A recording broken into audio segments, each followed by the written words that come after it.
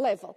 But for this to work, you have got to engage the partners, and that's why we have managing authorities and then the monitoring committees.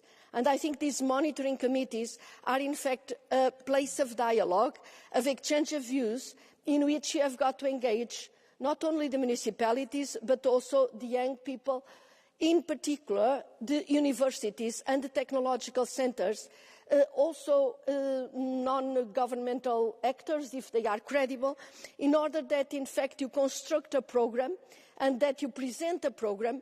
And if you present a programme that is very well drafted, I think you can ask the Commission to put landmarks or milestones and then to pay against them.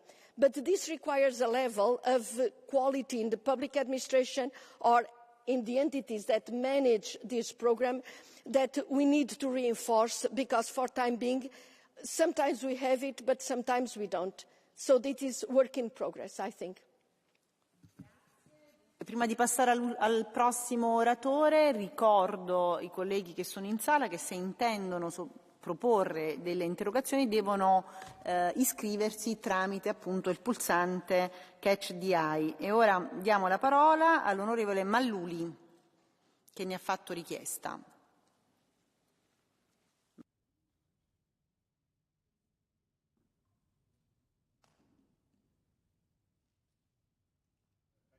Thank you, Commissioner.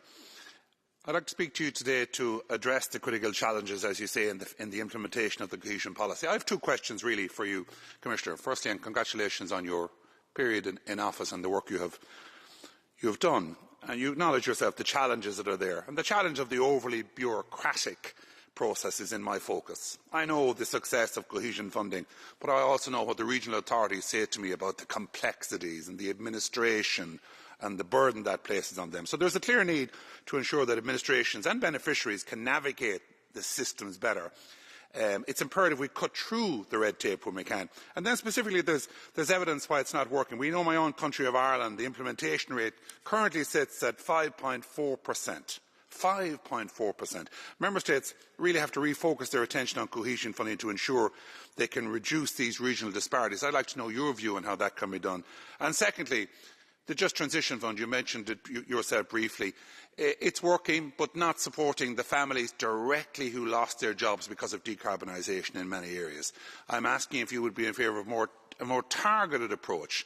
So we look at the coal mine in Poland, we look at the specific area around the coal mine of 20 kilometres, or we look at the peat bogland in Ireland, we look at the specific area around that area and try and target the families in that area so we can assist them in the future. Prego, Commissario.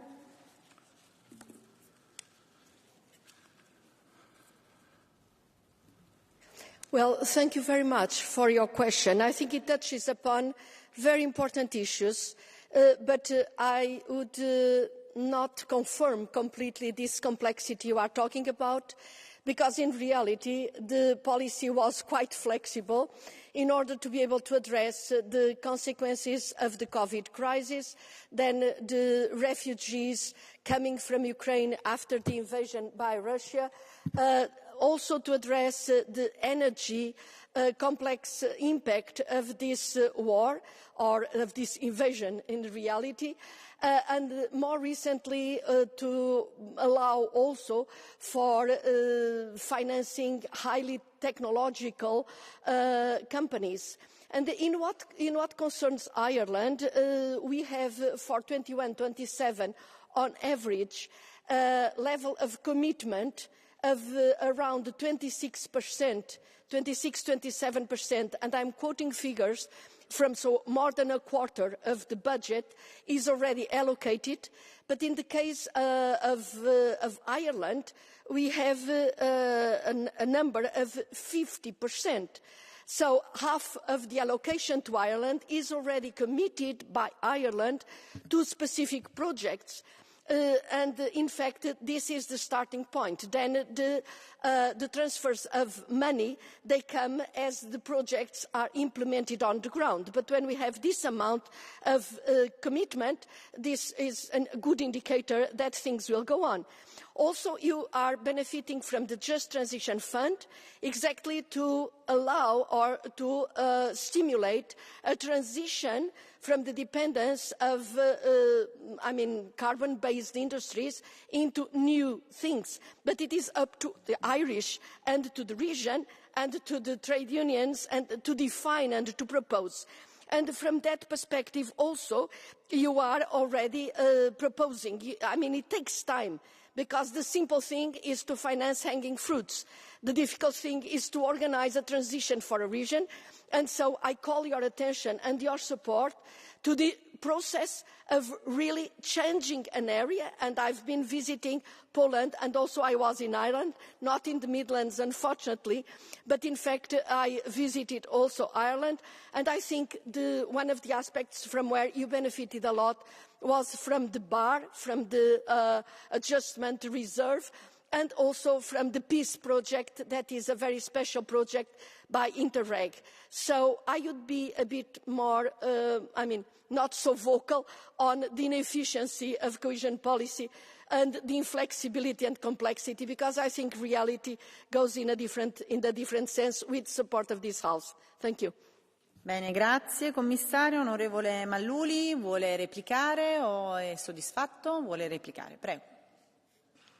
Thank you, Commissioner, and I fully accept what you have said about the purposes of the fund and the way they're being operated, and I suppose the end of the day, the power and responsibility of the Member State to identify the priorities. But I put one exception to you and one example to you before I sit down, and that is you might give on a personal front. You will know that many people affected in the Just Transition regions are perhaps heading towards retirement. They may be 40 years old, 50 years old, 60 years old. They feel they have been left behind by this fund. They said training was coming for younger staff, and the new industry you mentioned, the new green sector was coming. But for people who are over 50 years old, they say, we were forgotten. We have been left on the scrap heap. We have our new rust belt in our country, like the Americans have had in the car sector, and this sector did not target us and our community in the way it might have done. Prego.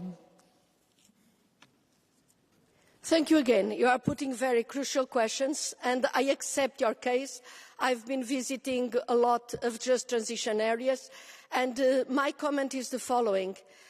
We have, and that's the economy, that's the free economy.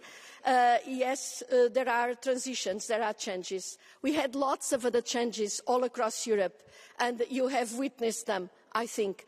You have witnessed them in the steel industry, in the textile industry, in the shipbuilding. So transitions occur. Of course, we can do part at the European level, but a country as rich as Ireland can also help by addressing by itself some of the aspects on which the legal framework doesn't allow us to come forward. So for those people that really are at a certain age, that really there is a retirement or there is an alternative like of this kind, we cannot pay for pensions, and I think we shouldn't. But nevertheless, I have seen and I have visited a lot of areas where even people that are over 50, first of all, they are very happy if their children, their kids, get a place in a new and dynamic industry in the area.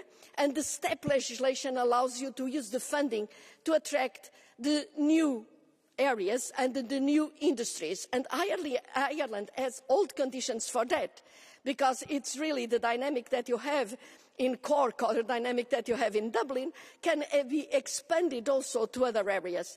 On the other hand, there are other aspects, like, for instance, areas in which you invest in solar panels or in renewable or insulation of houses, in which some of the previous miners can really, or the people that work in carbon-based industries, can really perform extremely well with their experience, as well as starting new business, small business of services. So if the dynamic exists, they will find a mission in their life, until they really decide to actually retire. So this is a situation that we all face. It's not Europe that is forcing this. It is the reality of the world. And if you look across the world, you see that the Green Agenda, we probably anticipated it in verbally, and we tried to minimize the costs of transition, but in fact is the new agenda all over, and we are all working in that direction. So thank you very much for your interest. Thank you. Grazie. Il prossimo oratore, l'onorevole Prebilic. Prego. Thank you very much. Thank you very much for the floor. Ms. Commissioner, thank you very much for your work as well. My question goes from this bottom-up approach, and this is being a mayor for 14 years, there was ongoing debate how to integrate more local and regional authorities in the, let's say, design of a new cohesion policy, because at the end of the day, it is really difficult to use the funds properly and rationality to the people on the ground. So what will be recommendations maybe for the future? How can we more integrate the locals and regional authorities that make everything easier, also make more foreseen for those who are working at the bottom of this? And the second question is, of course, the cohesion policy always is understood as a pool of resources that could be shifted to something else. For example, we will be voting on Restore just another day. And of course, we are still in danger that this money being allocated to the other position, of course, nobody is discussing whether or not this is appropriate, but at the end of the day, we know why we have the cohesion policy. So what will be a recommendation to keep this money also available for us in European Union to diminish the differences between the regions that are still big? For example, the difference is almost 500% between really good developed regions and less developed regions. Thank you. Prego, Commissario. Thank you again for a very interesting and important question. It touches upon two issues. One is the design of the policy, and I think this is really a very crucial element when you reflect and when you organise as a country the partnership agreement that is negotiated with the Commission.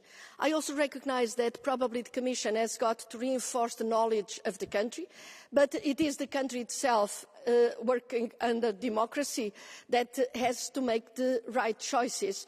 Of course, there are the legal texts, and we converge on this, doesn't allow for violating the environment or violating the basic principles of the Charter of Fundamental Rights, let's put it like this, and other aspects similar to this. But within this framework, I think the principle of subsidiarity is extremely important in this context. So I believe that in the monitoring committees, in the definition of the plan, more focus should be done on the substance of the proposals and not only on money and funds, although money and funds are a necessary condition, not a sufficient one though. In what concerns the other aspect that you referred to, yes, I'm very much aware, and I think all the colleagues that took the decision with the Commission in the previous Commission in this period, we discussed it very thoroughly. If we should take the purpose of the funding, the overall funding, and allow for a percentage of it to be used in emergency situations. And the truth is that with the CRI and CRI Plus for COVID, with the CARE and with the SAFE, and we used, I don't know, 10%, 12% of the funding. But with this allocation, this flexibility, we managed to keep alive the communities in certain countries and certain regions that would have completely collapsed if they were not there.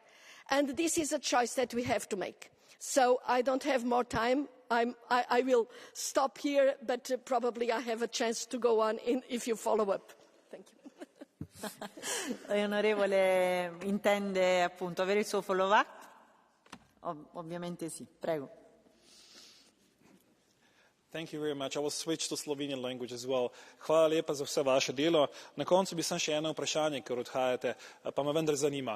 Tudi znotraj kohezijske politike obstoji seveda dogovor, da se določene cilje išče tudi skozi implementacijo klimatskih zavez oziroma boja proti klimatskim spremembam. 30% virov naj bi namenili tudi temu. Pa vendar se danes dogaja, da se te stvari pozabljajo. Zakaj oziroma kakšen bi bil vaš pogled na to, da nas spodbudi k temu, da na koncu sredstva, ki so namenjene koheziji in tem ciljem, ne zgubijo barve in namena, za kar so namenjene? Prego, commissario. Può continuare il suo intervento. Prego. Thank you very much. And you have a good example in the case of Slovenia. I mean, we have a special fund for emergency situation of a climate origin. And of course, we used it, I mentioned in Croatia the case of the earthquake, and in the case of Slovenia, you have these incredible floods last August that were really terrible. So we had to use, and we managed, because although the damage was dramatic for Slovenia, the amount of money we could manage, we could fit it in. But in the past, this Solidarity Fund that addresses, different aspects of emergency, so the funds were not enough. And I regret deeply, but we had no alternative. In the past, we had to have an haircut in the support to regions that were affected by this. And now you see more and more that climate dramatic situations occur, and so we decided, okay, with the Solidarity Fund, we just finance the building back what was there. But probably we have got to enlarge a little bit the concept, because if certain areas are prone to be flooded, probably we should not build or rebuild exactly in the same area. So if the cohesion funding can finance growth and development, long-term growth and development, probably we could use the fund to anticipate or to correct some of the things that were not correct in the past and prepare for the future. If we think from that perspective, it's just an option of the member states to finance, to use the fund, the available envelope, to finance a certain area and to reconstruct it, also allowing for more flexibility in the way you reconstruct it from a preventive environmental approach. So it's not imposed, it's not taking the money out of cohesion, it's in fact in an area that has been devastated to help it to contribute to the welfare of the community, but on sounder basis than the ones that created or contributed to the disaster that we are trying to address. It's up to you now, we made the proposal. Thank you. Grazie, andiamo al prossimo speaker, alla prossima speaker, l'onorevole Palmisano. Prego. Prego. Microfono, accendiamo il microfono. Prego. Grazie Presidente. Commissaria Ferreira, innanzitutto complimenti per il lavoro da lei svolto negli scorsi anni, in tutti questi anni in cui è riuscita a fare in modo che la politica di coesione fosse e rimanesse un pilastro fondamentale del progetto europeo.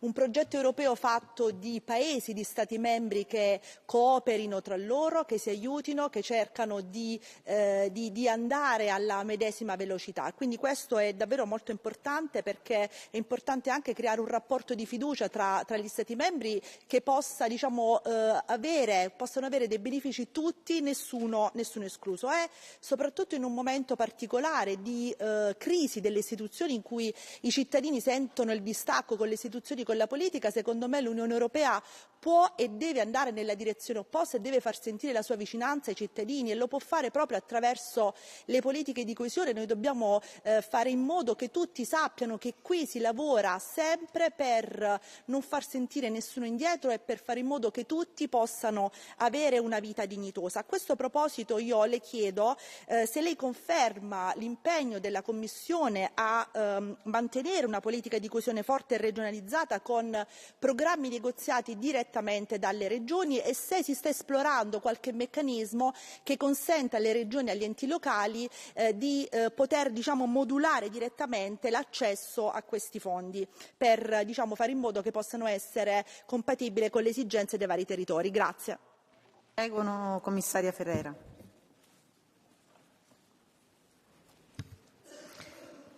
Thank you very much, and thank you for your positive comments. And I completely agree with you that we need to create trust. We have in the 9th Cohesion report that I think you have seen.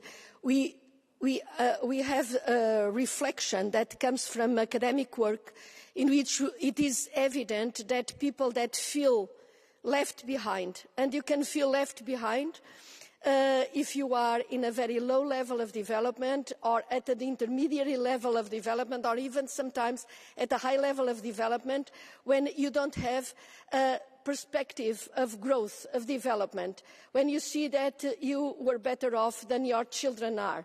And then you feel, okay, this life is too difficult for me to participate, for me to be a winner, because it is. And also when we talk about digital or the green jobs, we have got to think who is going to benefit so that we create conditions for everybody to share. And this is absolutely essential because it is exactly in those areas that are forgotten that you see the movements of revenge, of distrust, of feeling neglected. So I think the whole structure of cohesion policy is the right ingredient for that, but it has to be interpreted in reality like that. So that's why in the negotiation with member states, because this is the structure of the European Union, so with member states, we ask member states not to centralise the decisions, but to reflect and to incorporate this need and this requirement to have a place-based and to recognise the regional level and the local level. And this is the negotiation that we have every 7 years, and then we keep controlling for it, because that's the philosophy that is behind cohesion policy.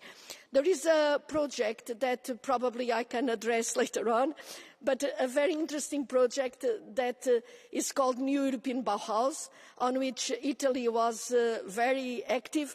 But I think this is just one aspect to illustrate other aspects of what your concern touches upon, that is in fact going close to people. Thank you. Misano intende replicare? Ok, prego.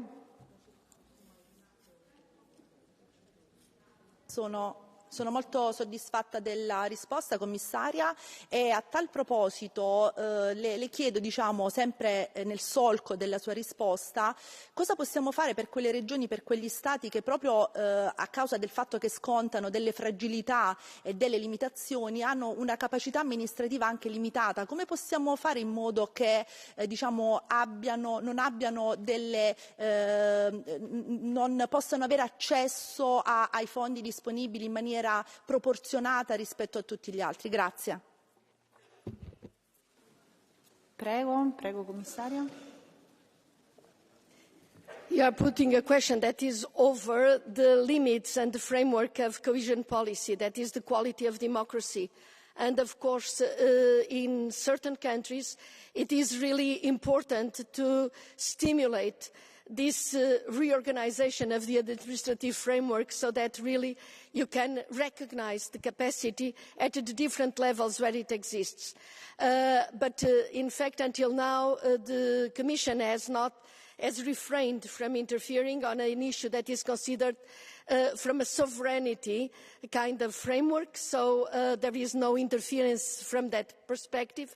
There is really only the requirement that if the country is very centralised, that at least the centralised government has got to go to the places and to propose the right agenda for each of the different jurisdictions or regions, adequate to make these regions grow and develop the potential that is hidden there. And what I was about to refer when my time was over was in fact very bottom-up approach that we did with the new European Bauhaus. That was an experiment that was not mediated necessarily through the member state. It was a group of a high-level group of individuals coming from different European countries, also coming from Japan, from India, from reflecting on the methodologies, on ways how you can do things considering three aspects. One is to be a project that is not an elite project. It's a project that touches the people, that is inclusive, a project that is climate adequate and environmental adequate, and that is beautiful. And if we manage to expand this culture on all the funding that we are using, we are touching the people themselves. We are improving the quality of a place inside a city, a place inside a small urban area, or a place in the middle of a mountain. And the examples that we have in the new European Bauhaus are so amazingly interesting that I hope you spend a little time checking on them and publicizing them, touching upon also ideas from young people, young citizens that can offer, and they have been offering, incredible solutions to improve the quality of their environment. Thank you. Grazie mille. Grazie, ora abbiamo terminato il primo giro di oratori, quindi da questo momento in poi non sarà possibile avere il follow up, procediamo quindi in maniera più spedita con l'onorevole Nevado del Campo. Elena, prego. Señora Ferreira, la ejecución es sin duda el talón de Aquiles de la política de cohesión y no podemos ignorarlo. Entre sus causas están sin duda la cantidad de fondos, cada uno con sus propias normas de ejecución, y esto incrementa excesivamente su complejidad y supone costes administrativos para las autoridades y para los beneficiarios. Si a esto le añadimos el solapamiento de varios periodos de programación, la concurrencia de los fondos Next Generation, el resultado son administraciones desbordadas. Con una futura reforma en ciernes, le pregunto, ¿cree usted que es el momento de apostar por un nuevo marco legal estable en la política de cohesión?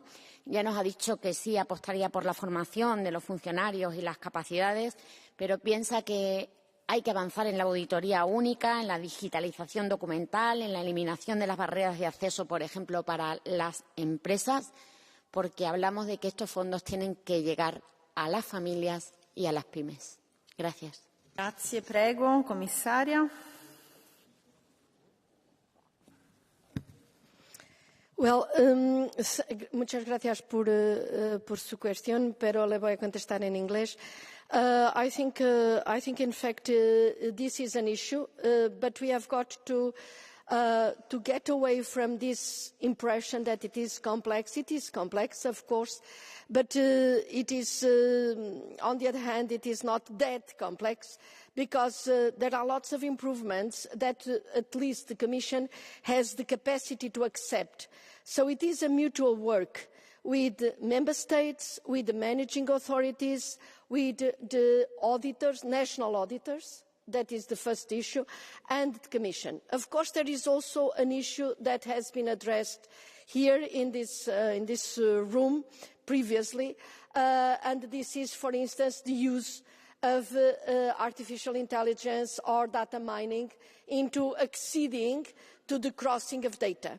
On this, I will suggest that you visit the situation, because, in fact, the initial proposal, we have a simplified structure of registration, digital registration. It's called Arachne, and we offer it to member states for registration of projects and beneficiaries, free of charge, with training, for instance, and a lot, I think, I'm quoting by heart, 23 member states are already using it in specific projects. So, but maybe we could do even better. This was not accepted in the trilogues in the past. Maybe in the future, in the next phase of funding, we can really make better use of these technologies so that we can ask less things from the beneficiaries and can really benefit from this interchange and interconnection of these networks, so that we use technologies to our own benefit. Two more details, but one is convergence with, for instance, the Court of Auditors in the interpretation of the concept of error, if it is a legal interpretation or if it is a more substantive one. And the other aspect is the effort done by Member States in also working in this simplification, because for the same legislation, some countries have a very simple way of doing it and other countries are very complex in delivering the funding. Thank you. Proseguiamo con il prossimo oratore, onorevole Rossempere. Prego.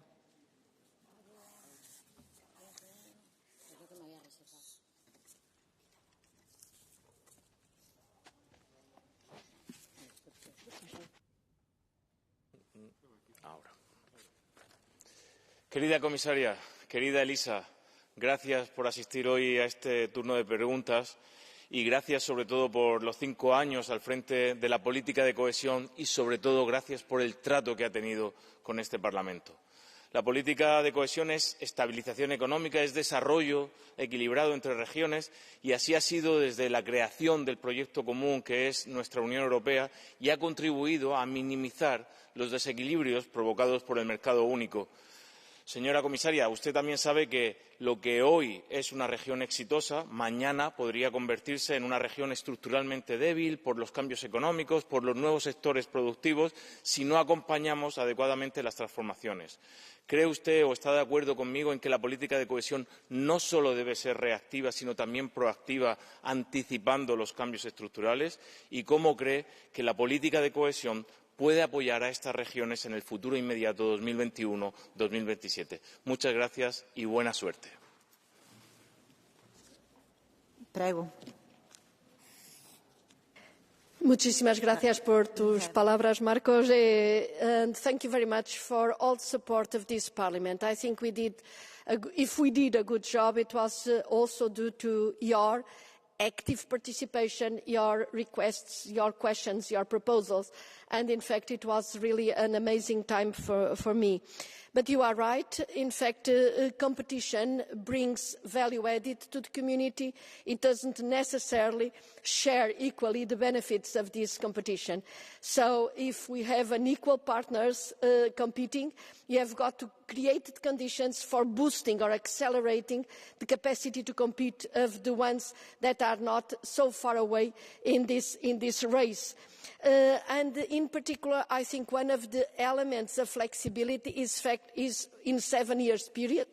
And I believe that you need 7 years in order to be able to prepare things that are not falling, that are not hanging fruits, in order to change the natural trends. And for this you need time to prepare projects, to get the will of different partners converging, and then to implement with the funds what needs to be done. But in the meantime, as you said, there are lots of changes. That's why I think flexibility is in fact to have this monitoring and this serious and honest approach to the development problems in a region, and to have this dialogue with the Commission, because maybe you need to alter something. Maybe you have another crisis in another sector. And to adapt to the circumstances, we 7 times or 8 times we came to this Parliament to change legislation, but probably we need to create the flexibility in order to adapt or adjust within the programme, if need be, in face of a common understanding that something is needed from a different direction. And that's why it is so important that also the follow-up is done on Just Transition Fund, because it's an experiment. It's about 90 or 100 regions all across Europe. All countries are covered. And the dialogue that we establish in the Just Transition Platform network is absolutely amazing on identifying what works, what doesn't work, and how we can make it work. So this technique can be spread in all the programmes and can anticipate and be proactive in relation to the future. But the quality of the administrative capacity, quality of the the public service and the quality of institutions is an essential ingredient for success, together with adequate funding, of course. Thank you. Grazie. La prossima speaker, onorevole Abadia Jover. Muchas gracias, señora comisaria. La sequía permanente y las tormentas torrenciales que asolan el sur de Europa están acabando con la industria de nuestras regiones, especialmente la agricultura. Pero, señora comisaria, de la necesidad, virtud. Y es que en muchas regiones del sur, como Murcia, mi región, donde vivimos en una permanente sequía, nos hemos visto obligados a inventar y desarrollar formas con las que no quedarnos secos, aún más secos. Solo un ejemplo. El 98% de las aguas residuales de la región de Murcia se reutilizan. Únicamente en Europa, únicamente el 5%. Pero mientras nuestras regiones cumplen, las grandes inversiones en infraestructuras para la gestión del agua que ayudarían a la industria en tiempos de sequía y evitarían catástrofes como las recientes en tiempos de exceso, son postergadas e incluso olvidadas por las autoridades nacionales. Por eso le pregunto, señora comisaria, ¿considera que la política de cohesión bajo su mandato ha cumplido con la necesidad de involucrar el agua y su gestión como vectores de cohesión del proyecto europeo? Muchas gracias.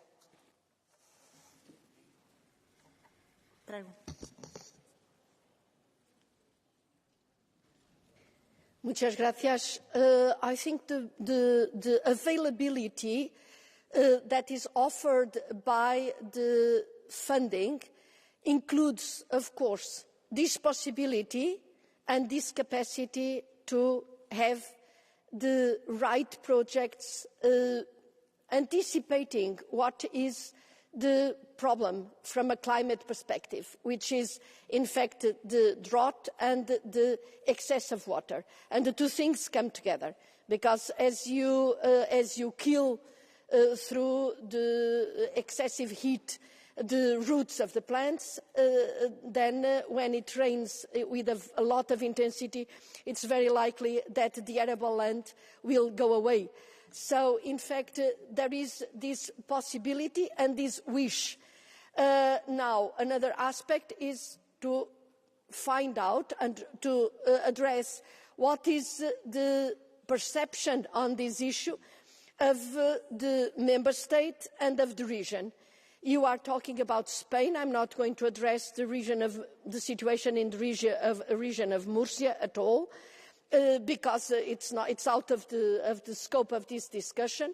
But in fact, the offer is there, the envelope is there, the possibility is there. But then you have to make the right choices in dialogue between the municipalities, the region, and the member state. And it is in this mutual understanding of what is necessary, what is needed, that we have got to solve the issues. Having said this, also the proposal that the Commission has offered of restore, of creating a certain envelope exactly to address after a drama, after a dramatic situation, to rebuild better, may be an opportunity to address from a renewed perspective this option. But more and more, we cannot go on building without taking into account the right scale of the problems to be addressed and the capacity to anticipate and prepare for a situation that from a climate angle will be not improving naturally. It will be more and more aggravated, and at least we have got to prepare for that and to anticipate it. So yes, we offer it, but we have got to have the demands and the technical capacity and the choice from member states to do it. There is always work to be done, but I think a lot has been done across Europe in that dimension exactly. Thank you. Bene, grazie. Il prossimo oratore, onorevole Sánchez Amor. Sim. Boa tarde, senhora comissária. Muitíssimo obrigado pelo seu trabalho destes anos. Como a senhora sabe, eu sou um agente duplo. Comigo a senhora pode falar português à vontade. La gobernanza multinivel, señora comisaria, está en el ADN de la Unión Europea. Y, por tanto, cualquier política de centralización va contra los tiempos y va contra la participación democrática, y es un mal ejemplo. Y es un mal ejemplo porque deja fuera o deja en un margen a un actor principalísimo del proceso de integración, que son las regiones y las autoridades locales. Ya lo ha advertido el Comité de las Regiones. La Unión Europea va a perder legitimidad ante las poblaciones y va a perder visibilidad si se avanza con esta política centralizadora, y volverá a sufrir financieramente porque volveremos a tomar dinero de los fondos de cohesión para otras funciones. Y además puede sufrir una política que usted y yo conocemos muy bien, la política de cooperación transfronteriza. Usted como portuguesa, yo como extremeño. Las capitales no entienden muy bien la lógica de las fronteras, las regiones sí lo entienden y, de hecho, han sido un actor principal de la integración europea. Europa se cose en cada frontera. Por tanto, señora comisaria, ¿cómo vamos a garantizar la participación de las regiones y cómo vamos a preservar la política de cooperación transfronteriza en este insinuado nuevo modelo más centralizado? Muchísimo obrigado. Grazie. Prego, commissario. Muito obrigada pelo convite de falar em português. Eu, de qualquer maneira, vou utilizar o inglês para não obrigar toda a gente a utilizar os auriculares. And I think you have pointed to a rumour. I was looking when I read the two articles that implicitly you are referring to, that were published in the press. And when I listened to some political important actors in Europe, I was worried. But then I also listened to the President of the Commission, and the President is the same, has been confirmed, and a formal commitment here in this House, exactly here in Strasbourg, when she was voted, when she was appointed and confirmed as President of the Commission, in which she said, I commit that I will defend cohesion policy and the methodology of cohesion policy with I'm quoting by heart, with countries and with regions and local authorities. So I trust her commitment. I trust your influence and your important control over the Commission according to the treaties. And so I don't believe that this will happen at all. So that's my honest and true belief. I also recognise the power of not only the European Parliament, but also the Committee of the Regions, of the Economic and the Social Committee. So all these actors at the local level, at the regional level, I think we have been working under this criteria for too long to change it just like that. On Interreg, I think I would like to underline that Interreg, if I mentioned that on average we have an execution or a commitment of about 27% already, 26-27%, and this is the date of August, because that's the last date we have, of the commitment of cohesion policy 21-27, with 13 member states committing more than 30% and 7 member states committing already more than 40%. But in the programmes, Interreg is already in 37% of commitment, because there is this tradition of working together. And with the exception, because the level is not so high with outermost regions where things are more difficult, and with the exception of the external borders, particularly the eastern part, on which we need to reassess how to stimulate the economy and the society in those areas, particularly in the border regions with the east. We have really a very successful programme, and the projects are flowing, and the cooperation is progressing very, very quickly, and the whole execution is speeding up incredibly after the middle of the 2023 year, last year. And now it's speeding, but in fact Interreg is an example because it's fantastic. Thank you. Bene, grazie. Dunque, ora ha facoltà di intervenire l'onorevole Hetman. Dziękuję bardzo, Pani Przewodnicząca. Szanowna Pani Komisarz, żyjemy w dobie zagrożenie ze strony agresywnej polityki Federacji Rosyjskiej. Jesteśmy świadkami okropnej wojny w Ukrainie. Nie mamy co do tego wątpliwości, że Unia Europejska, państwa członkowskie muszą wspierać i budować praktycznie rzecz biorąc na nowo swój przemysł obronny. Mam w związku z powyższym pytanie, czy prawdą jest, że Komisja Europejska podjęła decyzję, aby w ramach polityki spójności dopuścić możliwość finansowania przemysłu obronnego państw członkowskich?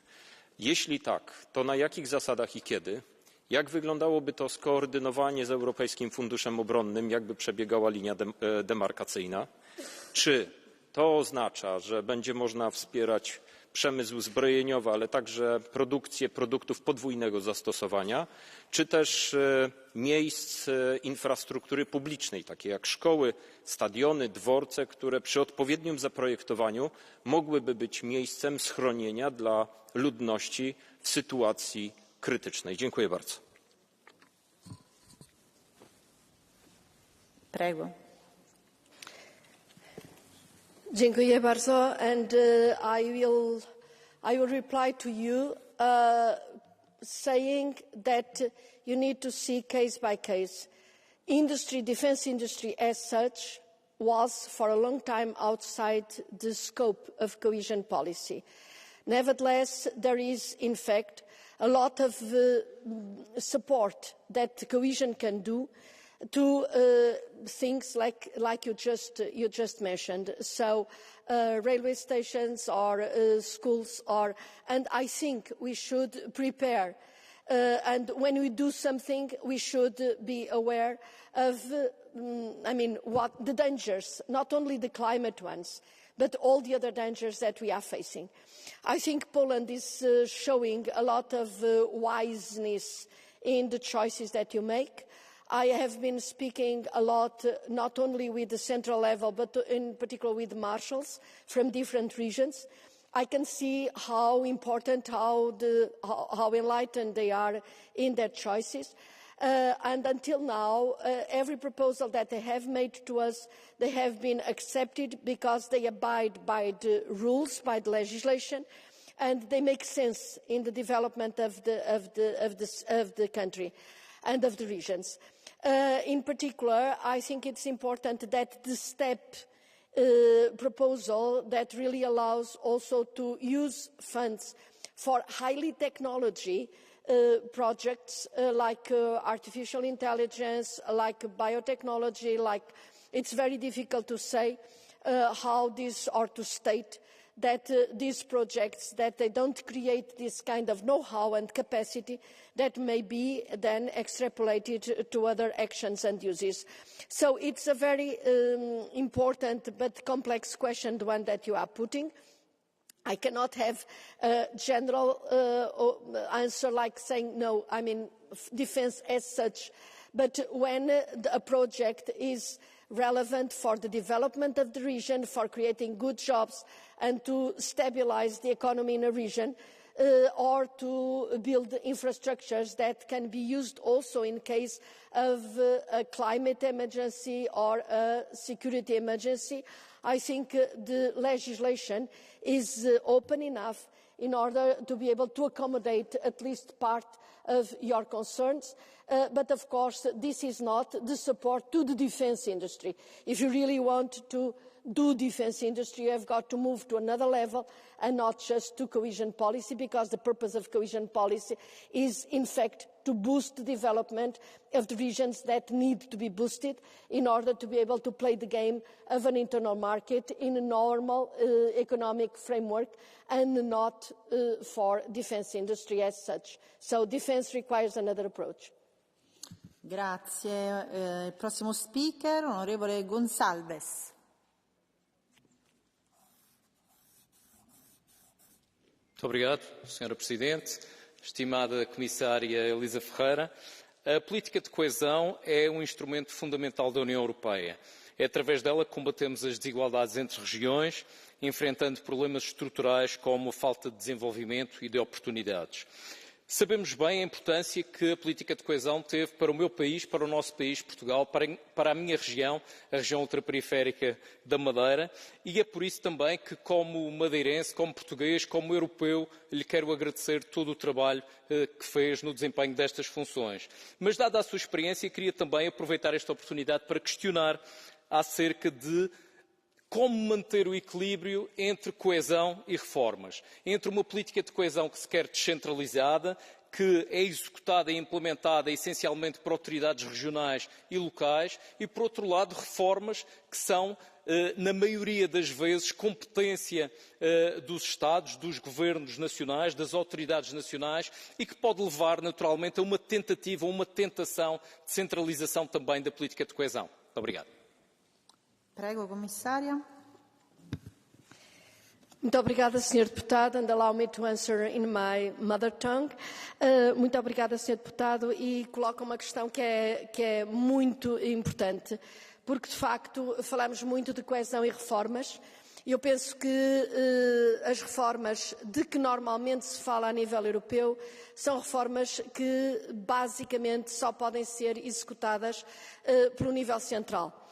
Isto não quer dizer que não haja reformas que podem ser implementadas pelo nível central e que podem e devem apoiar a política de coesão.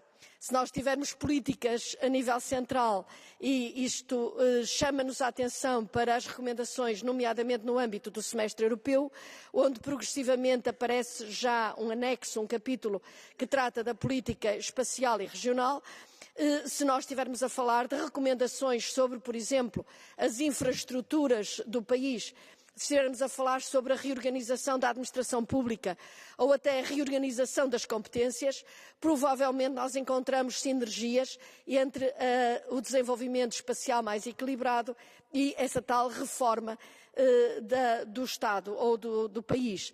Mas seria lamentável que as regiões que não podem tomar por elas essa iniciativa fossem eventualmente penalizadas nos seus projetos e no seu programa por algum incumprimento a nível central.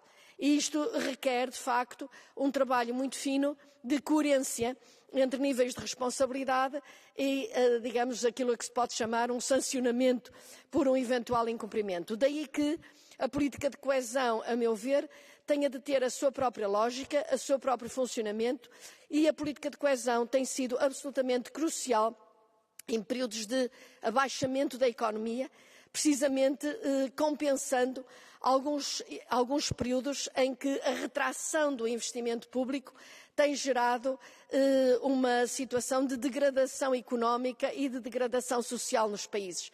E, em alguns períodos mais críticos, tem sido a política de coesão aquilo que tem trazido dinâmica e mantido vivas, digamos assim, algumas empresas, empregos e, digamos, a dinâmica da economia e a dinâmica de algumas regiões.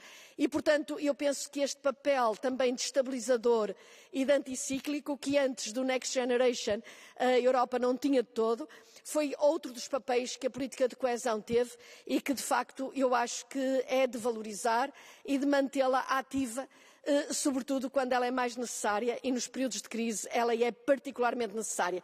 Vimos isso no Covid, mas é preciso também que os deputados e que todos nós sejamos capazes de transmitir aos cidadãos, e a colega que perguntava há pouco como é que os cidadãos se apercebem, transmitir aos cidadãos o que efetivamente a solidariedade europeia está a trazer e traz permanentemente de melhoria da sua qualidade de vida. Isto também requer visibilidade. Obrigada. Grazie, procediamo con la prossima oratrice, onorevole Brnjak. Prego. Hvala lijepo. Poštovana povjerenice, jedno ključno pitanje za naše mlade generacije, a to je pitanje priuštivog stanovanja. Predsjednica von der Leyen je u svojim smjernicama istakla da će Komisija omogućiti državama članicama da udvostruče planirana ulaganja iz kohezijske politike u cjenovno pristupačno stanovanje.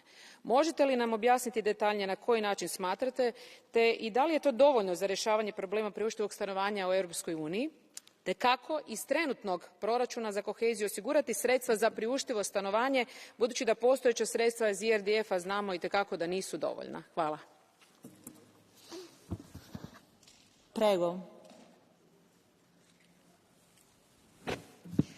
Well, thank you very much for your question. I cannot commit to the future. This is my last presence here, so your question is, I think, welcomed for the new Commissioner. From my point of view, I think until now we have used the regional fund in particular and social fund in combination in order to address the most critical social and economic problems. So we have financed social housing or affordable housing, and at the same time we have been supporting a very specific locally based combination between social fund, regional fund, and for instance with the programme like Housing First to support the homeless and to re-establish the dynamic in a family that for certain disasters in their life have lost the capacity to have a normal life. And also I think in the social summit that took place in Porto, this commitment has been reassessed and renewed, combined with the support to children and to avoid and to prevent children from suffering from poverty, because if you have poverty in your childhood, probably you'll have a lot of difficulty in being later on as an adult an active, normal, participating citizen in the economy, because you miss a lot of elements in your capacity. So children and old age, all this is a concern. So I also think, but this is a personal opinion, that as I mentioned to a colleague that asked a similar question before, that we need really to address when we see housing, not just this kind of housing, but also when we are addressing the housing market, we should take into the picture a lot of other aspects, such as the financial sector and also the rebalancing of the stimulus for growth across the territory. Because, if we don't retain people and if we don't support urban centres in the middle of the rural areas or in the sparsely populated areas, these people are going to increase the amount of people looking for jobs and houses in the already hyper-congested metropolis of our countries. So born balanced countries have less problems also from that perspective, but I don't know what is in the mind of the President, but you'll be here, I will not. Thank you. Grazie. Ora la prossima speaker, onorevole Carvasova. Prego. Thank you, President. Commissioner Ferreira, welcome to the plenary for your last question time. I want to thank you for your service, although I was not here during the past term, but I heard a lot of positive feedback on your work for the European regions, so thank you very much for that. I wanted to raise my concern over the growing flexibility of the cohesion policy. It has been mentioned several times by other speakers, so it really shows that there is a problem that we assume. I believe by constantly reallocating resources from the cohesion policy, not just to crisis management situations, but also to new priorities like housing, been mentioned here, military equipment has been mentioned here, we might face a problem of undermining the long-term objective of the cohesion policy, which is, and we should stay true to the core purpose of the cohesion policy, building Europe that is competitive and resilient. And I think that is what is in front of us as the biggest challenge and will help us to overcome any crisis or any bad situation. So my question over to you, don't you think that it's within the next MFF discussions where we should really pay attention to reform crisis tools that the EU has, the EU budget already has, and also to find additional resources for new priorities, be it housing or also defence industry, instead of using cohesion policy to solve any EU problem? Thank you. Grazie. Prego, Commissaria. Well, thank you very much. And I think you touched again upon an issue that is in the minds of everybody. So I don't see the changes and adaptations that we did, like CRE, like SAFE, like CARE, like now the Restore proposal or STEP, as moving the money from cohesion policy to other things. I see it inside cohesion policy and being exactly flexible when things occur. So if in fact to take STEP, for instance, this is since 2014, cohesion policy could not finance a big company or support a big company in order to attract it to an area in which this company would be performing, creating jobs. Because the evaluation that was done at the time was that in particular multinationals were playing around with competitive levels of support. So what we have done is with STEP saying, look, if the region, the country, the actors, the managing authorities so wish, and if it is adequate for the development of the region to use the European funding in order to play the same game that countries with the deep pockets can play to attract the future industries, yes, exceptionally we can do it. Because state aid was allowing for the countries that could afford it to attract companies. Is this a diversion from? I don't think it is. Is it a diversion to say, okay, if a municipality is overloaded with refugees from Ukraine that are fleeing the war and cannot cope with it, and it's going to collapse, is it wrong if we allow them to incorporate these people and to make them live a normal life and even now participate in the life of this region? So things happen. And flexibility requires that we adapt to the moving things.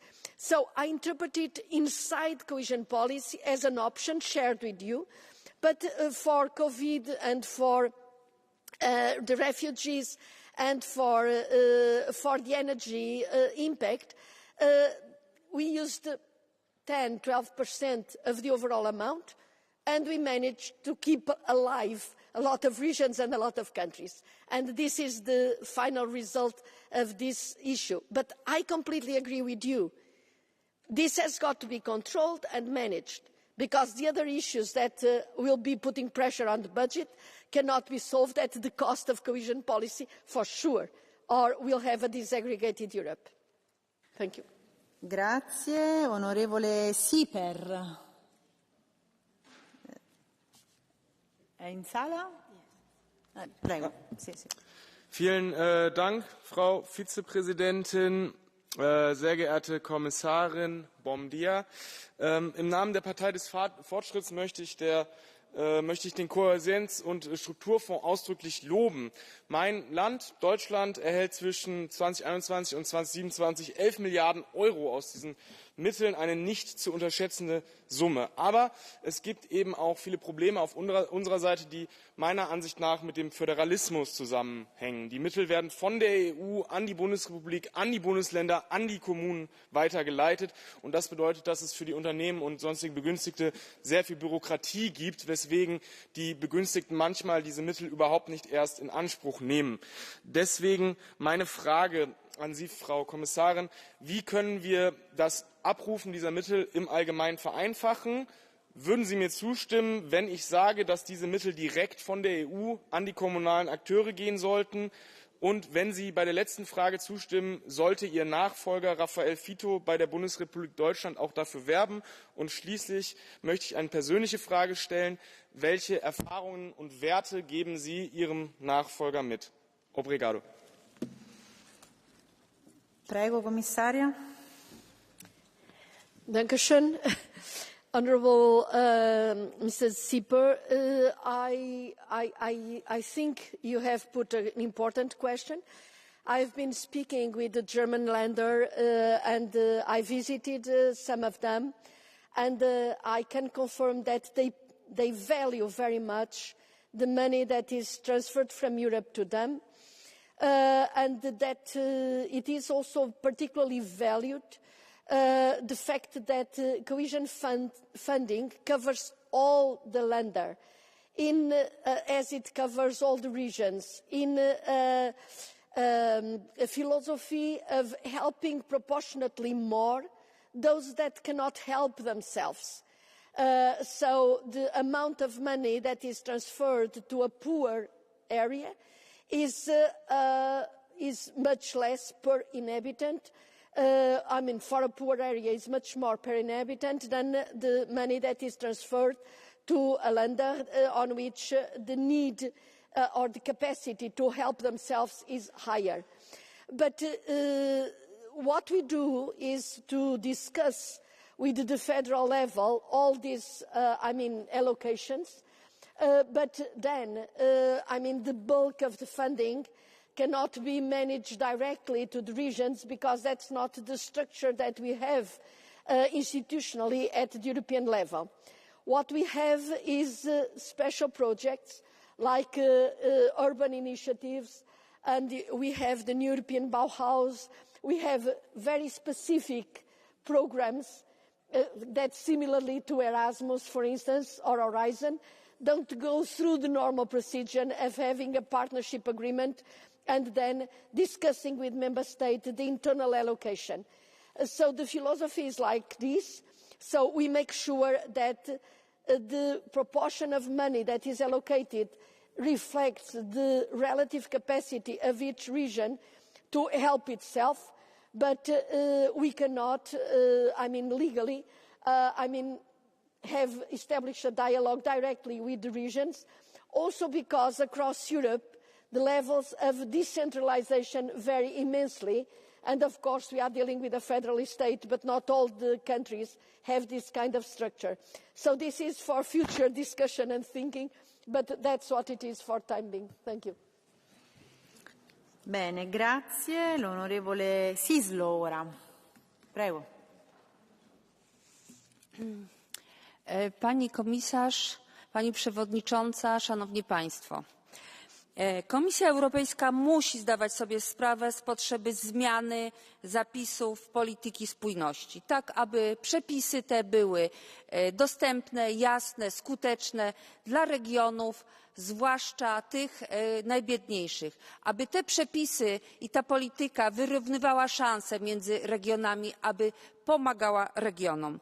Tegoroczne klęski żywiołowe dowiodły, że obecne przepisy są nieudolne i skostniałe i nie mogą w sposób szybki i skuteczny pomagać poszkodowanym regionom. Czy nie uważa pani, że konieczne są zmiany i uproszczenia? Czy nie uważa pani, że konieczna jest większa elastyczność? Czy nie uważa pani, że konieczne jest większe zaangażowanie finansowe środków unijnych? Czy nie uważa pani, że konieczne jest przeprogramowanie?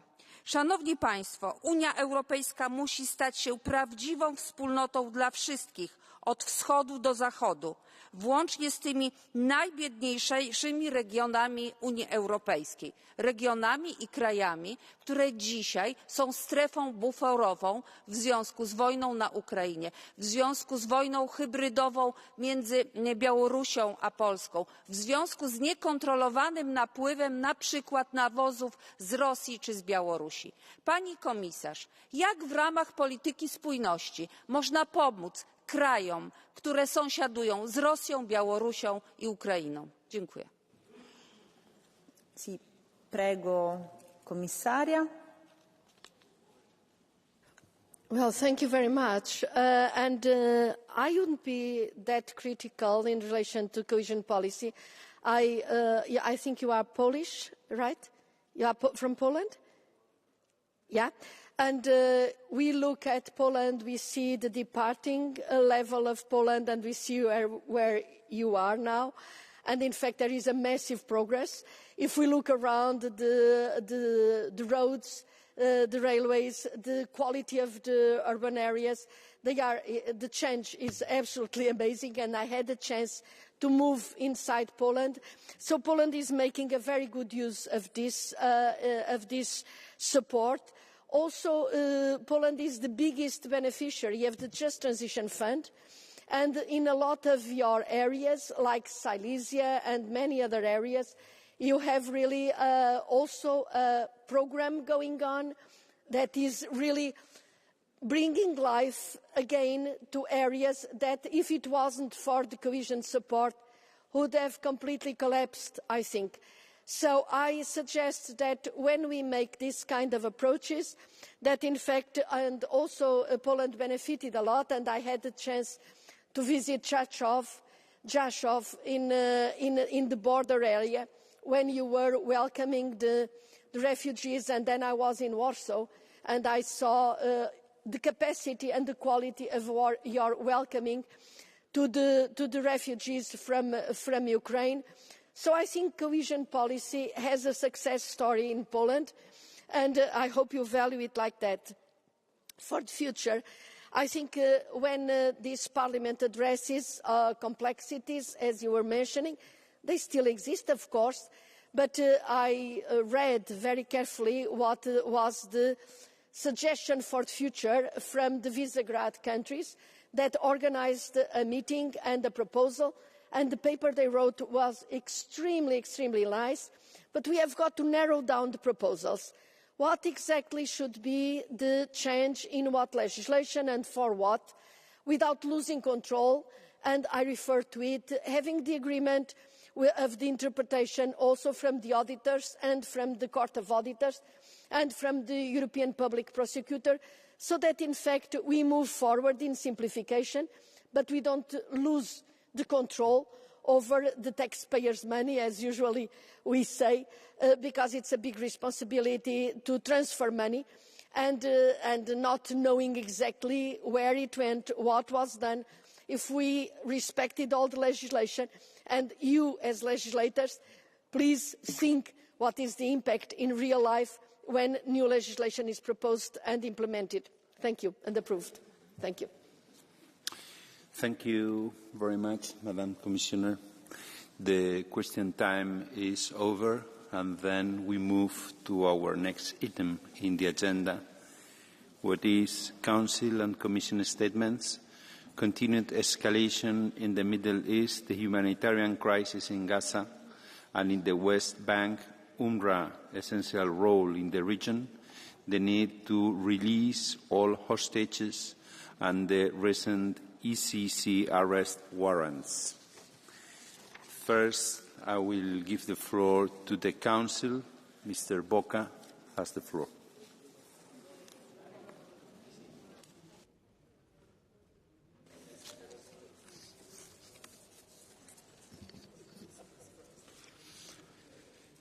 President, honourable members, Commissioner, the European Union is deeply alarmed by the continued escalation in the Middle East following the brutal terrorist attacks by Hamas on Israel on the 7th of October 2023. The European Council has condemned and continues to condemn in the strongest possible terms such unjustified acts of deliberate violence and stands with the families of the victims and the hostages taken by Hamas.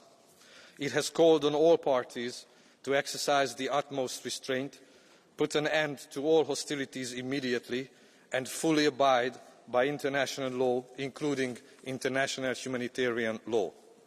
In Gaza, the European Union deplores the unacceptable number of civilian casualties, including women and children, as well as the catastrophic humanitarian situation. The European Union's position is clear. We call for an immediate ceasefire in Gaza and the unconditional and immediate release of all hostages, the urgent improvement of access and sustained distribution of humanitarian assistance at scale throughout Gaza, and an enduring end to hostilities. We remain committed to continue to provide needs-based assistance to people in the Middle East, with particular attention to the most vulnerable. And given the increasing needs, we are scaling up the humanitarian engagement.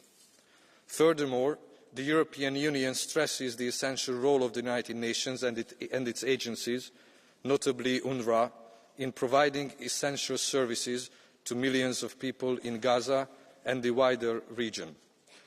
There is also further escalation in the West Bank, including East Jerusalem, following increased settled violence, the expansion of illegal settlements and Israel's military operation. We strongly condemn this escalation. Regarding Lebanon, there is a growing humanitarian crisis and a serious risk for the political and security situation to further deteriorate. The Council hasn't had the opportunity to exchange views on the matter, but we follow the news on a possible ceasefire agreement and are hopeful that it leads to the end of hostilities and sustainable peace based on the UN Security Council Resolution 1701. The recent statements from both Israel and Lebanon give way for cautious optimism. The European Union will continue supporting the Lebanese people, the Lebanese army and the Lebanese institutions in coordination with our international partners. I can assure you that the situation in the Middle East will remain a priority for the Council. I thank you very much for your attention. Thank you very much, Mr. Boca. On behalf of the Commission, Madame Ferreira, you have the floor.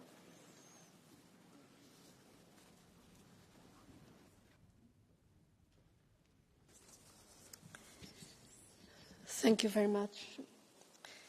Mr. President, honourable members, I am replacing now the High Representative Vice President, Josep Borrell, who could not be here today because he is in the G7 ministerial meeting in Rome.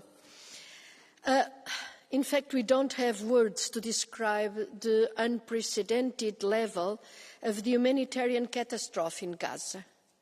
The Israeli operation in northern Gaza continues, leading to more casualties among civilians, a blockade of aid, and people being prevented from returning to their homes. There have been several mass casualties, bombings, and attacks on healthcare facilities and workers. The UN has warned that famine is imminent in areas within the northern Gaza Strip, which have practically received no humanitarian assistance for over a month. Either convoys are not allowed to enter, or if they are, looting prevents people from accessing the assistance provided. We therefore need an immediate ceasefire and release of all remaining hostages. We regret that the efforts of the US, Qatar, Egypt did not bear fruits yet. At the October plenary, you expressed clear support towards the United Nations UNRWA and rule-based international order.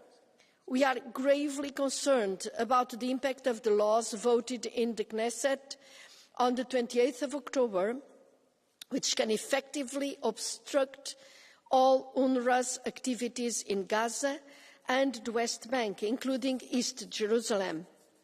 Israel's continued attacks against the United Nations must stop. We have to defend our vision of a rules-based global order, especially when the UN Secretary-General, peacekeepers or a humanitarian agency are being threatened. UNRWA provides essential services to millions of people in the region, not only the West Bank and Gaza, but also Jordan, Lebanon and Syria. In addition to the delivery of life-saving support, UNRWA also plays a fundamental role in providing daily education, health and social services. No UN agency can take over UNRWA's special mandate. As repeatedly repeated by the UN officials, it provides services to individuals based on their status. Registered Palestine refugees in several human development fields, namely education, health, relief and social services, and emergency assistance. Let us stress that no other UN agency is specifically mandated to directly operate health or educational facilities. The Israeli legislation would directly impact UNRWA's delivery of essential education and healthcare services, leaving about 340,000 students and over 1 million patients without access to school or clinics over the occupied Palestinian territory. Additionally, more than 14,500 local jobs in education and healthcare, key for both service delivery and community stability, are at risk. Recognising the disastrous consequences that this legislation would have to UNRWA's operations, the European Union reached out in advance of the vote in the Knesset to persuade the Israeli government to reconsider. First, the EU, through its delegation in Tel Aviv, made an outreach to the Israeli authorities, to which 17 member states and 6 like-minded partners were associated. On the day of the vote, the High Representative issued a statement urging the Israeli authorities to review its plans to adopt the bills. Then, following the vote, the High Representative Vice President issued a statement on behalf of the European Union in which he once again condemned any attempt to abrogate the agreement between Israel and UNRWA, reflecting what was agreed at the October European Council. The European Union also reiterated its firm support to the UN. Now that the laws have been adopted, we have called on Israel to ensure that UNRWA can continue carrying out its crucial work in line with its mandate adopted by the UN General Assembly. We believe we have to continue our strong advocacy efforts with key like-minded partners, including the UN and G7, towards the Israeli government. UN Secretary General Antonio Guterres has sent a letter to Prime Minister Netanyahu requesting him not to implement the legislation. The legislation is due to enter into force in less than 90 days. As the UN itself has relentlessly expressed, there is no alternative to UNRWA. Thus, it is essential that we continue reaffirming our strong support of UNRWA further to the clear language in the European Council conclusions. As a sign of our support, the EU disbursed its entire financial support of €82 million for 2024. Finally, on the International Criminal Court arrest warrant issued on the 21st of November against the Israeli Prime Minister and his former Minister of Defence, we'd like to call for European Union unity. Now, more than ever, we need to uphold the multilateral order and continue calling for respect to and implementation of the decisions of the International Criminal Court. Thank you very much. Muito obrigado, Madam Commissioner. On behalf of the EPP Group, Madam Teodorescu, you have the floor. Tack, talman. Jag kan inte sluta tänka på de 2 små pojkarna, Kvir och Ariel, som fortsatt befinner sig i Hamas fångenskap. Mina tankar ackompanjeras av den gråtande pappan vars lilla dotter tillfångatogs den 7 oktober. Han som inte visste vilket öde som var värst, att Emily var död eller i Hamas våld.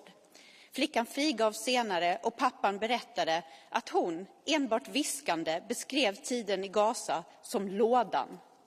Igår på internationella dagen mot våld mot kvinnor borde världen skrikit ut sin avsky över de systematiska, sadistiska våldtäkterna, tortyren och terrorn som israeliska kvinnor och barn utsattes för och som de fortsatt utsätts för i Gazas klaustrofobiska tunnlar. Tystnaden är stötande. Europaparlamentet måste samla sig till en resolution om omedelbar, villkorslös frigivning av gisslan. Att så fortsatt inte skett på grund av vänsterns terrorkramande är en skam för Europa. Vi måste kräva att internationella Röda Korset genast får tillträde till gisslan så att de får tillgång till vård, och vi måste agera mot det faktum att gisslantagandet i sig utgör en krigsförbrytelse. Det är sedan länge känt att Hamas, liksom Iran, använder sig av gisslantagningar som medel för utpressning. Det Hamas gör, som västvärlden i praktiken premierar, är att försätta Israel i ett moraliskt dilemma för att tvinga landets beslutsfattare till eftergifter. Paradoxalt nog så skapas därigenom ytterligare incitament för Hamas att ta nya gisslan och att använda det egna folket som civila sköldar. Kriget i Gaza kan avslutas när som helst. Det räcker att Hamas släpper de 86 gisslantagna, varav 13 kvinnor och 2 barn, och lägger ner vapnen. För att så ska ske måste den palestinska myndigheten ta kommandot, grannländerna kasta ut Hamas och västvärlden inse att det inte kommer att bli fred i regionen förrän Israels existens erkänns av samtliga inblandade parter. Tack. Thank you very much, dear colleague. Mr. Maniatis, on behalf of the Socialist and Progressive Alliance Group. Αγαπητοί συνάδελφοι, από την αρχή υποστηρίξαμε το δικαίωμα του Ισραήλ να αμυνθεί και να μπορεί να υπερασπιστεί τους πολίτες του ώστε να ζουν με ασφάλεια και ειρήνη. Όμως το δικαίωμα αυτό πρέπει να ασκείται στα πλαίσια του διεθνούς δικαίου. Η κατάσταση στη Γάζα συνεχίζει να είναι απάνθρωπη. Σύμφωνα με τα Ηνωμένα Έθνη, πάνω από το 90% των κατοίκων της είναι εσωτερικώς εκτοπισμένοι. Πάνω από 43.000 έχουν χάσει τη ζωή τους. Η απόφαση για απαγόρευση της δραστηριότητας της UNRWA είναι μια αδιανόητα επικίνδυνη εξέλιξη. Η τήρηση του διεθνούς δικαίου δεν μπορεί να είναι εθελοντική, όπως υπενθύμησε την προηγούμενη εβδομάδα το Διεθνές Δικαστήριο. Η μόνη λύση είναι η άμεση κεχηρία στη Γάζα, η χωρίς όρους απελευθέρωση των ομήρων και η επανέναρξη των συνομιλιών για δίκαιη, διαρκή και βιώσιμη λύση που θα βασίζεται στην ύπαρξη των 2 κρατών σύμφωνα με τα ψηφίσματα του Συμβουλίου Ασφαλείας του ΟΗΕ.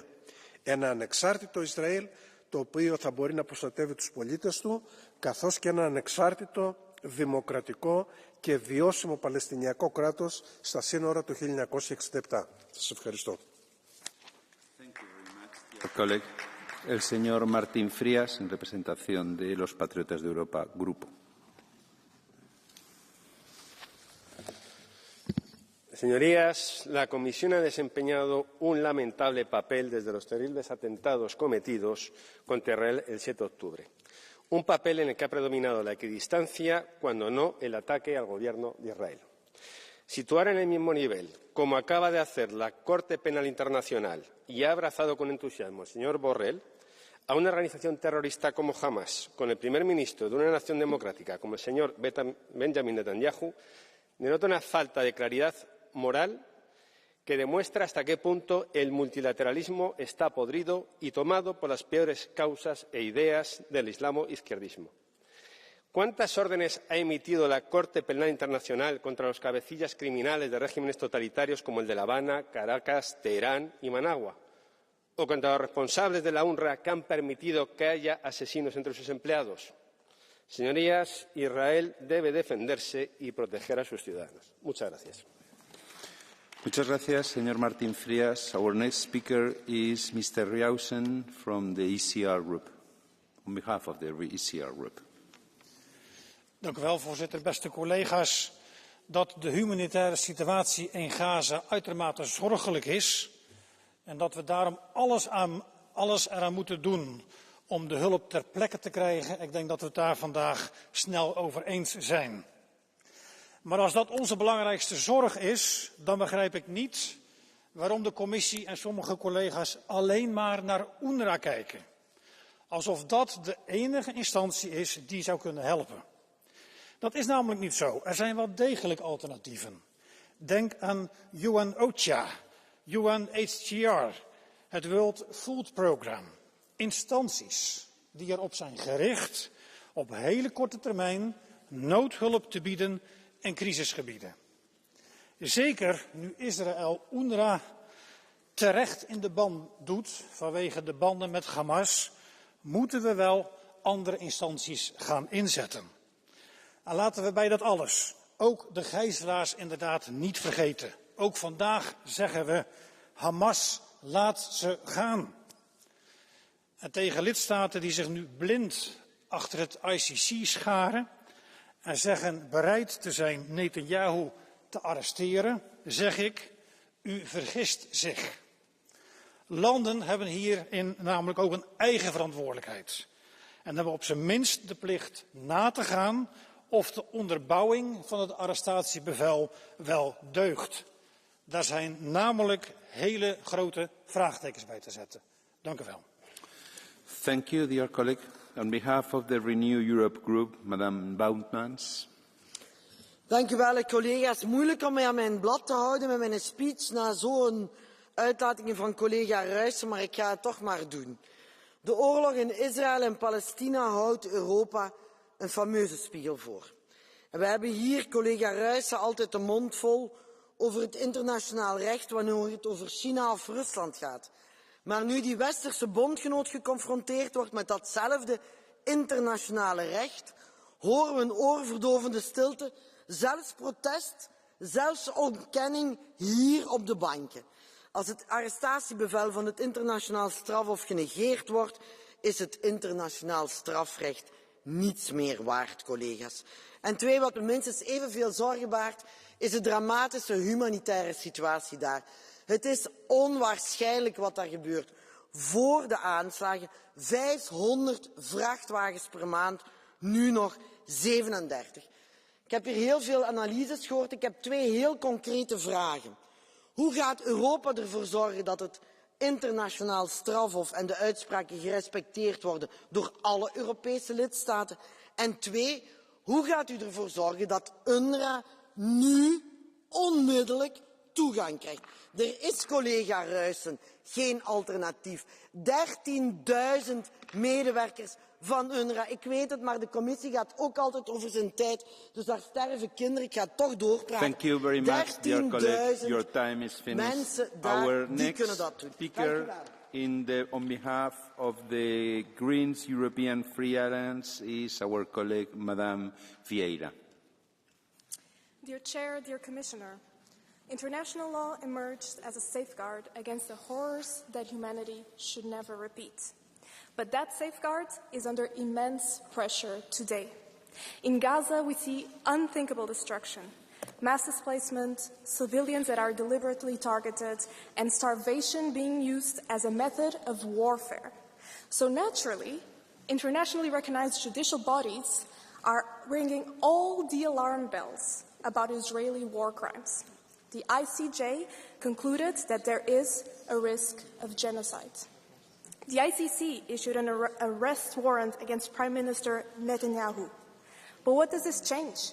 Israel is still a major Western partner. Our weapons are still being exported there. Our agreements are still not being questioned. Some member states are even outright dismissing the ICC decision. If we apply double standards for Israel, why would anyone adhere to the rules? International law only works if it's strongly enforced, regardless of the perpetrator, and that is what the European Union must do. Muito obrigado. Our next speaker is Madame Boylan on behalf of the Left Group in the European Parliament. The international order is very clear. Targeted attacks against civilian infrastructure with the clear aim to cut off men, women and children from water, electricity and heating are pure acts of terror. These are war crimes. I absolutely agree, and so did President von der Leyen, because they are her words in October 2022. However, fast forward to November 2024 and the ICC have issued arrest warrants for Netanyahu and Yoav Gallant, citing starvation and the deliberate deprivation of food, water and medical supplies to a civilian population as the basis for the charges of war crimes and crimes against humanity. Yet there has been radio silence from President von der Leyen, and frankly the mealy-mouthed responses from some member states have been shameful. The EU's credibility is in shreds, not just in Palestine and the Global South, but even within its own member states. Israel is driving a coach and horses through the institutions of international law and multilateralism, and they are being aided and abetted by these institutions. Arming Israel is complicity with genocide. Trading with Israel is complicity. Absence of sanctions is complicity. International law depends on the willingness of governments to support justice, no matter where the abuses are committed or by whom. The failure to defend international law is a threat to all of us. This is not about politics, it's not about personalities, it's about justice. It's time to sanction Israel. Thank you very much, dear colleague. Pasamos a la segunda parte. We'll now move on to the second part of the debate, and I have the honour to give the floor, first of all, to Mr. López Istúriz White. Thank you very much. President, once again, we're gathered here, like every month over the past year, to talk about this awful conflict, but without bringing any solutions. But it will be enough for the social media and the press releases of the left. And it can be used for their electoral campaigns. We need to provide solutions, and I have been looking at these. If we recognise that it was Hamas that started this tragedy, that it was Iran, and it's Iran that's funding Hamas and Hezbollah, if you call for the release of the hostages and the fact that Israeli people, especially women, have been attacked, and the right for Israel to exist and not be deleted from the map, unlike what you have been calling for so often, if you have these 5 points, then it's worth coming to this plenary to debate that. Thank you. Thank you very much. The next speaker will be Mr. Sánchez Amor. You have the floor. Gracias, presidente. Thank you. Well, those 5 promises there.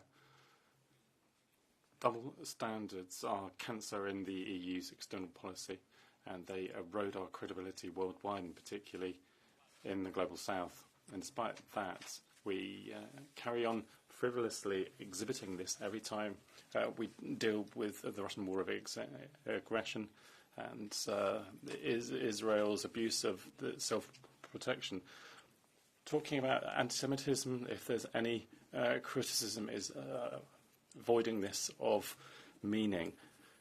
We are throwing this accusation out right and left, and that people need protection. This is international right. We can't have an international law for Russia and a different one for Israel, and we need to have the same position with similar violations. And this is something that the international courts have arrest warrants for, and this is something that we've seen in terrible proportions in the Gaza Strip. Sánchez Amor. Our next is Mr. Bauhaus. Děkuji za slovo. Já se budu věnovat. Thank you very much. I will only attend to the issue of UNRWA. Are they really essential? Are they really important? Or is UNRWA part of the problem? UNRWA has been around for decades and decades. In fact, it has been raising generations that are dependent on assistance. And it is not only about humanitarian aid. They have other projects as well. But look at their education. Look at what they're teaching those children. Look at what UNRWA staff is teaching. Jihad against Israel, jihad through the heart or through the sword. How can you have an independent office taken into office then its former boss met regularly with terrorist organizations? All the more important are the pieces of information showing that some members of staff were involved in the horrible attacks. UNRWA made it possible for their infrastructure to be misused for violence. If we want UNRWA to be truly essential, it needs to be reorganized, because at this point it's more part of the problem than the solution. Mr. Coles, you have the floor. Dear colleagues, the escalation in the Middle East calls for moral clarity and actionable pragmatism. Israel has every right to defend itself against terror, and peace cannot be built while hostages remain captive. We demand their unconditional and immediate release. But let's address another obstacle to stability: UNRWA. This organization, intended as a temporary measure, has evolved into a bureaucratic nightmare. From educational curriculums promoting hatred to the misuse of facilities by Hamas, it has abdicated neutrality and failed its mandate. Alternatives do exist, as we have heard in public expert discourse. Yet Mr. Borrell has continued to fuel anti-Israel sentiment, shifting the overtone window to dangerous extremes.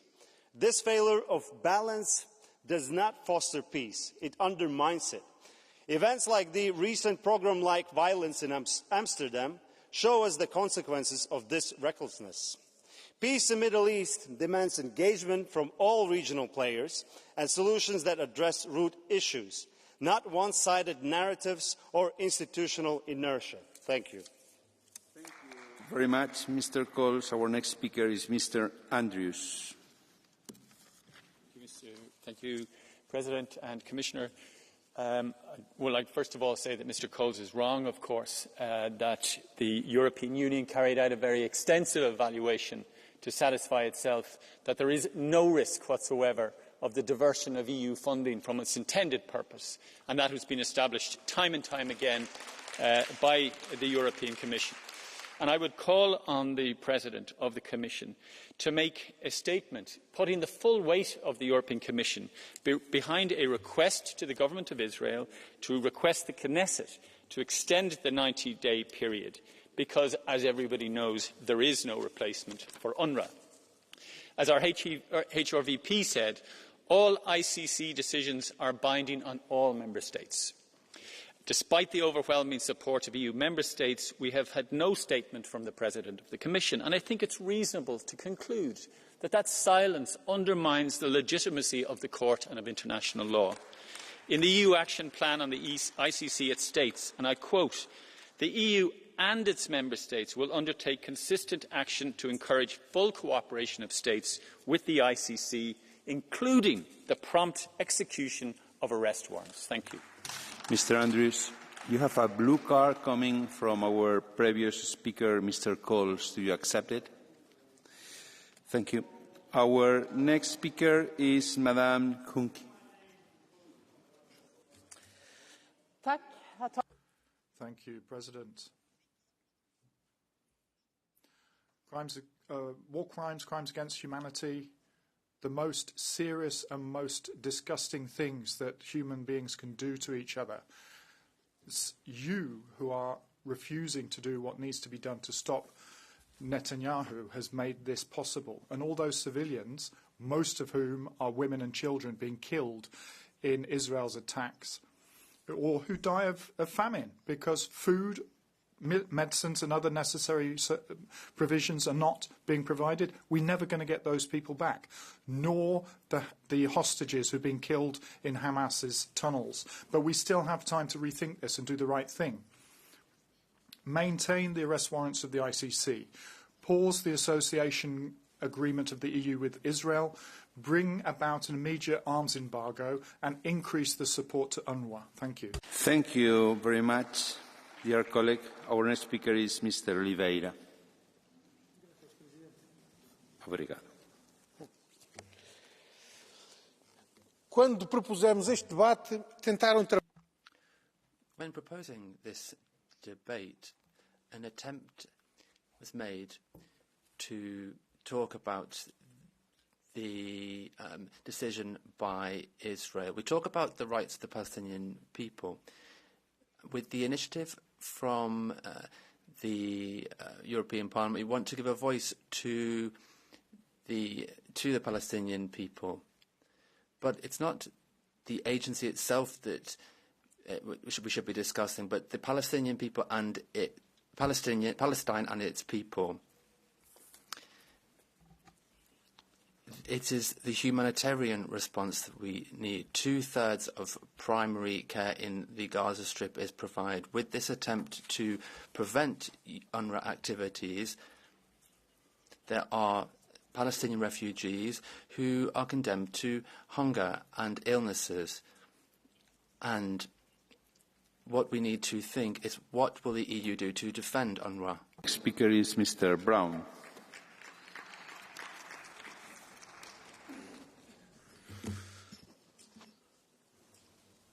Szczęść Boże. trwa kolejna debata na temat. Well, we're going through yet another debate about genocide in Gaza. And this genocide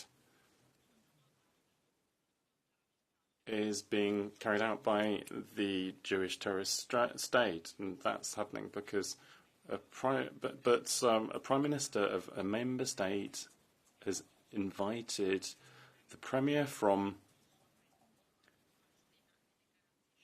Palestine and guaranteeing immunity, whereby the ICC is calling for Netanyahu to be arrested. So this debate should have happened at a higher level, perhaps.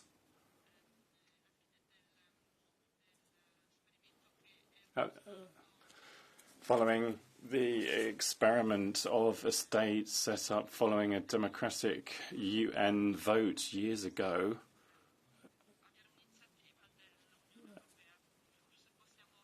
with an EU initiative, perhaps we could call upon the UN to vote for the end of the experiment that has led to genocide. I'm wrapping up, President. Some people are talking about a two-state solution. The President is interrupted. Very much, dear colleague. Your time.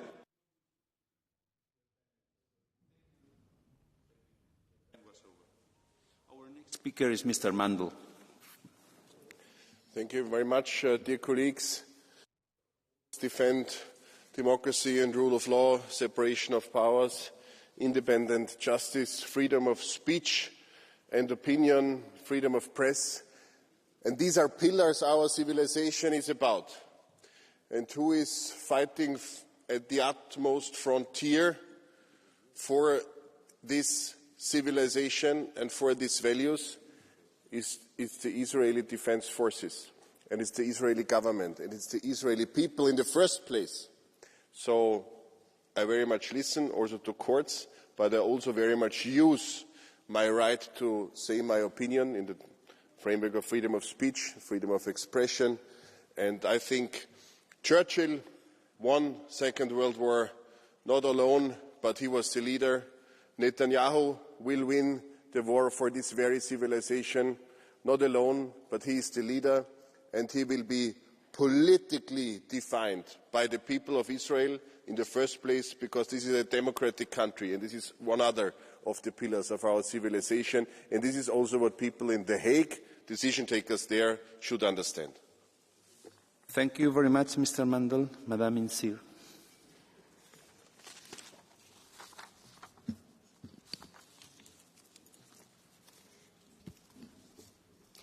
Let's be clear about the actions of some individuals and political groups in here. It is hypocrisy to question the ICC arrest warrant. It is shameful that the far-right groups and the conservative EPP attempted to block this issue from today's agenda. I expected such behavior from anti-democrats, but what justification does the EPP group have? The ICC arrest warrants for Israeli Prime Minister Netanyahu, former Defense Minister Gallant, and Hamas Commander-in-Chief should not be questioned by anyone. It's an obligation of all our member states to implement it. It is their obligation, not question it by anyone. Respect for international law must be maintained consistently, regardless of who is the aggressor and who is the victim. And as far as I know, there is not an international law for Israel and another international law for the rest of the world.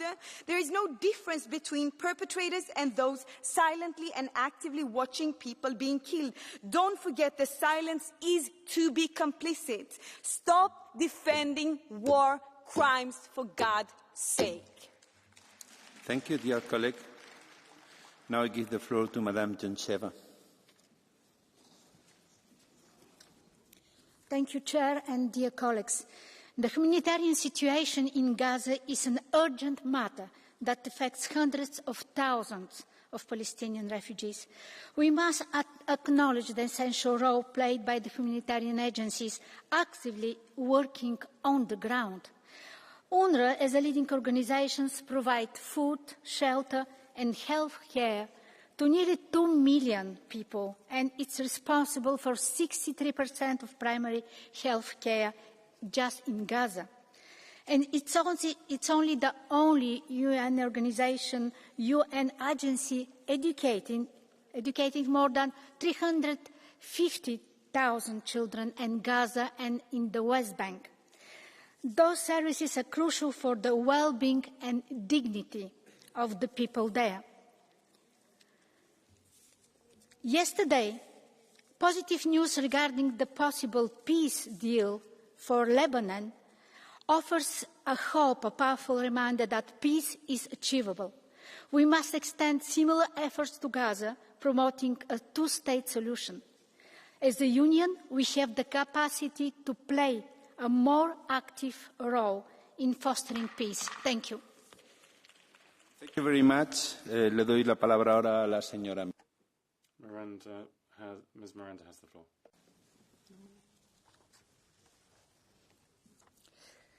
Ahora mismo, 600,000 children need to be vaccinated against polio in Palestine as we speak.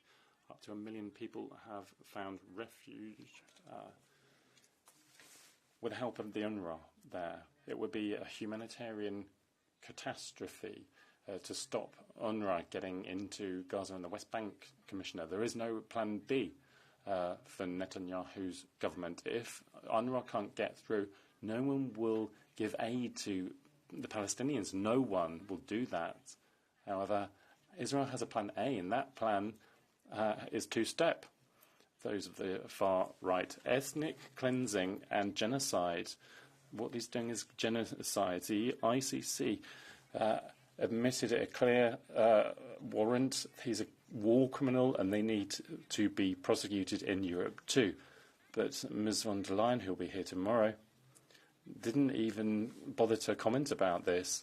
That is a true disgrace. The UNRWA is caring for the Palestinian people who have no hospitals, and these people are being assassinated. Long live the Palestinian people. Thank you, Ms. Miranda. You are the next speaker.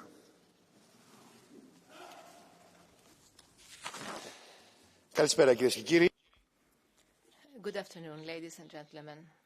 What is happening in Gaza, what is happening against the Palestinian people is a genocide. The left has condemned the imperialist attack of Putin in Ukraine, the attack of Hamas, the illegal occupation of Palestinian territories. However, the history did not start with the attack of Hamas. There were other incidents before that with decisions and rulings that had not been accepted concerning the existence of the Palestinian state.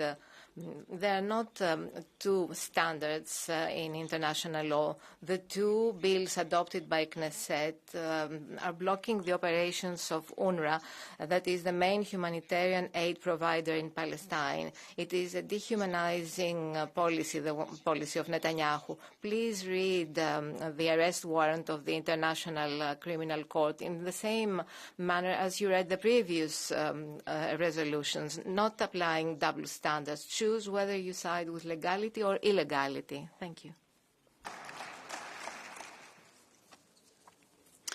ladies and gentlemen, there is one single action that could decisively change the situation in Gaza: the release of the hostages by Hamas. Unlike an ICC arrest warrant that oversteps its competences, it's been 417 days. The State of Israel has had to fight repeatedly for its survival. The attack of October 7th was not spontaneous. It was backed by extensive military preparations and significant funding. Israel, understandably, is now determined once and for all to ensure its security with all its might. However, the release of the hostages by Hamas would put significant pressure on Israel to alter its current actions in Gaza. Releasing 100 hostages in exchange for improving the humanitarian conditions for millions of Palestinians. Only terrorists devoid of any humanity can reject that logic. Israel is offering $5 million per hostage to anyone who assists in their liberation. Blurring the lines between terrorists and civilians, as well as the tolerance of terrorism, is one of the greatest threats to any society. I hope more and more people will become aware, engage in this fight, and draw a clear line between those who are willing to embrace the values of life, dignity and humanity, and those who don't. Thank you very much, dear colleague. Madame Temido.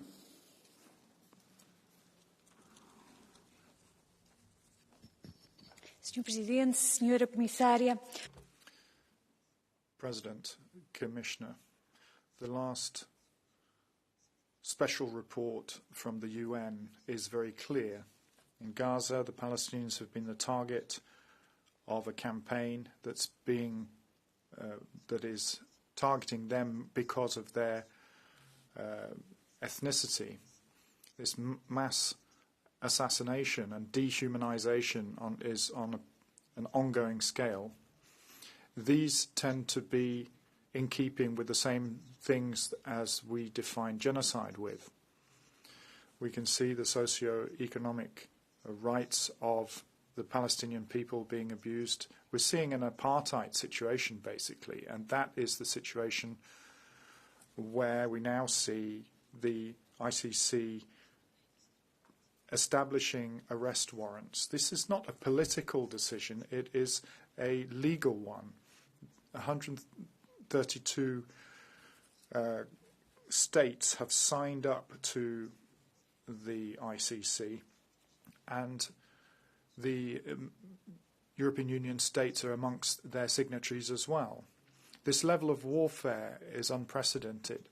We must respect this ICC mandate. It always comes at too late a stage, and this is why we insist that the Member States of the European Union respect the historic note of that has been given, and that we respect human rights law. To Madame Joveva. Thank you. I used to believe the European Union embodies its core values. But how can anyone still believe that?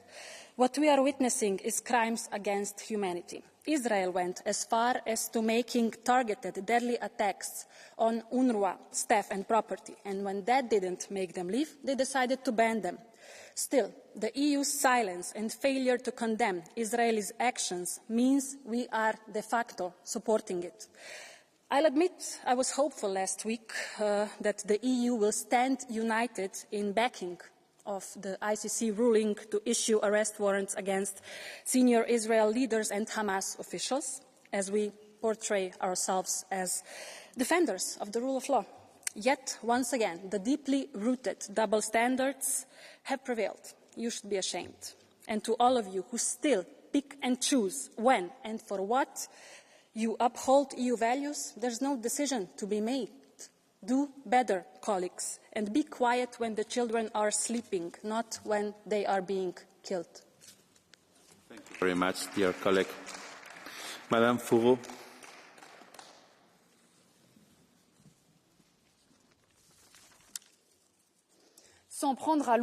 Attacking UNRWA, as Israel's doing, is definitively saying that you want to eradicate the Palestinian people. Doubting its neutrality in Europe is to affirm that international law has no value anymore for the defences of genocide. The worst war crimes ride roughshod over international law and hamper humanitarian actions.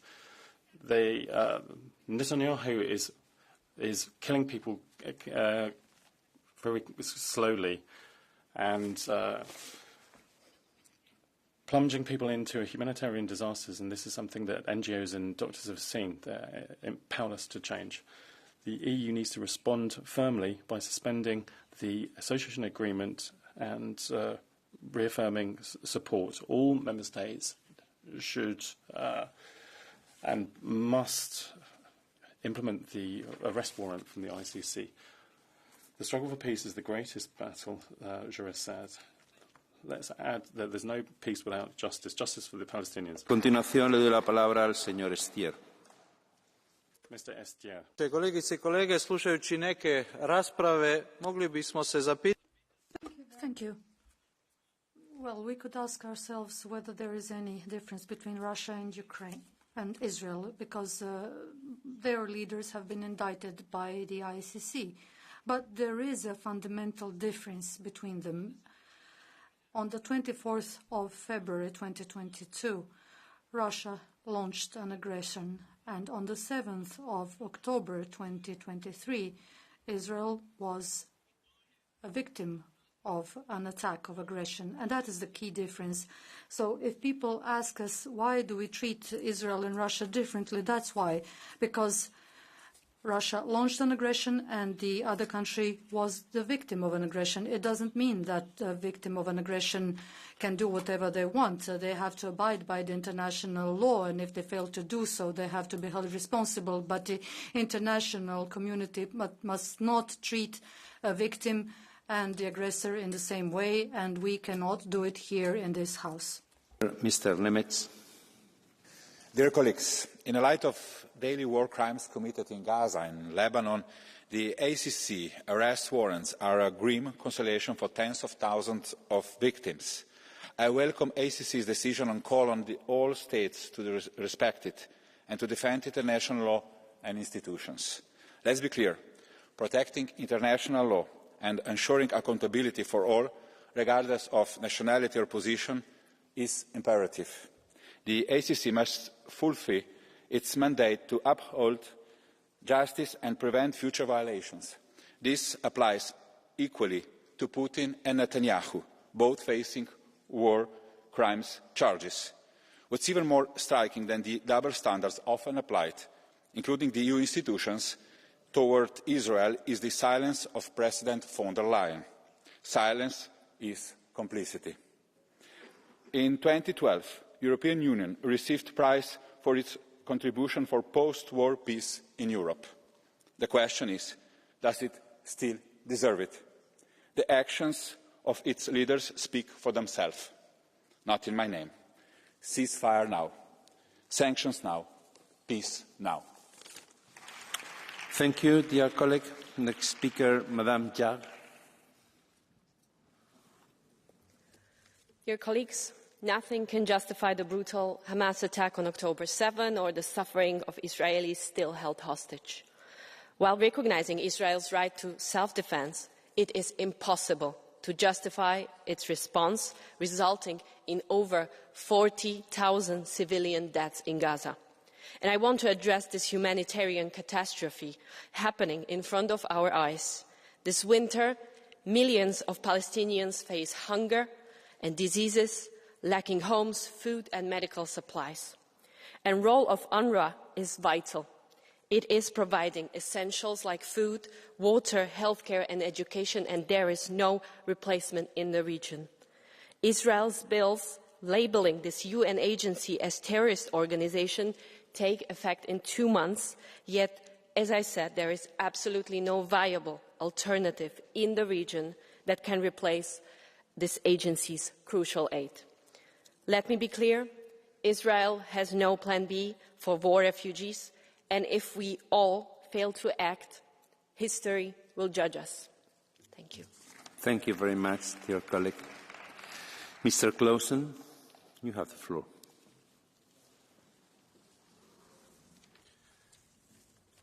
Arrestordren fra den internationale domstol var klar. Thank you. The arrest warrant from the ICC is clear. The Israeli government has systematically violated international law with direct attacks on civilians, denying medical care, for example, and this is having horrendous repercussions for the Palestinian people. And how can the EU defend this? What will happen if there are no consequences to this after January? There needs to be an arms embargo and there needs to be sanctions imposed against Israel as well.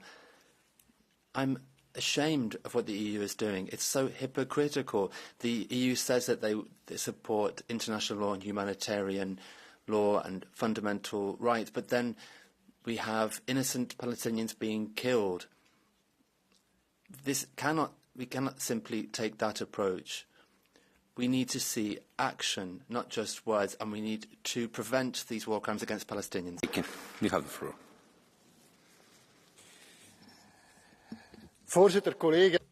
President, ladies and gentlemen, the lethal attack on the 8th of October in Israel, where the result was also 10,000 people killed, including children, and the unrelenting attacks of Israel and the attacks of Hamas as well, often supported by the Iranian regime. We can't see any good side to this story, can we? There's only one side on which we need to stand, and that's on the side of international law. Europe has to do more in the spirit of peace, both in supporting the victims and sanctioning the perpetrators of violence. We need to find a sustainable solution to the Middle East, and we need to start with a lasting peace. There is mention of this. Maybe we can take that first step. Now, where is Europe to make this possible? Thank you very much, dear colleague. Madame Strada. Grazie, Presidente. Thank you, President. Colleagues, for the second time, we're back here talking about Gaza and the Middle East, but without a text to vote on, meaning that the EP is not speaking in the face of genocide, humanitarian catastrophe. We talk about Ukraine every month and we vote to support victims, but we don't say anything about this. This is a huge violation of human rights and international law, the invasion of Lebanon, the arrest warrant for Hamas, the terrible anti-UNRWA law, which makes the situation worse for the Palestinian people. I would like to thank the High Representative for keeping keeping standards up for human rights. But looking at the possible ceasefire in Lebanon, we can only call for what we have asked for since the start: a ceasefire in Gaza, stopping exports of arms to Israel, freeing hostages when these are terrorists and heads of government. Our next speaker is Madame Terlak.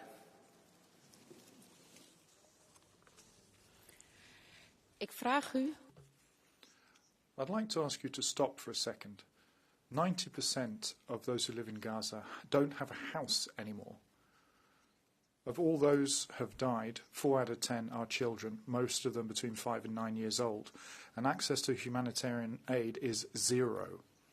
We cannot look the other way. At the moment, this region is unstable across the board.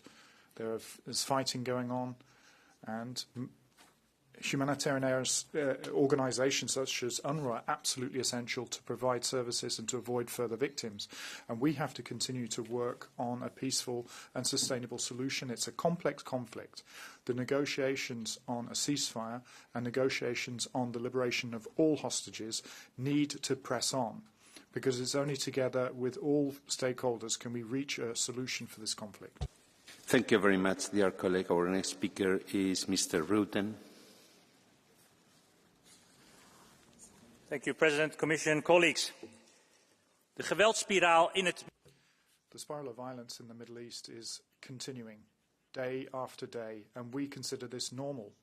The normal numbers of victims are disappearing into page 6 and 7 of our newspapers, and the destruction of the Palestinian villages and also Lebanon not being talked about at all. We have to stop this violence. There is no justification for the unimaginable number of civilian victims through violence, but also through displacement and famine as a weapon. The international law needs to be followed up. The ICC's arrest warrants are justified and binding, purely and simply. Mr. Netanyahu's death campaign undermines peace and undermines the release of the hostages, in fact, because Mr. Netanyahu has left these hostages in the lurch from the very start. And from the EU, it's an embarrassing lack of any attack on Israel, suspending the association agreement, stopping any kind of organisational cooperation. You should not be subject to violence because of your nationality. Dear colleague, the floor belongs now to Mr. Sedechowski. Děkuji, pane předsedající. Thank you, Mr. Chairman, Madam Commissioner, ladies and gentlemen. Well, personally, I rarely comment on decisions of any court because justice should be independent from political powers. However, as a citizen, I refuse the use of international criminal court for political interests. An arrest warrant against someone who is defending their citizens against barbar attacks. Those who commit those horrendous crimes are Hamas leaders. And what right do the court representatives have to assess the suffering of civilians who were expelled from their homes, who were tortured, etc.? How come that the International Criminal Court takes a light on this kind of suffering? I want to live in a society which supports law, and we would need to say no to this decision. We come now into the Catch the Eye. I remember you that those speakers who will receive the floor will be able to talk only for 1 minute and from their seats. I have lots of petitions and only 5 minutes, so I will try to give the floor to as much as colleagues possible. First place, Mr. Sokol, you have the floor. Thank you. On the 7th of October 2023, we saw the deadliest attack on the Israeli people since the Second World War. Let's be frank. Israel has offered a hand to Palestine so many times, allowed the Palestinian Authority to come into being. Ehud Barak allowed the Palestinians to rule the Western Bank and Gaza. Ariel Sharon ordered the Israeli soldiers to withdraw from Gaza and for the settlements to be reduced. So much money was poured into Gaza, they could have become a new Switzerland, but they built those tunnels, amassed weapons in order to be able to attack Israel. The terrorist organization Hamas has to stop existing. Any other solution is shameful, and it is sad that some of the members are trying to equate the victims with those terrorists, and there are so many people who are using hate speech and justifying terrorism. And we have to support Israel's rights of self-defense, because this is a threat not only to Israel but to Europe, and we have to support Israel in its just fight. Khalul.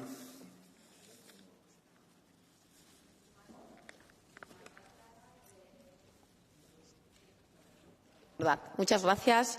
Thank you very much. Ceasefire in Lebanon and Gaza.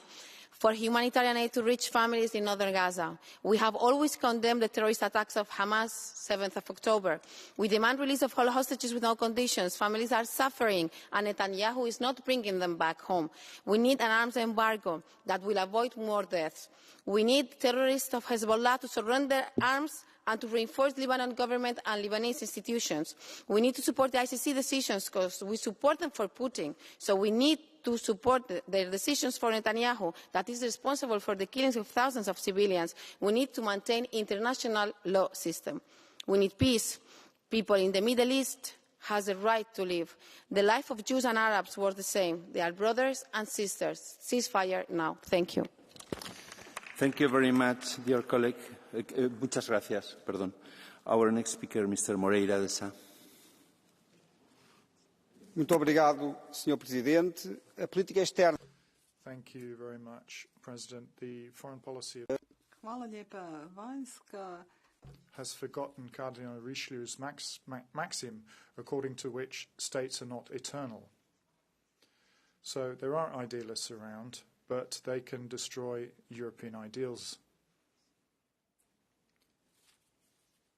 We see the presidents such as the American president, incoming president, and the Hungarian president, and yet here we are seeing Mr. Netanyahu, who is being attacked. We have enemies, and we have our enemies' enemies, but it seems in Europe all we have is just enemies. Muito obrigado, Madame Camberry.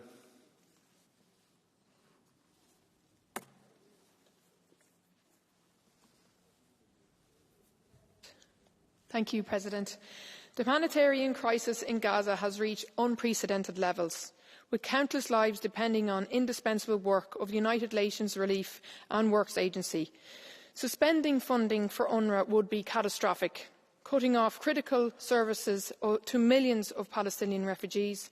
No organisation matches UNRWA's comprehensive aid delivery in Gaza, and recent Israeli legislative efforts to ban its operations threaten to violate international law and jeopardise regional stability. At this critical moment, the international community must uphold humanitarian principles, stand against these violations and strengthen support for UNRWA's vital mission to save lives and maintain stability in the region. Thank you. Thank you very much, dear colleague. Madame Grappini.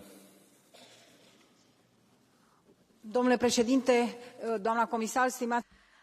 Mr. President, Madam Commissioner, dear colleagues, I don't think we should use a double standard here. We have two conflicts, and we should have the same definition of the attacker and of the person and of the victim defending itself. The hostages have to be released. We've been discussing this since October last year, and not all of the hostages have been returned.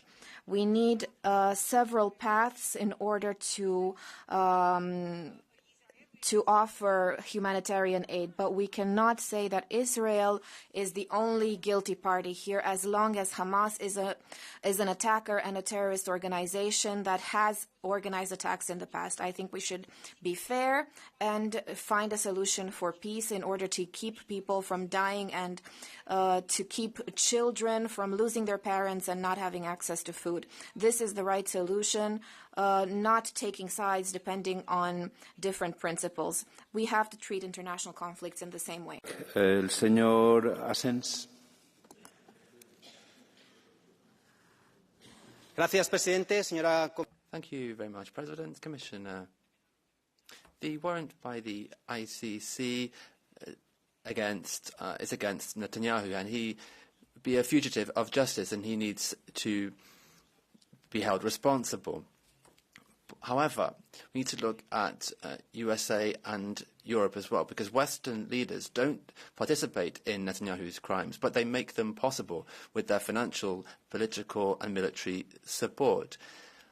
The hundreds of thousands of victims, most of them are women and children, are pointing the finger at Netanyahu, but Western action is not without responsibility. The West has their hands stained in blood. One day, some other people will receive warrants from the ICC. It's not just an instrument to persecute Putin and enemies or crimes committed in Africa. Now it is becoming independent. So many of you will not sleep calmly because justice is taking place and this needs to be supported. Thank you. Mr. Botenga.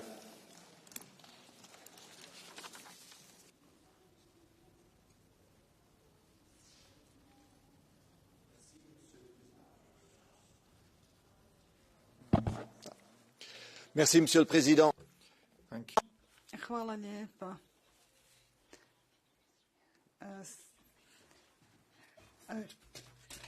À qui elle a serré la main, un grand sourire, à qui elle a promis tout son soutien, l'homme à qui l'Europe vend encore des armes, à qui on donne des fonds publics européens, mais aujourd'hui, la Cour pénale internationale dit qu'il faut l'arrêter pour crime contre l'humanité, pour crime de guerre. Eh bien, l'embarras de Mme van der Leyen qui n'arrive pas à faire un tweet pour dire « Ah ben oui, Poutine, oui, oui, je veux qu'il soit arrêté, mais Netanyahou, mon allié, mon ami, doit être arrêté aussi », est palpable partout dans le monde. Et partout dans le monde, on voit que cette Union européenne a 2 poids 2 mesures, même si elle prétend que non, que les vies palestiniennes ne valent pas pour cette Union européenne ce que valent les vies ukrainiennes, que même dans ce Parlement, on n'arrive pas à voter une résolution pour condamner les crimes de guerre israéliens. C'est inacceptable. Alors aujourd'hui, dans ce monde, l'Europe a un choix à faire. Est-on du côté de la justice ou du côté du colonialisme illégal israélien? Faisons ce choix et faisons-le maintenant. Merci. Thank you, dear colleague, and sorry, but we don't have more time. Our last speaker is going to be Mr. Papadakis.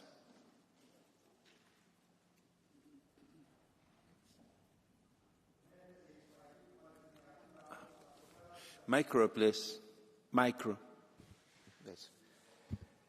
Μένεται η σφαγή του Παλαιστινιακού.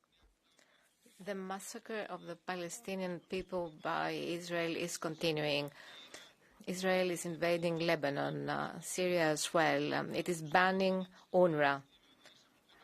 The atrocities of Israel are now clear. Israel is condemned for a genocide internationally, and Netanyahu has to be arrested as a war criminal. The Greek government has no alibi to continue its financial cooperation with Israel and murderous state. The Greek government, with the support of all the parties of the Euro-Atlantic framework, is involved more and more. The proof of that is the visit of Mr. Rutte that was condemned by the Greek people with a huge demonstration in Athens. There has to be freedom in Palestine, an independent, free Palestinian state at the borders of 1967 with East Jerusalem as its capital has to be recognized. Thank you.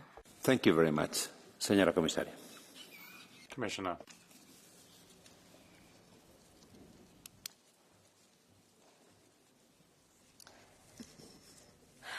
Muchas gracias, señor presidente. President and honourable members, the humanitarian situation in Gaza continues to deteriorate. Too many people are dying. We believe that the European Union cannot stay silent. Last week, at the Foreign Affairs Council, the High Representative Vice President proposed to the European Union foreign ministers to suspend the political dialogue with Israel. Member States did not agree with this proposal.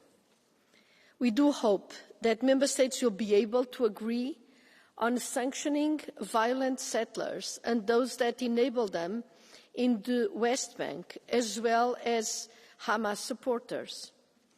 After the United States election, the European Union engagement on the two-state solution will be all the more important, including through the Global Alliance for the Implementation of the Two-State Solution. Some 100 states and international organisations participate in the initiative. The recent meeting in Riyadh, which gathered nearly 100 representatives of states and international organisations, demonstrated the broad interest in this platform.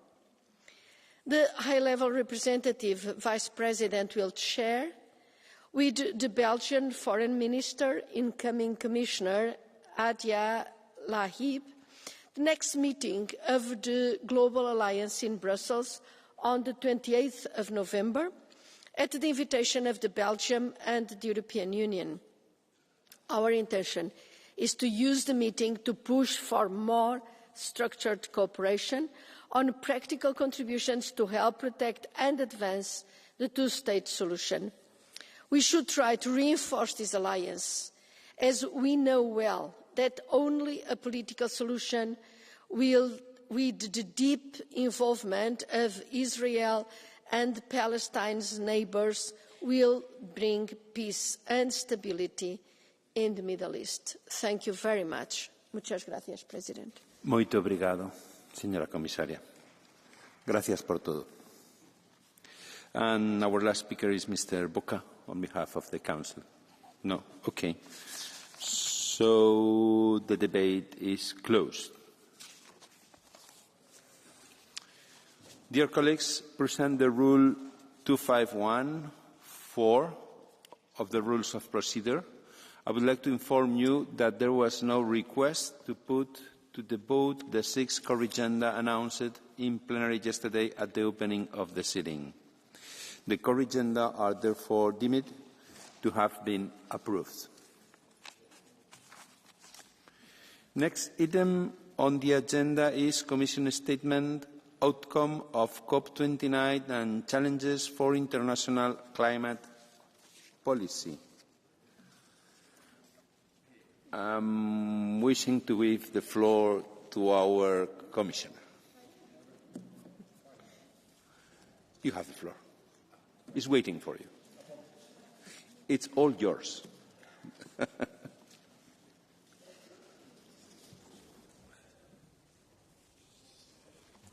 Apologies, Chair. I was just changing sides here.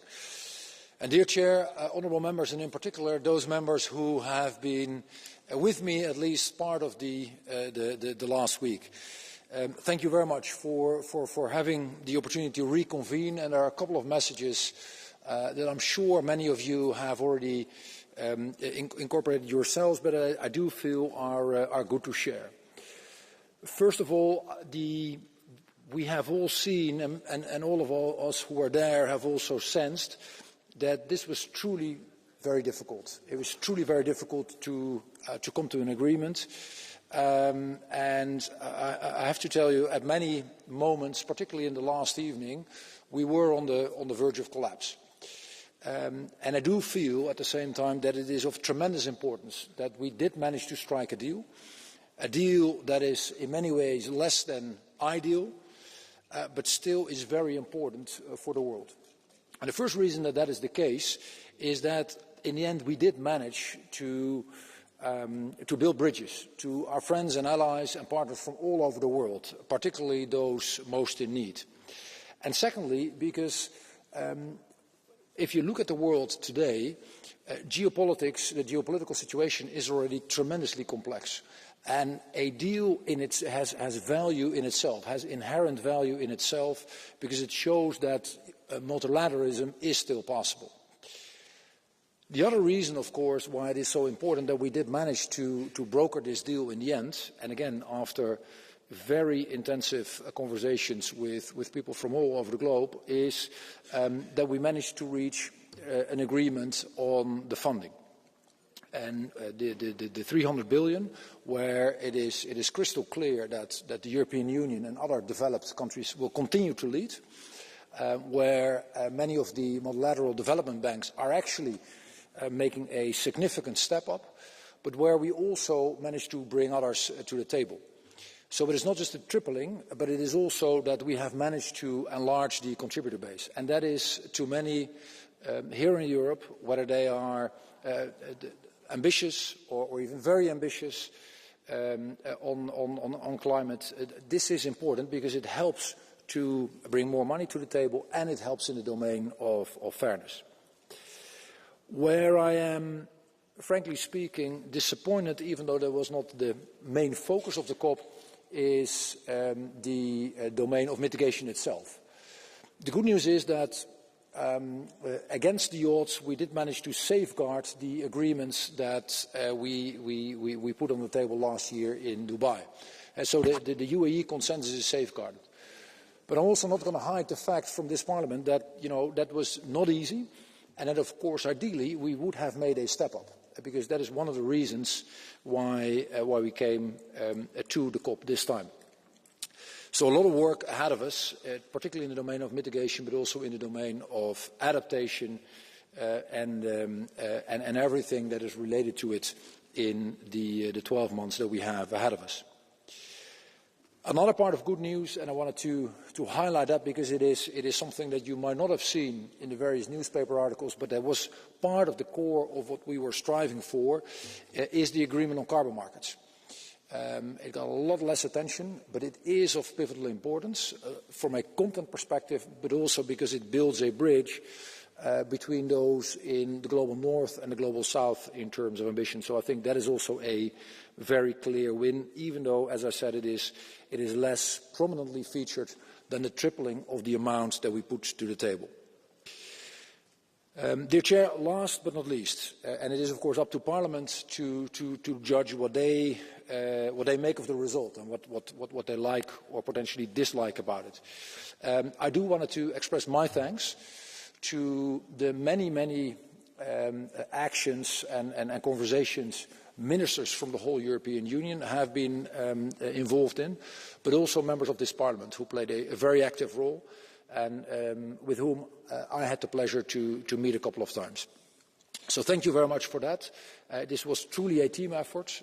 It was truly a European effort. And the notion that we managed to sing from the same hymn sheet all the time was actually of vital importance in making sure we would land this truly complex deal. Thank you very much. Thank you very much, dear Commissioner. Our first speaker on behalf of the EPP Group, Madame Pereira.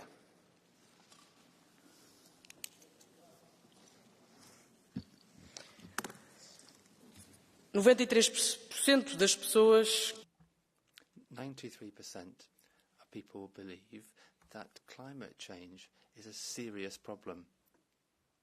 78% believe it's a very serious problem. These are data from the Eurobarometer, which shows that for Europeans, climate change is the most serious problem that they are facing at the moment.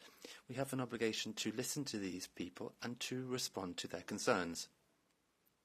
And it's with that knowledge that the delegation from the European Parliament defended our position adopted here in this House for the COP29, ambitious objectives, effective solutions and solidarity with developing countries and those that suffer most because of climate change. Our commitment has been essential for the results obtained at COP29. We came to an agreement with transparency to avoid corruption. We made progress on carbon markets as well. The polluter pays principle.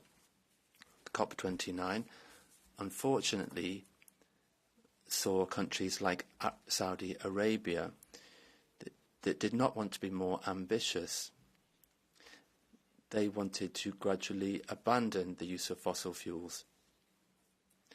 And then countries like China that did not want to help finance combating climate change. And despite these geopolitical challenges, Europe has been leading the cause. And I'd like to acknowledge the work of Commissioner Hoekstra, who has resisted and stepped up efforts and has been a leader on the environment. Science is clear and the will of the citizens is also clear. Together we'll be able to change the situation so for Team Europe achieve some good results. Thank you very much. Here is Mr. Shahim.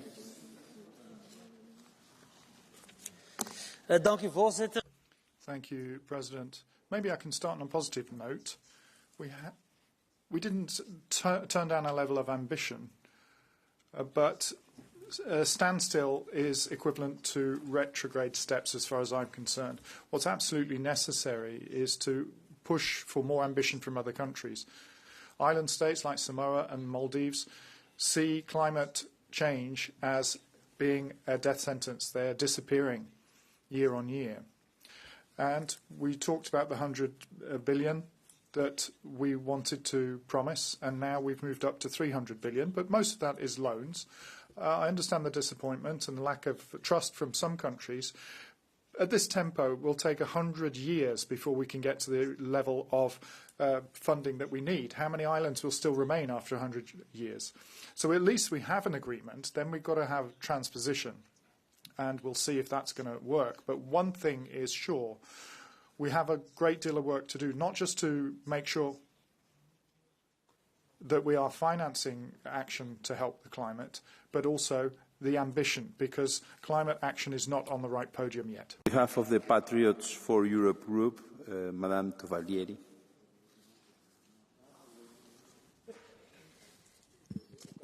President, colleagues, at the COP that's just wound up in Baku, we've seen a surrealist game of monopoly for the environment, because we've gone from 1.3 billion for environmental transition that was asked for, and we've just gone to 300 billion, which is something that European citizens will have to pay for. It's yet another conference that is allowing China, the world's biggest polluter, to carry on polluting without paying a euro for what it's doing.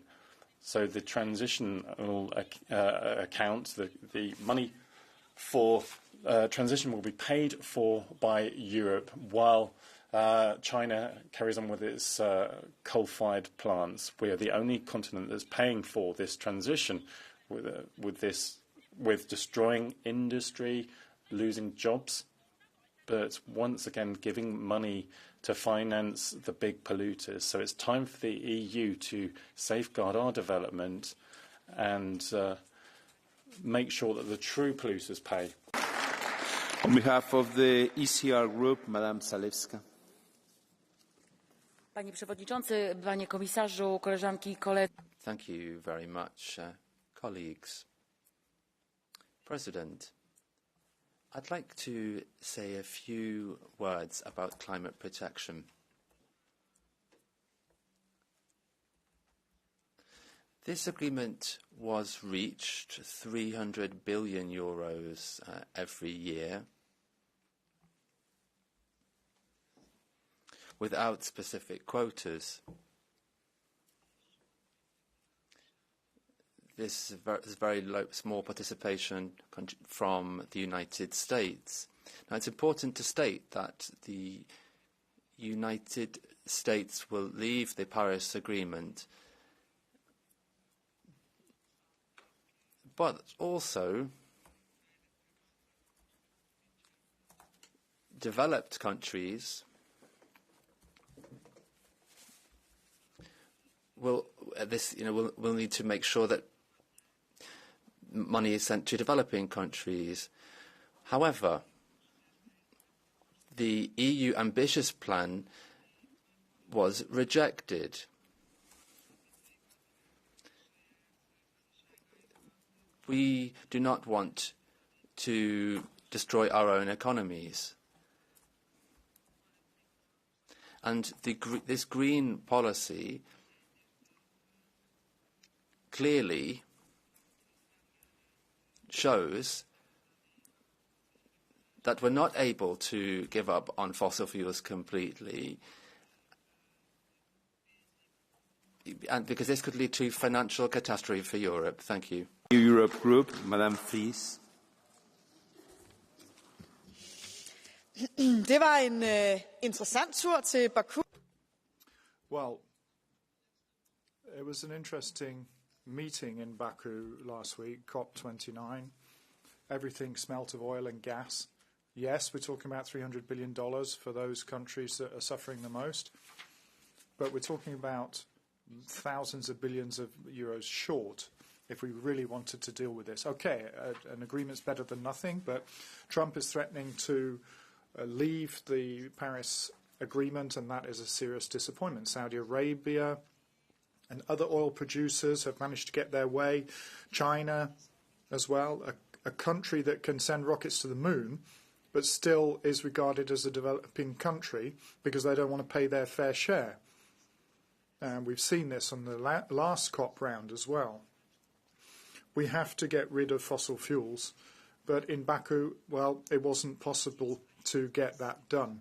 And now time is pressing when it comes to the global climate. So we're going to have to be more ambitious. We're going to have more ambitious goals and implement them before COP30 and before that deadline next year. We have to ensure that our agreement with the climate goals we set by 2030 will be met.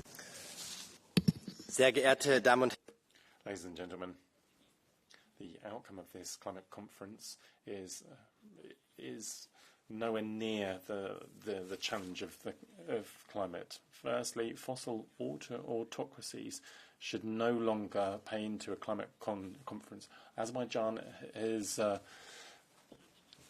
pushed ahead with its fossil fuel agenda while the planet burns. Secondly, voices from Bangladesh, the Maldives and the Philippines were quite right. They've said that each day lost costs lives. The climate crisis is everywhere. It isn't going to wait. It's not going to negotiate. It's getting worse. And thirdly, Europe isn't up to its global leadership role yet. If you look at the roles of von der Leyen and Schulz and so on, we need to push ahead with the new climate goals from January.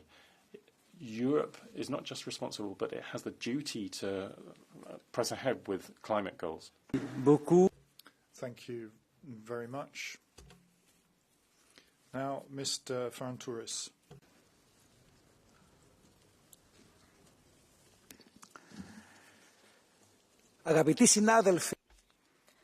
Dear colleagues, how much hypocrisy could our planet take? How much hypocrisy can our society suffer? The results of the Global Conference on Climate are disappointing. The discussion did not advance on fossil fuels, the discussion that had started in the previous climate conference. This time, the organizer was a country that has an economy based on fossil fuel. How can we combat climate crisis if we are not true in our debate with each other? Polluter pays is a principle that is valid in the European Union, and it should be established worldwide. And we have to tax fossil fuels, so we should be more proactive. Thank you. Merci beaucoup. Thank you very much. Anja Arndt is the next speaker. Auf der Klimakonferenz in Baku. At the COP29 conference in Baku, things got very busy. More money is to be sent from developed countries to developing countries for the hopeless battle against climate. The money is to be spent on climate-friendly green technologies. Who came up with this? The suppliers of green technology? Representatives of developing countries described the agreed sum of $300 billion per year as abysmally small, and that it's an insult and a joke. We already have $100 billion every year going from developed countries to developing countries. And the real joke is that this money is being sent to India, China, the rich Gulf states and South Korea. And why? Well, because according to 30-year-old UN categories, they are classified as developing countries. But things get even more absurd. EU climate policy means that our own developed countries are being deindustrialized at record pace, and they're being turned into developing countries. Poorer countries like Portugal and Greece, and soon, what will be poor, Germany, will have to pay money to rich countries like China and Saudi Arabia. We are destroying Europe with our own climate policy. This is climate political extremism. We need to have an end to this. Thank you. Thank you very much. Peter Liese. 1 minute. Liebe Kolleginnen und Ladies and gentlemen, climate change remains one of the greatest challenges of our political generation. And with all the justified criticism of the international process, I haven't met anybody who's come up with a better method. Just saying, yes, well, it should be done differently is not really helping a great deal. As difficult as this process is, we need to work with it. But I can't disguise the fact that we've only been partially successful. The fact that China and others have not bound themselves by law to contributing in financial terms for climate protection remains a problem. and the Commission is called on, we are all called on, to continue working on these topics. What is decisive is that we're on the road to next year to achieving good targets for 2030, and I think we're facing a challenge still here. There's a position from the Commission for 90% reduction by 2040. I'm not convinced yet that that's a goal that we'll be able to achieve. We're going to have to work hard to achieve that. We're going to have to show the road that we can take to achieve that. But in international terms, we have an international target that's been established for 2035. It's a bit less, it's not so dramatic, but the European Union has to have a goal for 2035 as well. I don't think that we can just bisect the angle between 50% and 90%. I think we're going to have to see impact assessments carried out. We're going to have to work together with business so that a good target is established, and I will call on the Commission to work hard on achieving that. Thank you. Merci beaucoup. Thank you very much. Annalisa Corrado. Grazie, Presidente. Thank you, President. It's true. The Baku Climate Conference ended with results that weren't commensurate with the scale of the current crisis that increasingly we are experiencing dramatically at home. But I want to say that having had the honour of taking part in it with the Parliament delegation, we as the EU prevented a conference from failing alongside a few other allies, and I'd like to thank Commissioner Hoekstra for this. The climate finance target to 2035 with a roadmap to mobilise 1.3 trillion is a very narrow furrow that commits us to work in view of COP30 in Berlin with greater determination on mitigation, adaptation and funds for loss and damage. I bring with me from Baku one particular image, my meeting with Azeri dissident Gubert Ibadoglu, a finalist for the Sakharov Prize, who is in detention for denouncing the links between his country's oil and gas industry and Russia. Working for energy transition also means, and I conclude, freeing ourselves from fossil fuel dependencies that still don't allow us to raise our voices as much as we need to respect human rights. Merci beaucoup. Thank you very much. Andrej Knotek. Dobrý den, děkuji. Good afternoon. Thank you. Are you celebrating the fact that countries which reduce greenhouse gas emissions will be paying 300 billion euro per annum to countries which have increased their emissions with the promise that they may reduce those emissions? Those conferences and international panels for climate no longer serve sustainable climate policy. Rather, they have become an instrument to satisfy the alarmists in terms of climate. That steals money from our citizens, steals the future from our citizens. You will not help the climate, you will only destroy Europe economically. Your green progressive policy is a journey to doom. Thank you to peril. Cher Andrej Knotek. Mr. Andrej Knotek, there is a blue card. You accept? Yes. Je vous donne la parole, Madame Emma Ismer. English?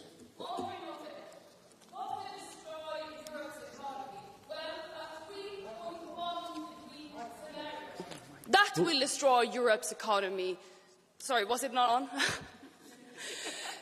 Andrej, 3.1 scenario of climate change, that's what will destroy Europe's economy. Is that really your message to the small island states, the developing countries that have not emitted historically, but are now suffering from climate change? Their islands are disappearing, and your message is, we are destroying our economy? We built our economy based on fossil fuels. They have none, and we are destroying their possibilities of living. That's what the $3 billion is all about, taking responsibility for what we have caused them.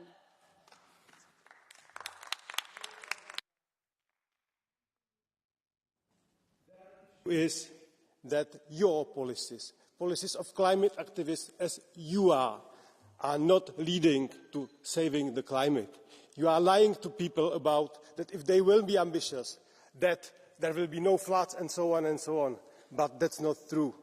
You have no data, you have no science brains, you have no impact assessments, you are just lying. So you are the root cause. Merci beaucoup. Je veux pas prendre... Thank you very much. I think the IGCC is doing good work. Andrej Knotek. Vážený pane předsedající, vážený pane... Mr. Chairman, Mr. Commissioner, I will try and put a peaceful note on the debate. When we discussed the mandate for COP29, I mentioned my sceptical attitude towards that. The conference has taken place. I'm happy to have been participating in a parliamentary delegation. However, the financial agreement is something that nobody can be happy with. It has been clearly shown that the European Union's voice is not the strongest one. We need to learn lessons from this. We need to be showing our supremacy or strength, but we need to be creative. It's not just the traditional payers who should be contributing as ourselves, but other strong countries such as China should be contributing. We need to remind others of their commitments. We should not become an island of perfection which only fulfills its goals regardless of its social and economic impact. Thank you very much. Emma Wiesner. So, how to summarize this COP29? It's a mixed bag of feelings, from disappointment to embarrassment to determination and a relief that there is a deal. But we have to ask ourselves, what will future generations remember from Baku? And just as many times before, we didn't do enough, we didn't do it in time, and we didn't do it in place. We have to face it. The $300 billion, well, looking at inflation 2035, it's barely an increase of ambitions. We have to learn from this. The EU, this Parliament, we can do more. We can do better. We can do it earlier. And we can do it sooner. And this will have to be done if we're going to change and get away from the 3.1 hell scenario of climate change next year in Brazil. We have to do better. I'm not satisfied with the efforts of this union. I'm not satisfied by the efforts of this Parliament, nor with the global commitment. But I'm determined that we can improve. Simply because we have to. Merci beaucoup. Thank you very much. Lena Schilling. Dear colleagues, I would love to start with talking about climate finance, but I need to start with a message I received a lot in the last days from Azerbaijan. Shame on you and glory to Azerbaijan. COP29 turned out to be a fantastic success story and you have failed. This is one of dozens messages I have received from Azerbaijani numbers since COP. Fossil fuel regimes try to sabotage phasing out fossil fuels even as they witness the destruction and suffering it causes. Fossil fuel dictators host climate conferences, put gas deals over fighting the climate crisis and call it later a success story. Dear President Aliyev, no, COP was not a success story. You silenced activists, journalists and civil society. You imprisoned 300 individuals who dared to stand against you. You tried to use COP29 as a stage to greenwash your regime. You failed. We need climate action above fossil interests. We can't continue making oil and gas deals with these autocratic regimes. And that's what we need to do right now. Merci beaucoup. Li. Thank you very much. Li Andersson. Arvoisa puhemies, parempi vähän kuin ei mitään. Näin Better a little than nothing. That seems to be the result of this conference, and that's how it's being portrayed, but that's not how it is. We never thought that a little would ever be sufficient by way of a solution to the climate crisis. In no previous conferences have we accepted these sort of compromises that are wholly insufficient for the survival of our planet. In this conference, it was a question of financing, about the financing needs of developing countries, and 200 billion was a figure that was proffered.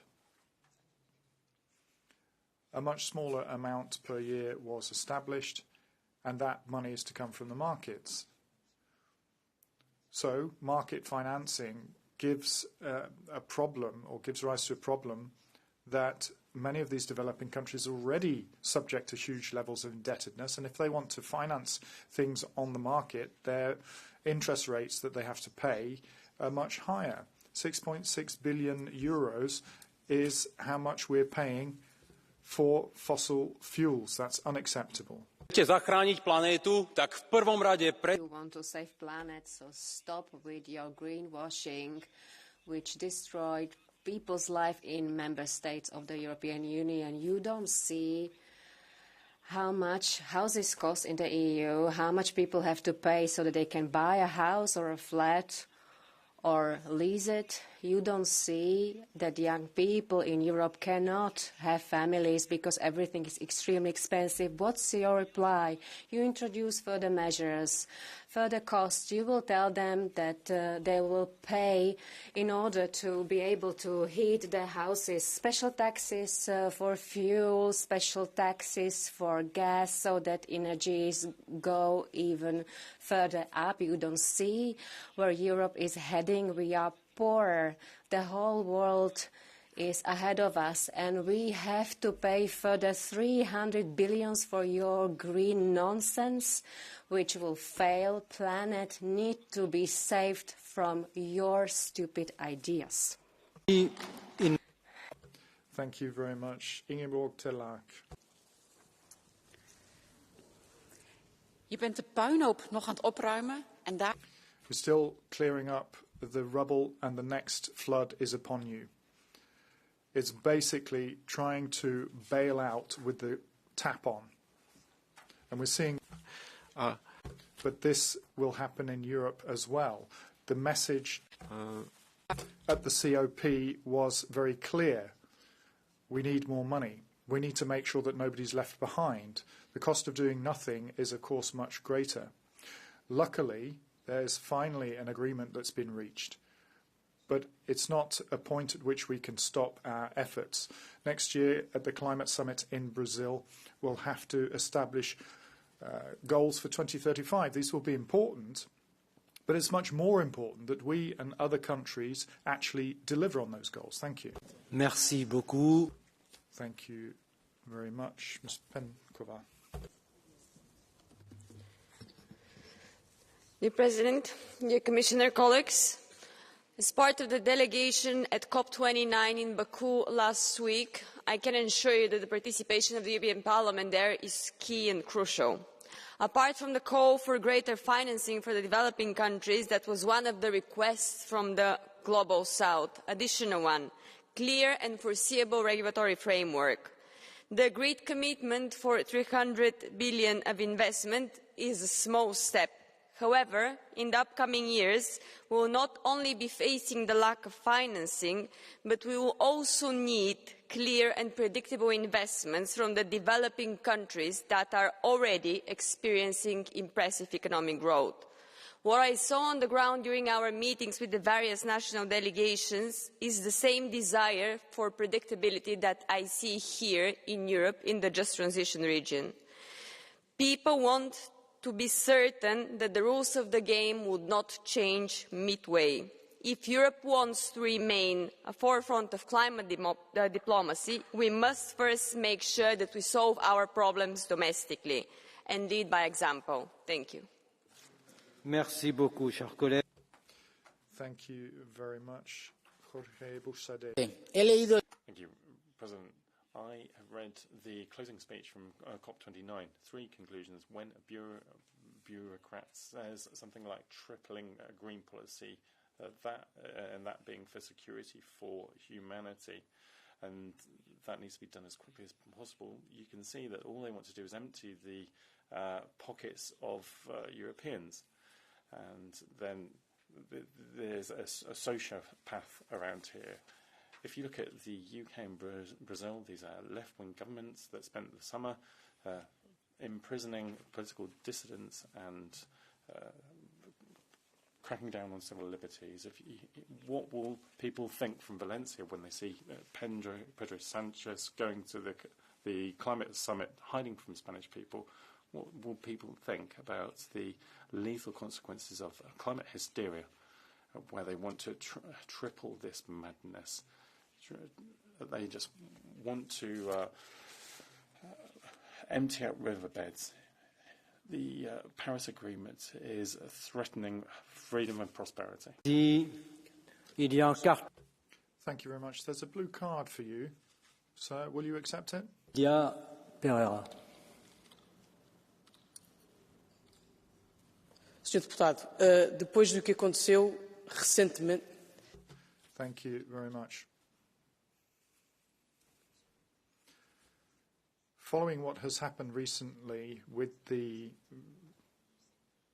forest fires in Portugal, the floods in Valencia, the floods in Eastern Europe, do you believe or do you not believe in climate change? And if you believe in climate change, maybe the European Union has to do more than it's done to date. And this can be achieved by entering into dialogue with more fragile countries. Do you believe in climate change or not? Su pregunta es sencilla. Your question is simple. My response is yes, I do believe in the capacity of human beings to adapt and innovate and work and particularly find solutions to problems. Always. Humanity has always been up against these issues, dominating nature. And what I can say is that regarding Valencia, the responsibility exclusively falls upon Teresa Ribera, who you will nominate Vice President of the Commission. And she caused the death of thousands of Spanish people because of the work on dams and riverbeds. S'il vous plaît, il y a un autre carton. Sorry, there's another blue card. Emma Wiesner. No, not because mine is on. I didn't get it. Do you believe in climate change or you don't?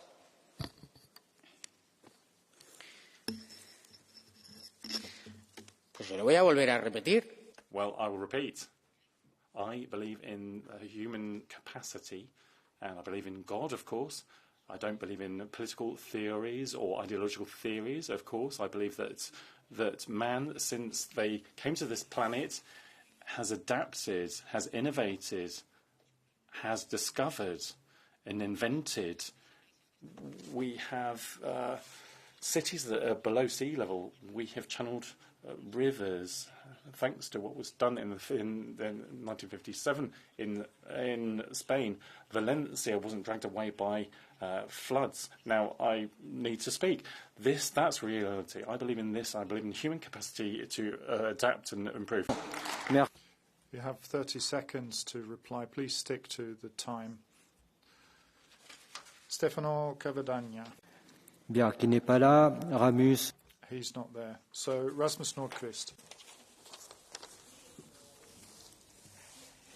This year, we have witnessed devastating floods in Central Europe, wildfires in Greece, and most recently, human catastrophe in Spain, all driven by climate change.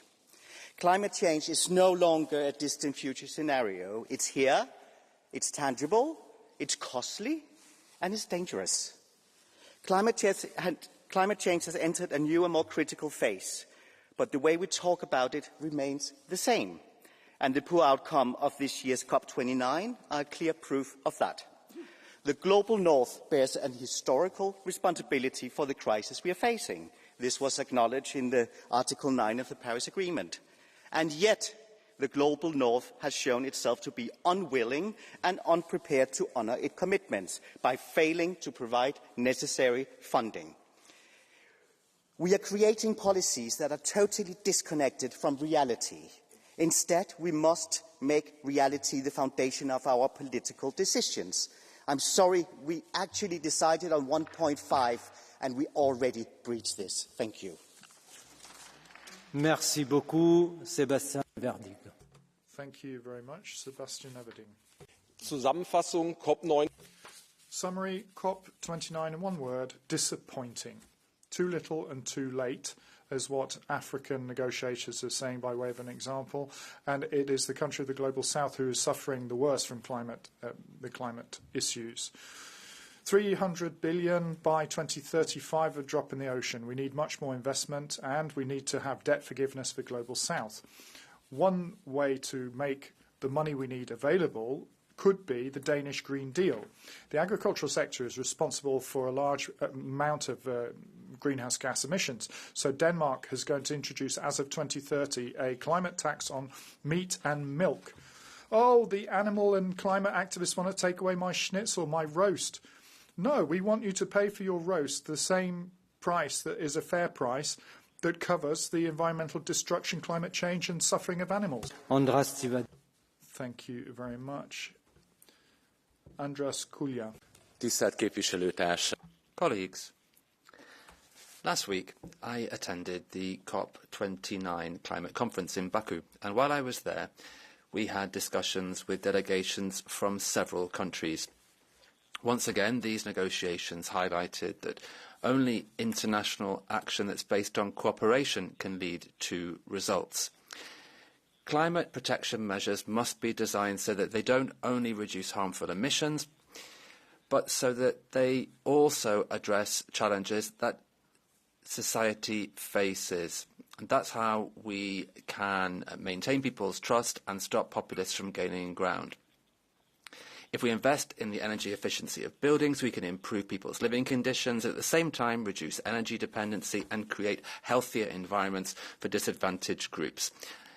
Europe needs to set an example. Climate protection will only be successful if it also promotes social justice and economic stability. Thank you. Merci beaucoup. Thank you very much. And Andrea Wechsler. Sehr geehrter Herr Kommissar Högstra. Commissioner Högstra, ladies and gentlemen, at COP29, it emerged that the Europeans have a leading role globally in terms of climate protection. That's our responsibility for our citizens. We've taken that on. And everyone that contributed, I would like to thank. We have made clear progress with international partners with the global goal of 300 billion annually by 2035. We've shown solidarity without overdoing what we can do at European level. And we're making sure that strong countries can pay their part. And we need competitive industry, and we need to work on that to reach our climate goals hand in hand with climate protection. That way we will carry on putting people at the heart of our climate policy. Thank you. Merci beaucoup. Thank you very much. Now we move to the Catch the Eye procedure. To start with, I'll give the floor to Nikodina Berjak.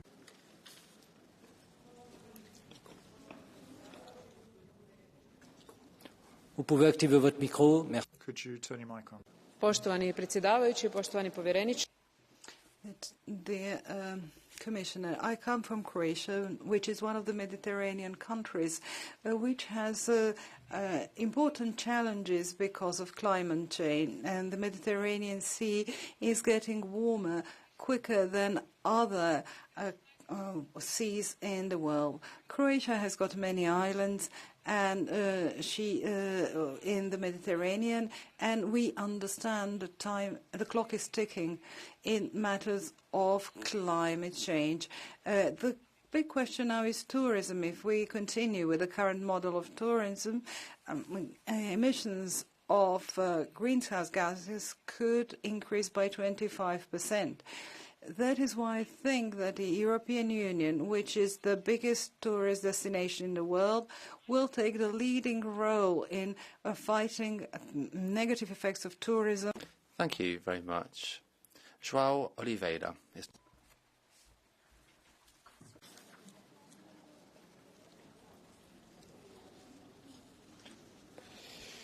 Os resultados desta COP29 podem...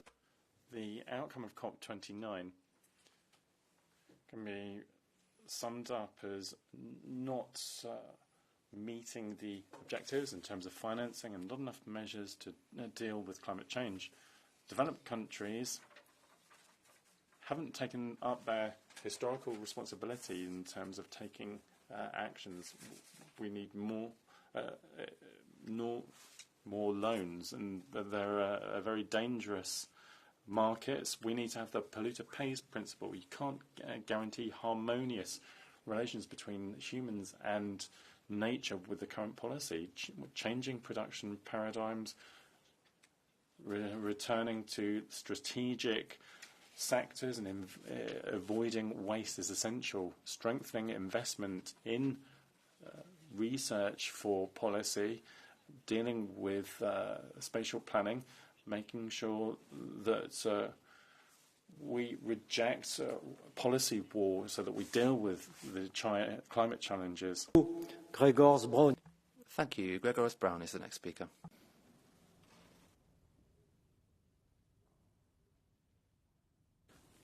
Thank you, Mr. President.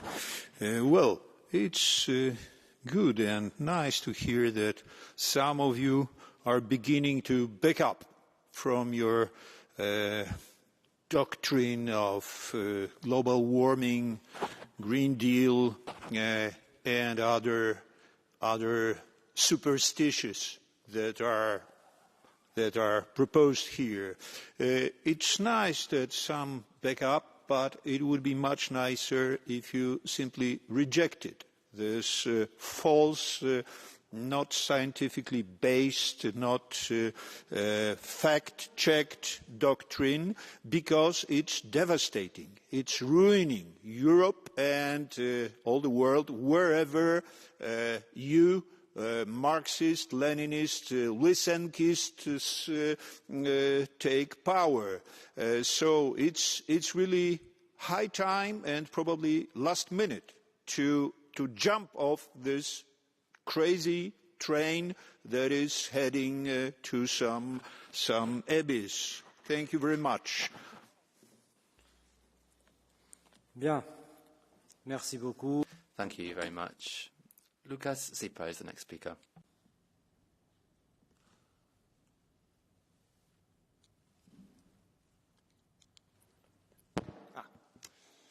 Thank you, Mr. Vice Chair. Liebe Menschen Europa.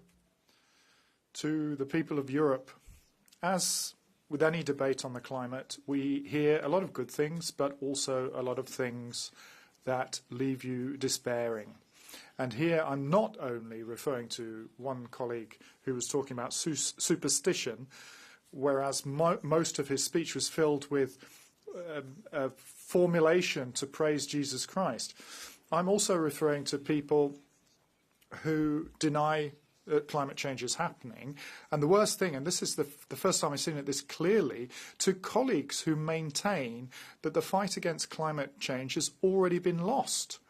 We haven't lost the fight against climate change, and we won't lose it as long as we keep on fighting. Even if Russia doesn't get behind this deal, or China, or when a strange orange man in the White House who may also claim that this is all made up, nevertheless in Europe we can at least protect our environment and our climate. So, dear rational colleagues, don't give up. Merci beaucoup. Thank you very much. And I'd like to give the floor back to the Commission and Commissioner Wopke Hoekstra.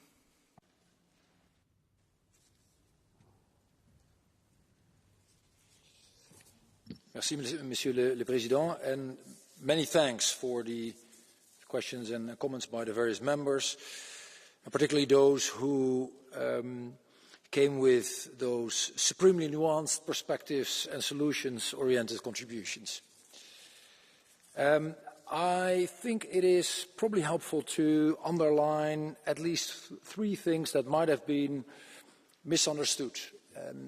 But before I move into these areas, let me once again say that indeed this was hard fought. This was not easy. These type of international deals are never perfect. But not having a deal would have been dramatic. And I truly do think this is a significant step in the right direction. First, let me say, also because there was misunderstanding in this area, why this is a significant step. It is to a large extent because of the 300 billion, but we all know, also from our part of the world, the meaning of the word leverage. And if you put 300 on the table, you do have more than a fighting chance to indeed reach the 1.3 trillion. And that is actually essential, and that does move the needle in terms of climate ambition. Secondly, it is important to understand what was reached in terms of the contributions of those who have not yet contributed. Clearly, the logic of developed and developing is something that we in this room question, in the sense that at least a significant group of countries made huge steps forward in terms of their wealth, their affluence, and we feel that they have the responsibility to contribute to the solution. It was never in the making that they would formally change these categorizations. But what is a huge step forward is that we managed to persuade them to voluntarily contribute to the solution. And many of them said that they will indeed do so. By the way, the nature of any type of these arrangements is voluntary in nature. There's no legal way to make sure that countries live up to them. It is a commitment. It is a diplomatic commitment that, of course, we, first of all, should acknowledge and respect. Third, I do want to articulate to those who suggest that this is a huge amount of money, that this is the end of our economy, and also suggest that all sorts of ministers have made all sorts of wide-ranging commitments. Please truly look at the various budgetary implications. The number we're talking about is a 2035 number. There's no allocation key, so it is up to member states to decide. Many of our member states, by the way, do a lot because Europe pays for 1/3 of international climate ambitions. But it is in particular an invitation to other developed and certainly also other developing countries to join and become part of the solution space even more. A couple of our member states have articulated that they indeed do want to step up and do want to do more, but that is up to member states. And as I've said before, a large chunk of this money is brought in by the MDBs, the development banks. And why is that relevant? Well, because that means that many of our member states allocate capital, but it is something else than a cash out. So I do think those who have been critical about the money being too much, or that this would be unfairly spent given the positions of member states, that the reality truly is different. I hope that this helps. I very much agree with all those who have articulated once again the tremendous importance of following science. And that is at the very, very heart of this. That is why we do this. It is not an opinion. It is not something that we just pursue for whatever fancy reason. It is a necessity. It will continue to be a necessity. Things are getting worse rather than better. And the cost of doing nothing will be much larger than the cost of action today. Thank you. Merci beaucoup, Monsieur le. Thank you very much, Commissioner. That wraps up that debate. The debate is therefore closed.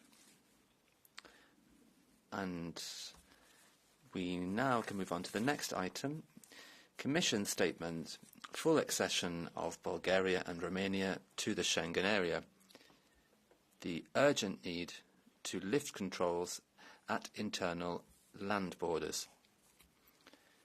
And to kick off the debate, I'd like to give the floor to Ms. Ylva Johansson on behalf of the Commission.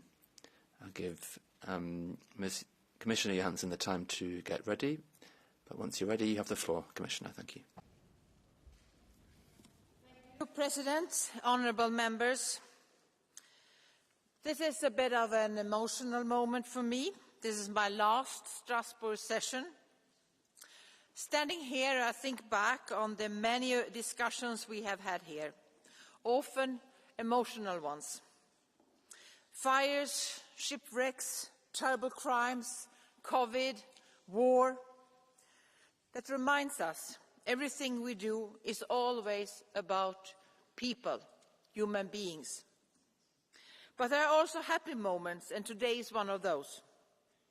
I am convinced that Bulgaria and Romania will enjoy all the benefits of the Schengen area, and I think that will be from the start of the new year. Think about how far we have come. 5 years ago, Schengen enlargement was not on the agenda when I took office. Croatia, Bulgaria and Romania were stuck in the waiting room, even though they were ready. The Commission said they were ready. We have said that we're ready for 13 years. The Parliament said they were ready, but the Council still had to take the decision. But sometimes change can come very quickly. Quickly, but not automatically. We all worked very hard to make this change happen by working together and building trust. Last 2 years have been pivotal. Croatia entered Schengen in January last year. Romania and Bulgaria joined in March this year, and checks first at the air and sea borders were lifted. The decision changed the lives of millions. For Romania alone, 12 million passengers have travelled without border checks and without hiccups. And now we are close to taking the final steps to lifting also the land border controls. Last Friday I was in Budapest. I took part in an informal ministerial meeting chaired by the Hungarian presidency, with the participation of ministers of Interior from Austria, Bulgaria and Romania.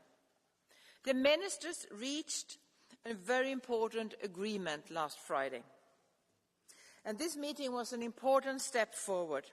The minister committed to put the issue on the agenda for the next Justice and Home Affairs Council in December. And I expect the Hungarian presidency to propose to the Council in December to lift the border controls in the land borders for Bulgaria and Romania from the 1st of January 2025. I expect that this will be actually the case.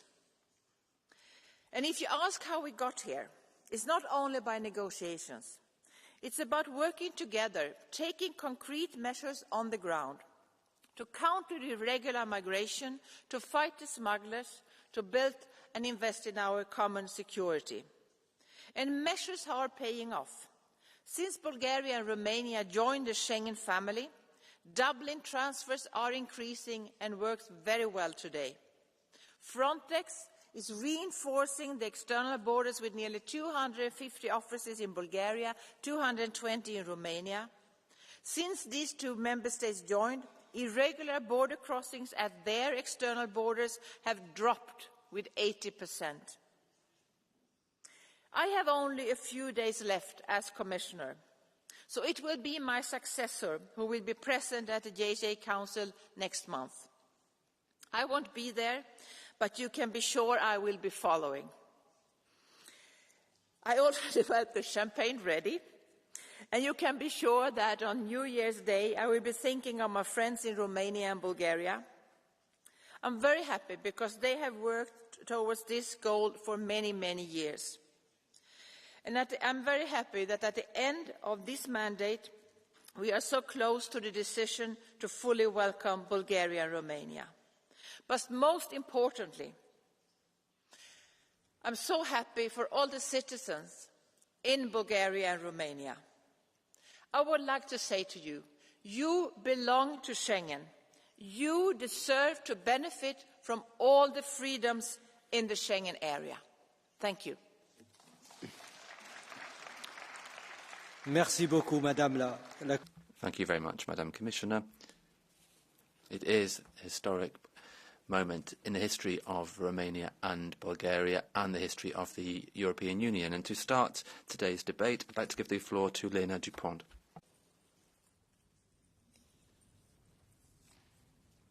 President, Commissioner, soon we will see 3 days in one. One will be a day to celebrate. Finally, after long years of negotiations, after fulfilling the criteria since 2011, after going through the gradual approach, finally, Romania and Bulgaria will be members of the Schengen area, hopefully as of next year. By saying so, we leave no space for the Council. The decision needs to be approved, and we will and cannot accept any other outcome. It will not only mean significant boost for business and travel, for trade and free movement, but most importantly for Romanians and Bulgarians, it means welcome to the family of Schengen countries. Second, it is a day to take stock, critically. It's safe to say Schengen has been in better shape. By now, 9 member states have or will introduce internal border checks for various reasons. But Schengen is not under threat because of the decision of the member states, because of the reasons to take that decision.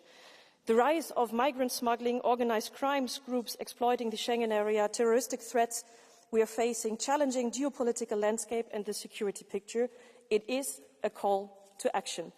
And this leads me to the third day. It's a day to restart and to continue the work of strengthening Schengen by working and delivering on a true European strategy for the internal security, by implementing and further developing the Asylum and Migration Pact in all its facets, by taking up the fight against organised crime, by boosting the capacities and the competences of our security agencies, both at national and European level, by allowing them and finally trust them to do their work, especially in these times. By finally understanding customs as part of our security architecture, by preparing ourselves for a dynamic and rapidly changing security landscape. That will require strength, it will require capabilities and flexibility, but it's time that we deliver on a European Union internal security strategy, that it's worth its name. So we celebrate, but we also roll up our sleeves. It's time for more Europe, not less. Merci beaucoup. Thank you very much. Now for the S&D, Christian Vigenin. Уважаеми господин председател. Chairman, Madam Commissioner, dear colleagues, we are holding this debate while Austria has announced that it is ready to allow Bulgaria and Romania to join the Schengen area on land borders. I would like to thank you, Mrs. Johansson, for your support. It makes sense for this Parliament, perhaps for the last time, to reconfirm its approval and provide additional arguments to finalize the process. Bulgaria and Romania have met all the requirements and are capable of exercising border control. Is not news.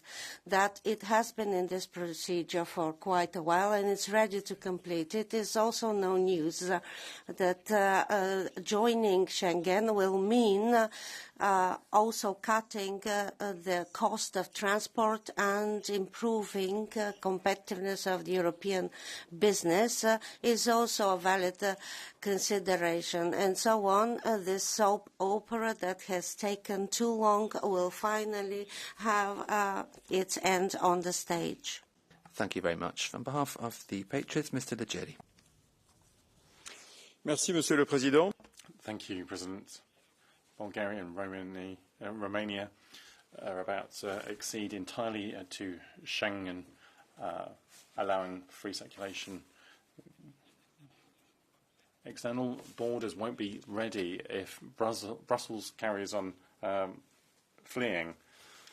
The Commission, including Ms. Johansson, needs to reinforce borders between Greece and Turkey, and they need to finance walls. We need to make sure that illegal migration is stopped. Our nations are at danger. NGOs are causing chaos. We need to pay the right salaries for border control guards. Frontex needs to protect Europe and no longer protect NGOs. Stopping future flows of migration through the east of Europe. We need to make sure that Europe defends its frontiers or it will disappear. Thank you. Merci, Claude. Thank you very much. Claudio Tauziu for the ECR group. Stimați colegi, România Dear colleagues, Romania has met all the conditions to fully accede to Schengen since many years ago. This is a truth that nobody can challenge. However, we have been kept in a humiliating wait at the door of the Schengen area without too many explanations. At the end of the day, after negotiations, postponements and concessions, very serious concessions that Romania has made, we have been we have received the recognition of our right only partially. In this period, Romania's economy and dignity have been poorly damaged. A number of European member states are still blocking the acceptance of my country to the Schengen area. It is unacceptable for land border controls to be extended for another few months. Romania deserves to accede to Schengen, and I am here today because I ask for your support for this objective to become a reality right now. Thank you. Merci beaucoup. Thank you. The next speaker is Fabienne Keller. Pour le groupe Renew. For the Renew Group.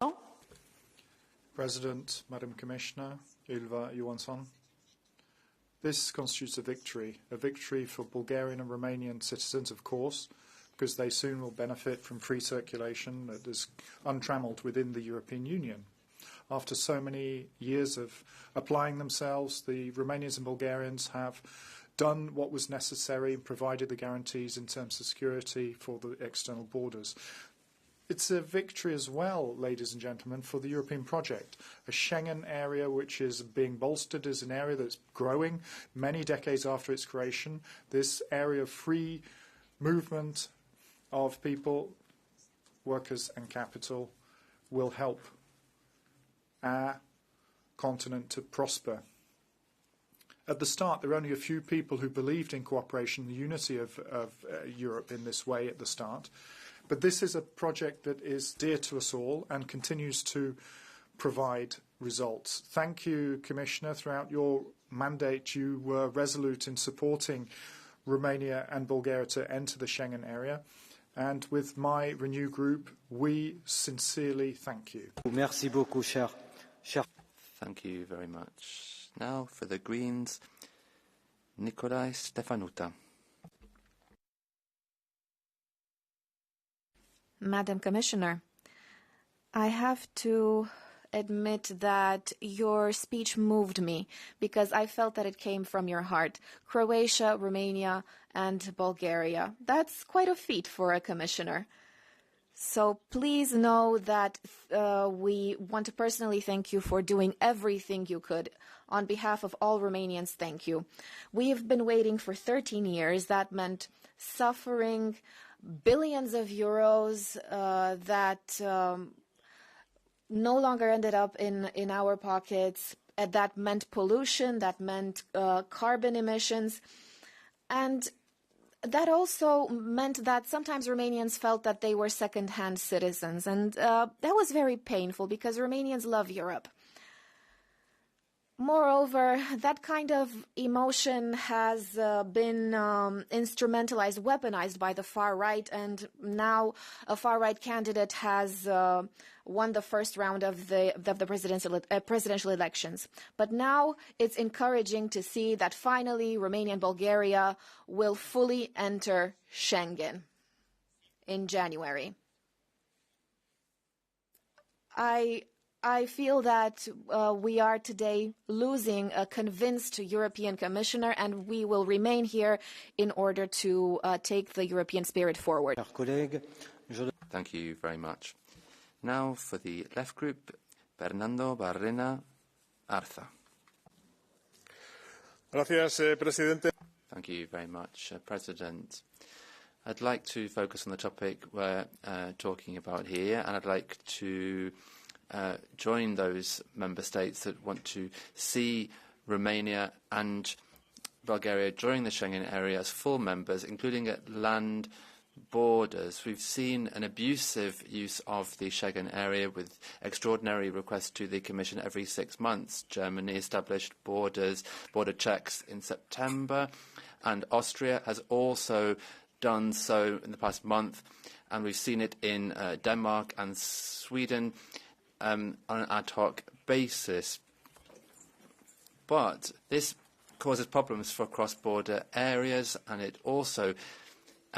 we also need to remember that we're talking about a fundamental right in the EU. It causes serious security problems for the migratory routes, and you've seen this in the Basque Country and as a result of these checks at the border, 10 migrants have lost their lives recently. This is where the credibility and the future of the European Union are at stake. Thank you. Thank you very much. The next speaker is Mary Khan on behalf of the ESN Group. Thank you, colleagues. Last week I was in Sofia with our Bulgarian friends at a party that is on the up and is getting support from citizens because all of Europe is on the up in terms of patriotism. Mass migration is not friendly for Europe. For the last 10 years, it has meant that security is jeopardised and the spirit of Schengen is being destroyed in Europe. Of course, we would like to see an ideal world, a strong, functioning Schengen area. Lots of good ideas have been ruined by left-wing green policy. The external borders aren't safe, so it's irresponsible to get rid of internal borders. You're getting rid of 1,900 kilometres of border controls, and you're opening the door to more illegal migration towards Germany. Schengen wasn't set up in order for illegal migration to come in. This is what people want. People want security in Europe, but this is opening the door to people smugglers. That isn't European. That is bad for all of us. And our Bulgarian partners see this as well. They don't want uncontrolled, unfettered migration. And if Bulgaria is part of Schengen, the route will be more attractive for economic migrants. Merci, Siegfried. Thank you very much. The next speaker is Siegfried Mureșan. Domnule președinte, stimați colegi, la finalul lunii martie a acestui an, România și Bulgaria au aderat la spațiul Schengen cu frontiera aeriană. Thank you very much.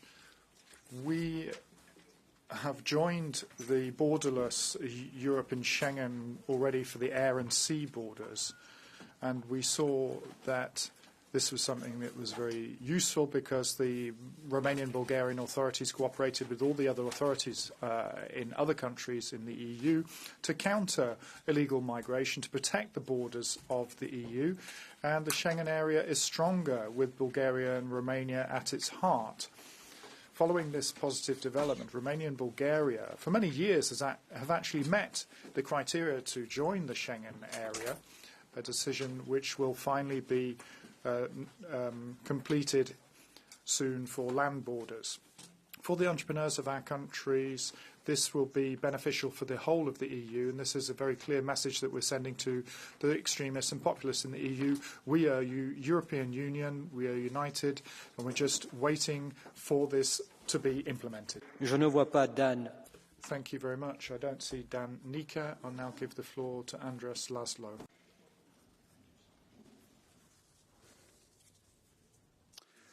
A magyar EU elnökség egy történelmi megállapodás küszöbén áll. The Hungarian presidency marks a turning point. From the 1st of January, Romania and Bulgaria will be joining the Schengen zone. The Hungarian presidency has struggled to ensure that this will happen. The integration of these two countries is important for two main reasons. First of all, the citizens of these two countries, to date, have not been able to benefit from freedom of movement.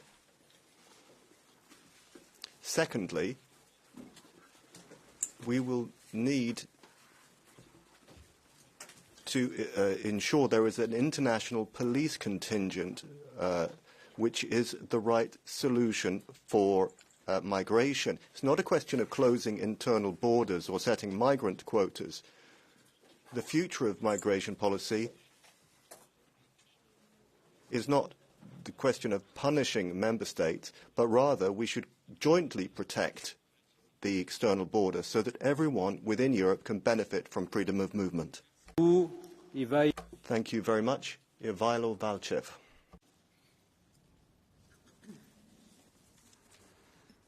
Thank you. Уважаеми колеги, за нас очакваното приемане на България. Ladies and gentlemen, for us, the upcoming accession of Bulgaria and Romania to the Schengen area is a positive development. Positive, but far too late. Too much time has been wasted since Bulgaria and Romania completed or complied with the criteria but were excluded for political reasons. This lost, wasted time has paved the way to enhanced Euro-scepticism in those two countries, as the results of the election in Romania showed clearly last week. Anti-European groups have taken succor from this. So the European Union has awakened the idea that there are first and second-class states. And this is particularly the case when some countries are subjected to additional conditions which aren't designed to serve the common good, but to solve domestic political issues. This is something which must be corrected. Bulgaria and Romania should be given the full support of the European Union in their endeavour. In the case of Bulgaria, this must be accompanied by suitable financing for the building and rebuilding of fiscal infrastructure along the external border of the European Union. If the internal borders of the European Union remain open and the single market defended. Thank you, Mr. Dan Barna. Romanian, of course. În acest Parlament s-a spus de nenumărate ori, România a îndeplinit cu răbdare fiecare. Thank you very much. Romania and Bulgaria have waited with a great deal of patience. They've fulfilled all of the conditions for Schengen accession, but nevertheless, our rightful place has been denied us for 13 years. The most recent veto to be put in was Austria's. That is a contradiction to the EU values, where solidarity, trust and unity are important. We have a joint responsibility to secure our external border, because otherwise we undermine the economic potential of our region, and we deny Romanian and Bulgarian citizens their freedom of movement. Romania has been a trustworthy partner in European integration. Romania has made its contribution in economic and security terms. January the 1st, 2025 is not a desire, it is something that we should consider acquired, because it is just a question of giving us this place that we deserve in the Schengen space. If this is denied once again, it is possibly a reason for the turn to the right in these countries. Thank you, Eric Darkwart. Thank you, President. Thank you, Madam Commissioner. I would like to start by thanking you for the hard work you've done over the last 5 years.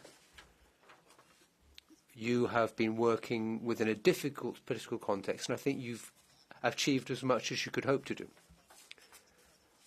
A few things have been left over, but we thank you as well for giving us to work to keep us busy in the next Parliament. When it comes to Schengen, we're talking today about accession of Bulgaria and Romania. This is not only a political victory, it's also a major step forward for more than 55 million people in the two countries who are now able to become full members of this area of freedom of movement and a free legal area. This is important to promote European solidarity. On the one hand, it will enable us to fight against organised crime, as well as the freedom to travel. If at the same time we're to ensure that EU law applies in external borders, it's important that we ensure that we don't allow the law of strength and might to rule on the foreign borders as we've seen up until now. Thank you very much, Mr. Stoyanov. Thank you very much, President. Ladies and gentlemen, the Schengen land borders will be opened to Bulgaria and Romania, finally, on the 1st of January. The criteria have been fulfilled. Schengen has been a good system, but the system is no longer as effective as it should be. Some states, including the Netherlands, have reintroduced border controls, so new border checks have been introduced. The Dublin regulation also creates borders. Richer states have advantages compared to the poorer member states of Europe. We need to put a stronger priority on the external border. We need the necessary logistics, the financial and structural resources to do our job. That's the only way we'll be able to protect the external border. We simply cannot be prevented from doing this. Thank you. Nuro Junco Garcia. Thank you, President. The upcoming accession of Romania and Bulgaria to the Schengen area is inevitable. I hope you're aware of the challenges which Romanian and Bulgarian truck drivers face every time they have to take deliveries to Western Europe. Have you an idea of the impact of this on equal opportunities in those countries in comparison with citizens of other EU countries? At a time in which we're constantly talking about unity, what's the point of maintaining internal barriers within the European Union? Both Romania and Bulgaria have fulfilled all the technical conditions for more than a decade. So what's the justification for continuing blocking their complete access to Schengen? Aren't we falling short of the values which we keep saying we share? Integrating Bulgaria and Romania fully to the Schengen area is not just a technical or economic question.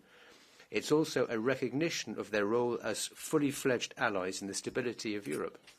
This is why I hope that members of the House will support this measure to extend membership to those countries so that we can reinforce our external borders. Thank you. Merci beaucoup. Andrei. Thank you. Andrei Kovachev. Thank you very much, President. Colleagues, I'm very relieved that the whole saga of the Schengen section of Romania and Bulgaria is finally coming to an end. But unfortunately, it's after 13 years of unfair delays. Over this period of time, the European Commission has repeatedly expressed its desire to put the two countries into the zone. Romania and Bulgaria have completely fulfilled the conditions, and they have shown that they respect European values. But nevertheless, a minority has blocked their entry to the zone. Now, I would like to thank the customs authorities, the border authorities, the Home Affairs Ministry of our country have all contributed to the success in maintaining the criteria. The vetoes depend on ideological reasons and not objective ones, and that's damaged our transport sector. Thank you, colleagues. Mr. Negrescu. România va adera complet la spațiul Schengen începând cu anul viitor. După 13 ani de așteptare, această nedreptate poate fi în sfârșit corectată. Românii vor face. The time has come for this unfair treatment of these two countries to end. And that will be confirmed if the ministers do give the green light for this on the 13th of December. I hope this is the last debate of this type we'll have in the European Parliament. For years now, we've seen constant requests being rejected. And these countries have done their utmost and they've changed legislation. We have been given many millions of euros of funding to complete this accession. In the most recent budget, we have also allocated an additional 10 million for border surveillance and control. I'd like to thank the Commissioner for her efforts on this. It's now clear that Romania is in a position to protect the external borders of the European Union I hope that the anti-Europeans won't endanger this objective. Now, I'd like to thank those of you who've believed us, and I'm convinced that by the end of the year, we should be able to reach our objective. Thank you very much, Petra Steger. Ladies and gentlemen, Schengen has failed. It's failed because it's the uncontrolled mass immigration, and also because of you, your lack of energy in combating mass immigration and protecting the external borders. The only people who benefit from Schengen these days are economic migrants and their traffickers, not citizens. So now we think it's the time to let Romania and Bulgaria in at the same time as the EU leadership completely fails to have a functioning protection of the external border. That's not the fault of Romania and Bulgaria, but the endless saga of this story in the European Union. We constantly have efforts to prevent asylum tourists from entering the zone. It's a complete failure for the European Union. Instead of solving the problem, instead, the EU engages in political horse trading. Austria is ready to give up its veto? Well, why is that? It's because the ÖVP party is in trouble, but is going to get the migration commissioner post. I mean, I think this is a very bad sign for the future. Alessandro Serioni. L'area Schengen è un pilastro. The Schengen area is a pillar of the European Union. Bulgaria and Romania have been wishing to join for some time, and we cannot but appreciate the considerable work which has been carried out by both countries to meet the requirements and to deserve our support. But there is one factor which remains, which we cannot ignore. When speaking about abolishing border controls for them, other countries are bringing them back in because of migration, which is creating a fear which is working against inclusion and which is increasing poverty, economic poverty and intellectual poverty and crime. If we want to really change things, we need a realistic change in direction. We have to control our external borders. We have to cooperate with external countries. We have to open hotspots outside the EU, following the example provided by the Meloni government. Thank you. Kabidov. Thank you. Tanner. Благодаря ви, господин председател. Уважаема госпожо комисар, уважаеми колеги. Thank you very much. Colleagues, Bulgaria and Romania have long since fulfilled all of the criteria for full membership of the Schengen space. And new requirements were set, we have fulfilled them, and we have reformed Europe's migration policy. On the 12th of December, it is high time the member states finally do their bit. At the same time, however, we need to guarantee that the Schengen space functions the way it was designed. Free movement within the EU without border checks. Last year, 9 Schengen member states reintroduced border checks. Renew Group will do everything possible to defend Schengen. We need to ensure their security and freedom for our citizens. We also need to help our economy in these difficult times. Europe's citizens, the citizens of Romania and Bulgaria in particular, are looking forward to this step, which is long overdue. You cannot disappoint us again. Panie Przewodniczący, Szanowni Państwo. President, ladies and gentlemen, colleagues. In the times of international crisis, ourselves, the European Union, must become as close and as solid, as focused on solidarity as ever. While member states are still fighting to become members of the Schengen area, like Romania and Bulgaria, other countries, other member states are trying to reintroduce borders within the European Union. Ourselves, the European Parliament, we need to treat all member states with due respect, honor them as equal partners, and the freedom of movement of persons and goods should be at the heart of the community. This is why we are supporting Romania and Bulgaria on their path towards Schengen. area. The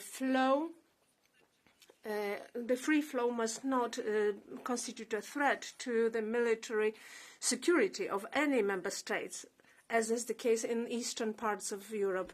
This is why the external borders of the European Union must be waterproof. Thank you very much. Birgit Sippel. Vielen Dank. Thank you. Unfortunately, recent years have demonstrated that member states use debates about the Schengen area as a political football. Cross-border travel is essential for the single market, and it's part of everyday life for more and more citizens. For Romania and Bulgaria, crossing borders is not a part of everyday life. For all sorts of very dubious reasons, they have been repeatedly refused access to full Schengen membership. 13 years ago, the Commission gave them the green light. It would now appear that after all that time, the blocking of certain member states has been lifted. It's essential that the Council take an immediate decision on the immediate entry of those two countries without any further delay. At the same time, we must protect border-free movement within the European Union, amongst other things, by removing numerous countries which have domestic border controls. The Schengen area is essential for our economy and jobs, but also for people and for our European society and cohesion. Thank you very much. Marieke Ehlers. Dank u wel, voorzitter.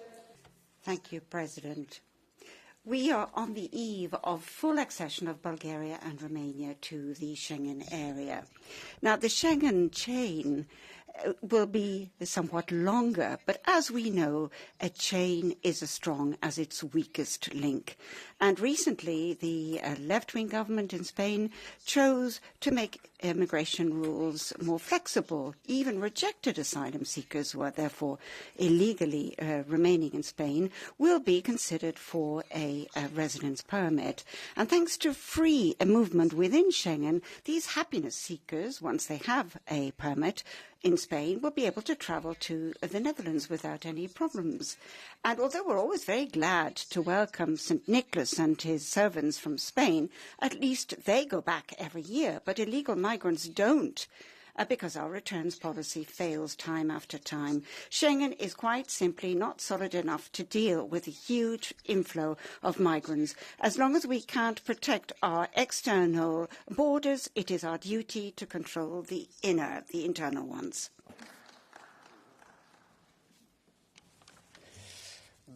Domnule președinte, doamnă comisar, dragi colegi. President, Commissioner, colleagues, it's to be welcomed and necessary that Romania will accede to the Schengen space 13 years after unjustifiably having been insulted and refused. That's not a concession, it's a right that we have been denied for much too long now. Now, we've seen all sorts of political calculations, we've seen a lack of respect for European rules and a lack of respect for Romania. We've seen all sorts of absurd criteria imposed upon us. The border between Romania and Bulgaria and Romania and Hungary are going to remain in force for another 6 months. And other member states are still planning to introduce border controls. Schengen needs to be reformed, but it shouldn't be done through exclusion and discrimination, but rather solidarity and respect. Romania and Bulgaria have shown that they're part of the solution, not part of the problem. Thank you. Merci beaucoup. Ilan. Thank you very much. Ilan Kyukchuk. Господин председател, ако мога да имам едно пожелание към себе си преди новогодишните празници. Well, it's more, it sounds like a Christmas list, but this will be my last speech on the accession of Romania and Bulgaria to Schengen. For about 11 years now, I've been making speeches on this subject here in the European Parliament, but I wanted to express my deep thanks to my colleagues here in the Parliament. My colleagues here in this House have helped to find a solution not only in the interests of Romanian and Bulgarian citizens, but in the interest of the European project as a whole. I would like to thank our Commissioner as well. We know how long the path here has been, but the question is, who benefited from the exclusion of Romanian and Bulgarian citizens from Schengen? Who really benefited? Did it make the European economy more competitive? Did we find we solved the big security problems on the external borders by keeping Romania and Bulgaria outside Schengen? No. Quite the contrary. Thanks to our efforts, Schengen will be stronger. Now we need to confirm once again that we have learned the lessons. Otherwise, it would be a big shame. Thank you very much. Emil Radev has the floor. Благодаря, господин председател. Уважаема госпожо комисар, уважаеми...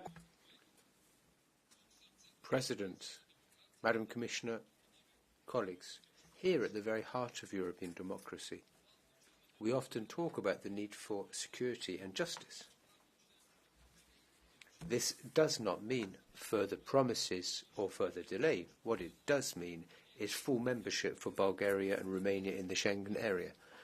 For us, the doing away with border controls on the 1st of January is not just a technical measure. It's also a real-time test to see whether the European Union can act on the basis of its promises. We've been waiting for a long time. We've been able to prove that we're reliable partners. Hundreds of border control officials responsible for the protection of our external border are proving this on a daily basis.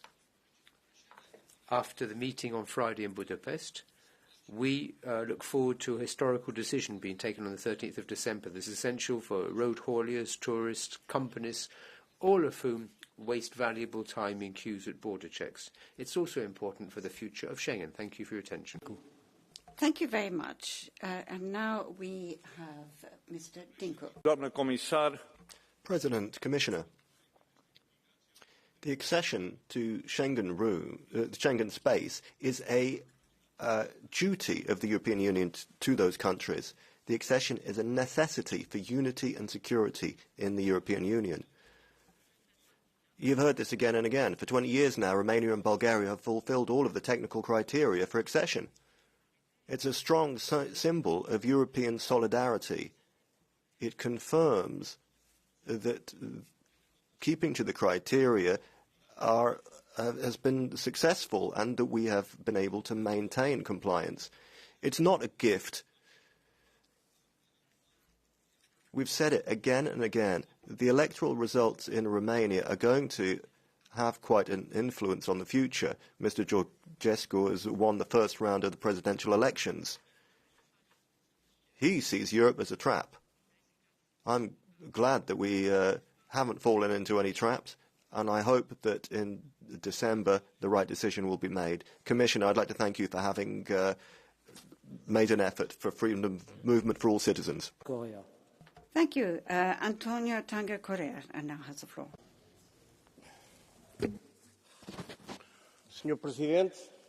President, Madam Commissioner, well, it's a simple question of justice when it comes to Bulgaria and Romania's accession to Schengen.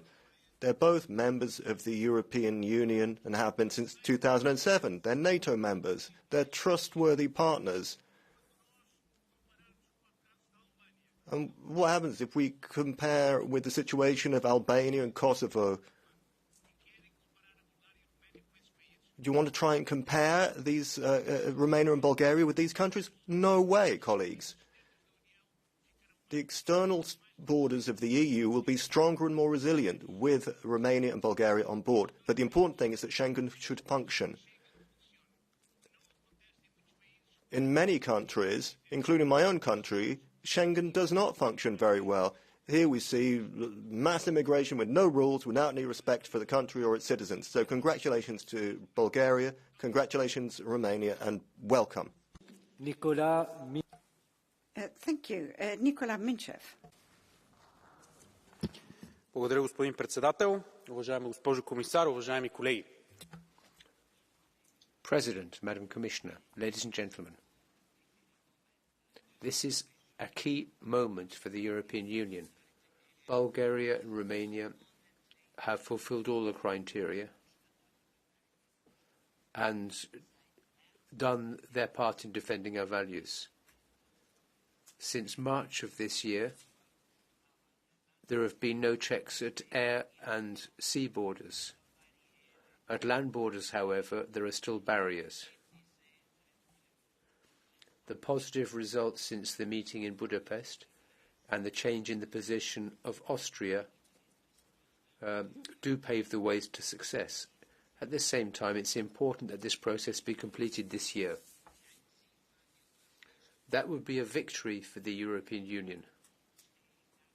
As a convinced European, I'm convinced that this would be to the benefit of Europe. I'd like to thank Monsieur Johansson for ensuring that this be part of our bag of Christmas presents. And I wish you all the best as well for your last few days here in Strasbourg. Colleagues, I have always taken every opportunity in every interview to say I will be the first to celebrate when Romania and Bulgaria finally can join the Schengen zone. And now this is in tangible reach.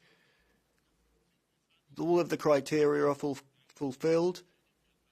It is not the truth that people have been trying to keep Romania and Bulgaria out. The question is that the number of illegal border crossings did not make it possible to do this earlier. It was the European level as well. It was not just Romania and Bulgaria's fault that the times have been difficult. It's the European Commission that needs to work hard to reduce the numbers. Thankfully, those numbers have been reduced. The Austrian Interior Minister has insisted on reducing the number of illegal crossings. Previous generations have brought about open borders for the rest of Europe, and now it can be extended. Protecting the external border now is a common task. Thank you very much. Now we have Sunčana Glavak. Thank you very much, Mr. President, Commissioner, colleagues. Full accession of Bulgaria and Romania to the Schengen area is a question of justice, and it's of strategic importance for EU. Technical conditions have been fulfilled in 2012. Your path was long, full of challenges, political challenges. As a Croat, I understand well what this will mean for your citizens. Membership of Schengen is strengthening the safety environment of the EU, regardless of the skepsis from one or the other side, the left or the right side, I would say. Despite its challenges, Schengen encourages strengthening of common mechanisms, and safety measures should not, however, impinge on the freedoms of Schengen. For Bulgaria and Romania, joining Schengen means equality and membership of Europe in full. 2 years ago, I awaited New Year's Eve, lifting up the ramp that never existed after that on my border, and that is what I wish for you as well.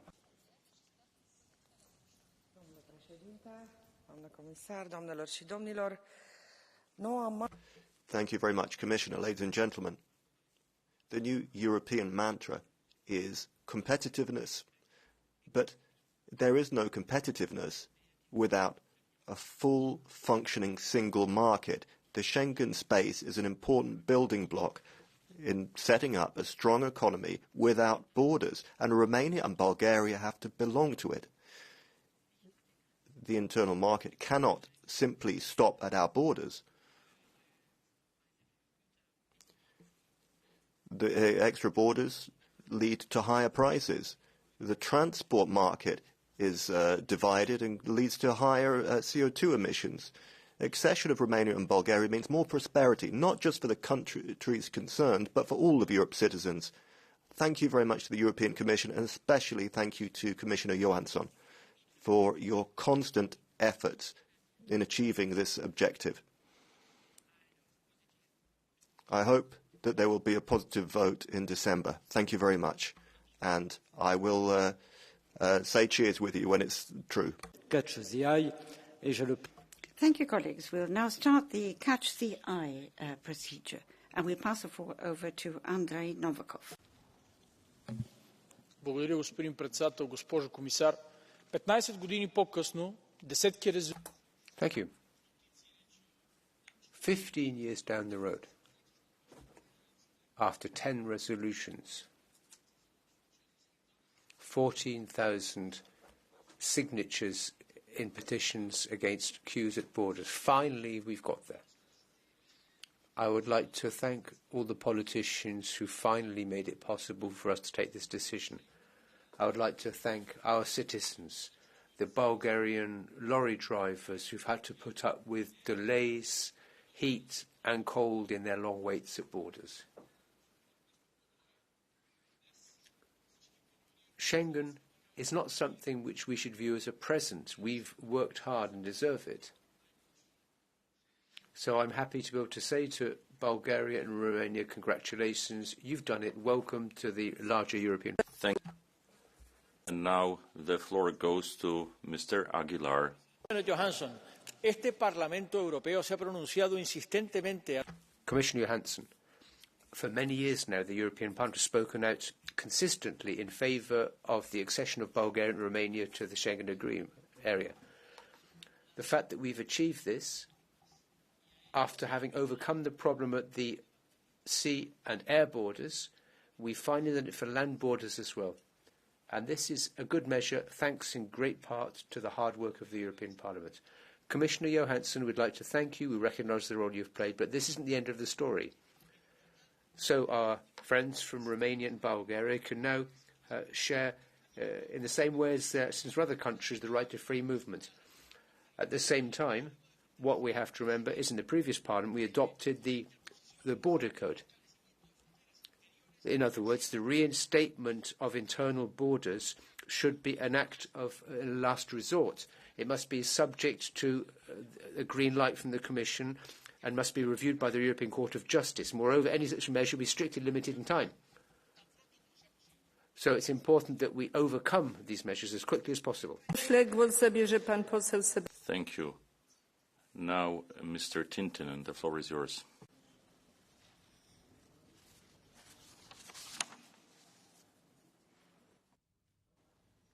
Arvoisa puhemies. Madam Chair, Austria is going to lift its long-standing line of opposing to the accession of Romania and Bulgaria, and the border checks are going to be lifted from the land frontiers. That is a good principle, but we must not be naive. Member states must have the rights and means to defend itself from illegal immigration, Russia's threats and other threats. And that is why Germany and other countries have reinstigated the internal border checks. And they are not a bad thing, quite the contrary. They promote the security of all EU countries. If somebody considers the fact that they have to show passport when crossing the border, we may have to ask who has to be worried, a normal citizen or the criminals or the illegal persons who stay in the country. Thank you very much. Mr. Lucas Zipper.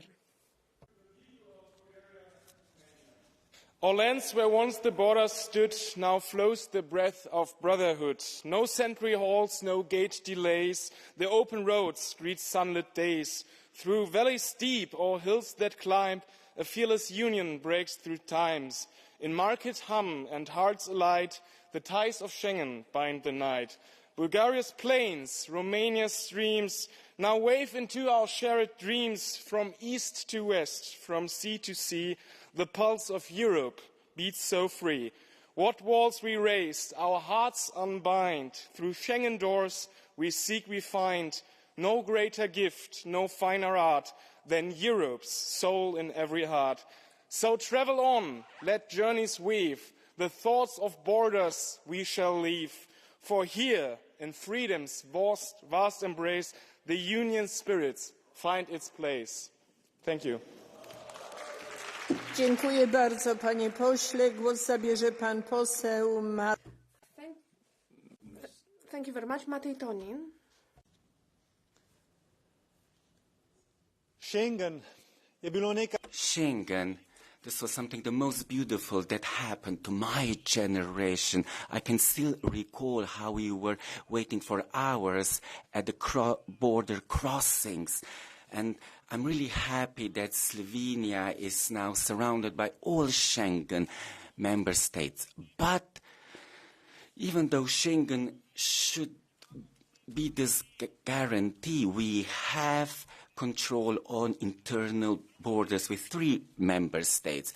And Schengen was the most tangible achievement that people felt on a daily basis. This was a positive achievement of our European Union. And I think this achievement is under threat. And you know why? Because of poor migration management. Poor migration management has led to border controls. This is why I do expect from the Commission that will be informed tomorrow that they actually set up the Schengen that was meant to be with Bulgaria and Romania inside. Thank you. And now Svetlina Penkova will take the floor. Госпожо председател, госпожо комисар, уважаеми колеги, България и Румъния ще... Thank you, President. Commissioner, ladies and gentlemen. Bulgaria and Romania as part of Schengen. That's important not just for the region but for the whole of Europe. More than 10 years ago, we had already provided evidence that we were credible partners, that we fulfilled the criteria, we updated our border facilities and proved that we could do the job. Schengen is the gateway to freedom and justice, equality, and this is something our people have earned. Integration is a problem throughout Europe, and this requires joint solutions. Bulgaria and Romania are part of the solution. Bulgaria is important to Europe. Europe needs Bulgaria, Schengen needs Bulgaria. The idea of keeping Bulgaria and Romania outside the Schengen area undermines both our legislation and the principles of the European Union. The time has come now for justice. Time for us to do away with barriers.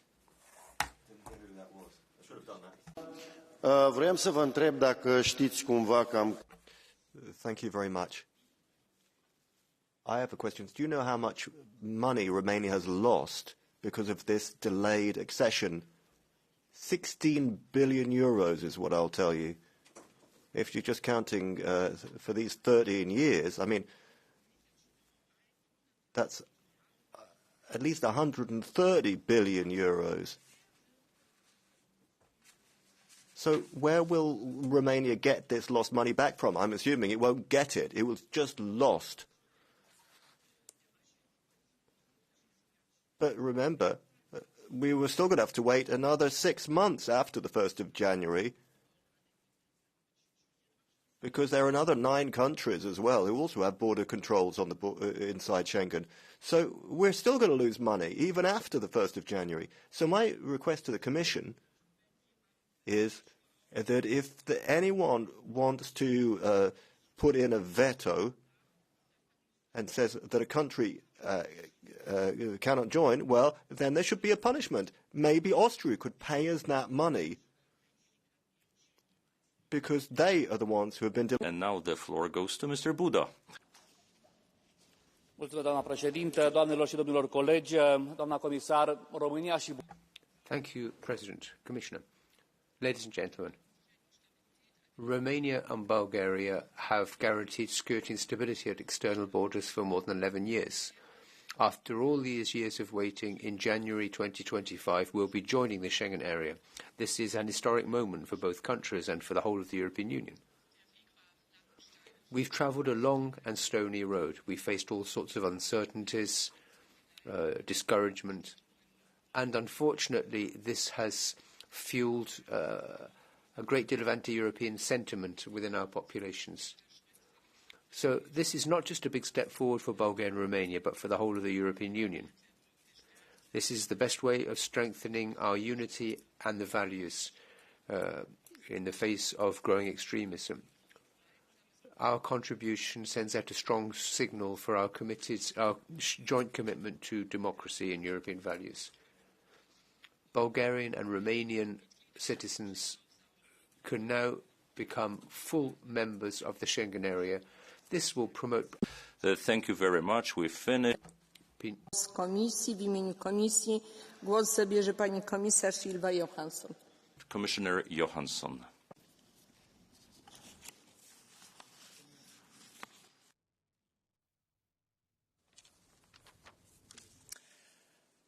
Thank you. Thank you for putting this debate on the agenda.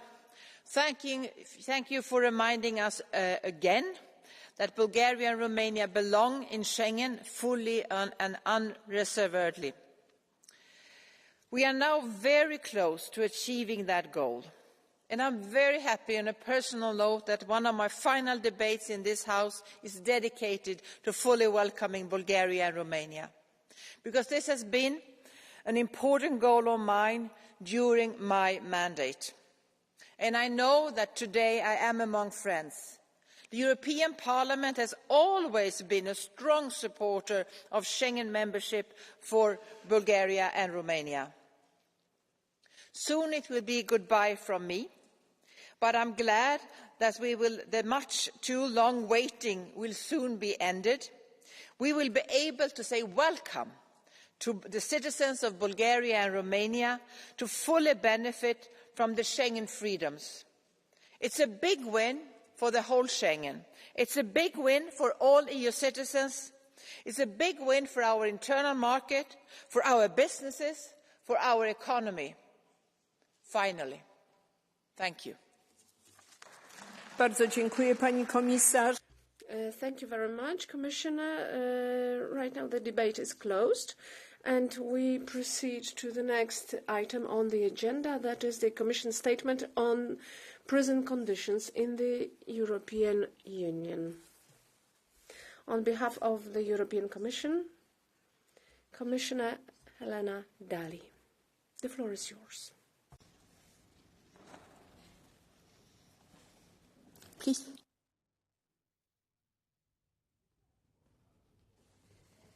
Thank you, President. Honourable members, I thank this House for putting the situation of prisons in the EU on the agenda of this plenary.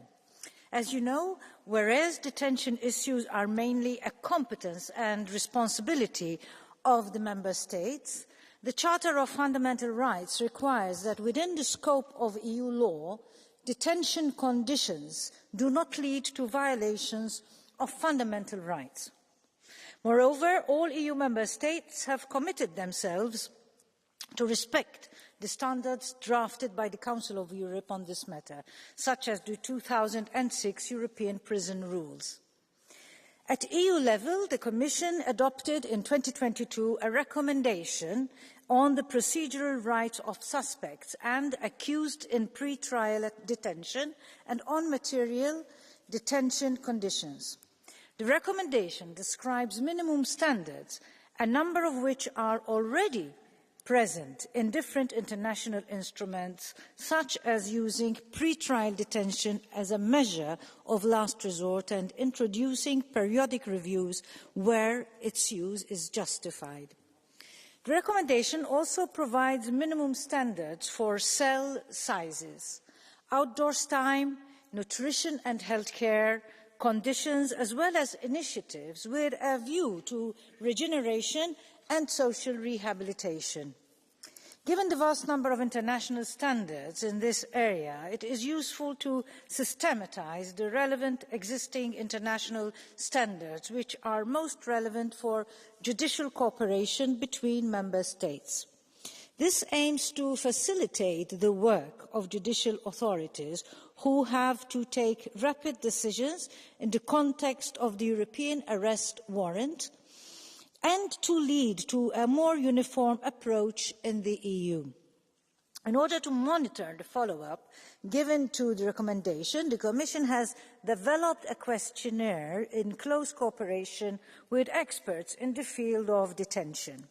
Member States were expected to inform the Commission on their follow-up to this recommendation by the 1st of October, and we are still waiting for the replies of some of them. Once all Member States have submitted their replies, the Commission will assess the measures taken at national level and submit a report in the course of next year.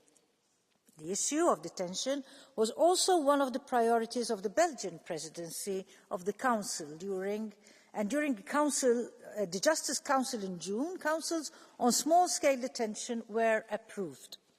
These conclusions focus on the advantages of so-called small-scale detention facilities in terms of re-socialisation and rehabilitation, and call upon Member States and the Commission to take further action to promote this concept.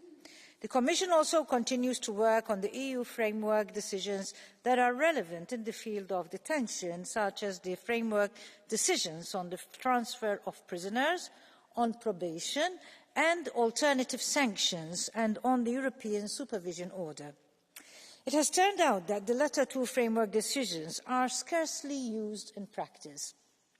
To better understand the functioning of these instruments and to examine whether and how best these pre-Lisbon instruments could be modernised, a study has been launched this year and it should be completed by autumn of next year.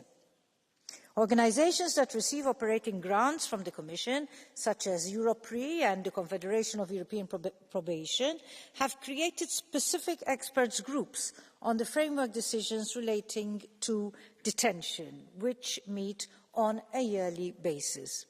Numerous action grants funded by the Commission have also been dedicated to awareness raising and support in the practical application of the EU instruments which I have just mentioned.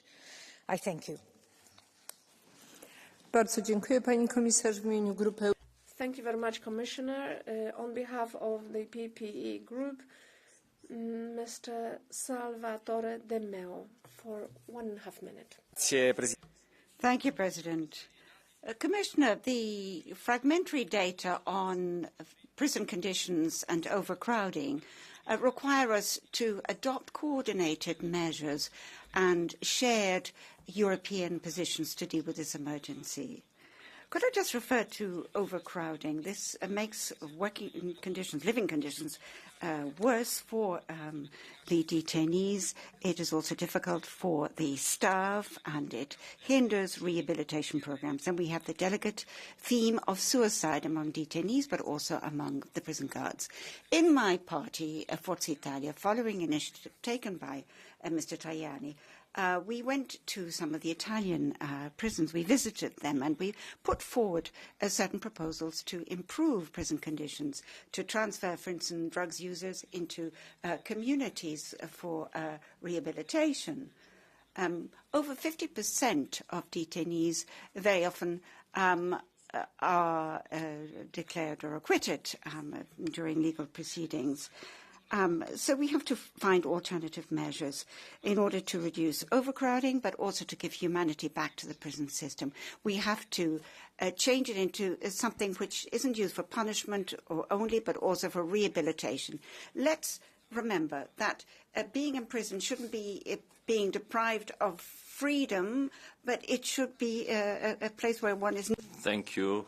And now the floor goes to Mr. Rutolo on behalf of S&D Group. 1 minute. Grazie, Presidente. Grazie. Thank you, President. The degree of civilization of a country can be evaluated by going into their prisons. Now, according to Eurostat, in 2022, there was one detainee for every 900 and something inhabitants. And there was a considerable overcrowding, which is the reason why the suicide rate is so high, which is why there are no statistics in the EU. In Italy, as of the beginning of 2024 up to now, there have been 81 suicides, one every 4 days. Now, needless to say, we're against impunity, but we would like to see people pay their debt to the judiciary. Everybody should pay their debt. White-collar crimes should be punished as well. So it isn't acceptable that in the prison in Naples there are 2,103 detainees instead of 1,400. Do you think that this is civilized? Do you think that detainees and guards should live in these conditions? It's too easy just to lock the door and forget about these people. Thank you. Thank you. And now, on behalf of the PFI group, the floor goes to Mr. Vallet. Thank you, Madam President. You might not be very happy to hear this, but prisons aren't Club Med. Their role in France and elsewhere in Europe is not to pamper their prisoners, but to protect society. While prisoners are inside, they can't do any damage outside. By protecting prisons, we protect our victims. So we keep hearing that prisons are collapsing because of a lack of cells. You don't have to be an expert to understand that providing single cells, protecting wardens and the full length of sentence is an importance. It's important that prison wardens be protected by reauthorising searches before prisoners are able to meet family members, which is a very dangerous time for wardens. It's also important that prisoners work so as to help them reinsert, but also to provide compensation for their victims. In France, one quarter of places in prisons are occupied by drug dealers. Thank you very much. On behalf of Renew Europe, the floor goes to Mr. McNamara for 1 minute. And the Council of Europe's 2023 annual report on prison populations noted Cyprus, Romania, France, Belgium, Hungary, Italy and Slovenia all grappling with severe overcrowding, with a prison density of more than 105 inmates per 100 places available, with Ireland, Portugal, Finland and Denmark not far behind. Cork Prison, in the constituency that I represent, is already at 120% capacity, with 60 of its 355 inmates sleeping on the floor. Of course, those levels of overcrowding make the prisons extremely dangerous, not just for inmates, but also for those who work with those inmates. Yet we hear the government talking about, or government parties as they campaign, talking about increasing minimum sentencing. I mean, the question arises, where are you going to put these inmates? Who is going to be Barabbas? Who is going to be released instead? Instead of just talking about more prison spaces, which, yes, are needed, we also need to ensure that there are less people serving short-term sentences and prisons don't become a place where we're housing people with addiction problems and mental health issues. Fundamental reform is needed of our prisons across Europe. Thank you, Madam President. Thank you very much. And now, on behalf of the Greens and the European Free Alliance, the floor goes to Saskia Brickmont for 1 minute. Catastrophic. That is the situation in Europe's prisons. In 12 different countries, there is overcrowding. It's up to 200% overcrowding in some prisons. So these are old prisons, they're overcrowded, there are hygiene problems, there's a problem with dignity, access to care, rights, and the kind of work that needs to be done to prevent repeat offences and radicalisation. Well, new prisons are being built, but more places end up with more prisoners filling them. The mega prison in Harran is one example. The prison wardens go off on strike. They have terrible working conditions. The fundamental question is, what vision of society and what model for prisons do we want? For 5 years now, I've been calling upon the EU to set up a common binding framework for prison conditions. It's very serious that in 2022 our governments refused to consider such a thing. It's bad for the prisoners, it's bad for judicial cooperation in Europe and bad for the rule of law. European law has to be the ultimate guarantor. Thank you. And now, on behalf of the left group, the floor goes to Madame Salis for 1 minute. Grazie, Presidente. Thank you, President. Benito, Musa are names which aren't known. Vincenzo, Federico, Giuseppe, Pasquale. These are names which aren't known. Salvatore, John. All of these names are unknown. Salvadore, Abdagil, Atef. They're all unknown. Luca, unknown. Name unknown. Name unknown. Giuseppe, Luzim, Alessandro Patrizio, unknown name, Fabiano, Fabrizio, Vincenzo, Fedi, Youssef, unknown names, Giuseppe, Mayon, unknown name, Francesco, Ali, unknown name, Giuseppe, Alim Vasili, unknown name. 1 minute would not be sufficient to list all the people who committed suicide in Italian prisons. Thank you, Madam. And now the floor goes to Mr. Don Nascimento Cabral. 1 minute on behalf of EPP. Thank you very much, Madam President, Commissioner. Conditions in prisons are a major concern when we think about the dignity of the human being. In Portugal, half of prisons are overcrowded. There's obsolete infrastructure. They're all worn out. There's a lack of access to health care, and the prison guards are overloaded. We need to get new people into the profession. There are new technologies being used and pilot projects. In Ponta Delgada in the Azores, it's got an occupation rate of 120%. The conditions are subhuman. And there's hundreds of people who have to be transferred from the islands to the Portuguese mainland, which puts them in a situation of isolation from their families and makes rehabilitation more difficult. That is the whole point of prison. This situation has to end. The promises have been made for more than 2 decades now, and nothing has been done. We now need to ensure that the new government builds a new prison in 2027.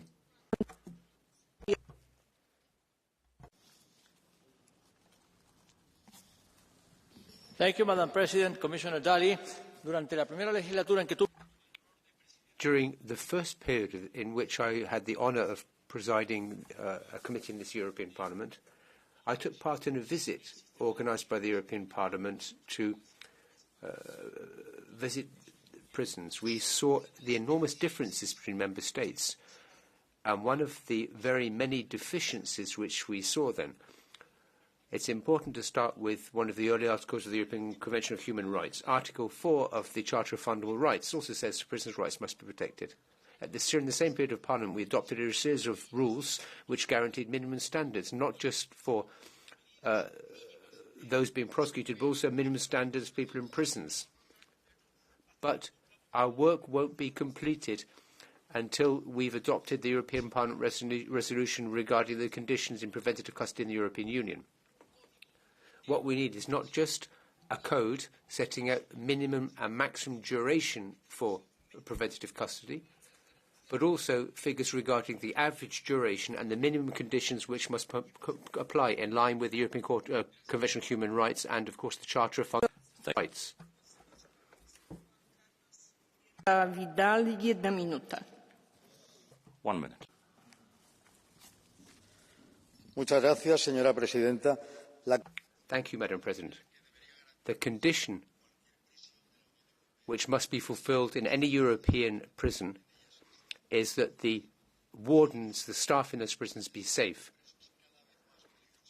Prisons in Europe are now occupied by increasingly dangerous prisoners. Every day we hear in the news about attacks on the wardens.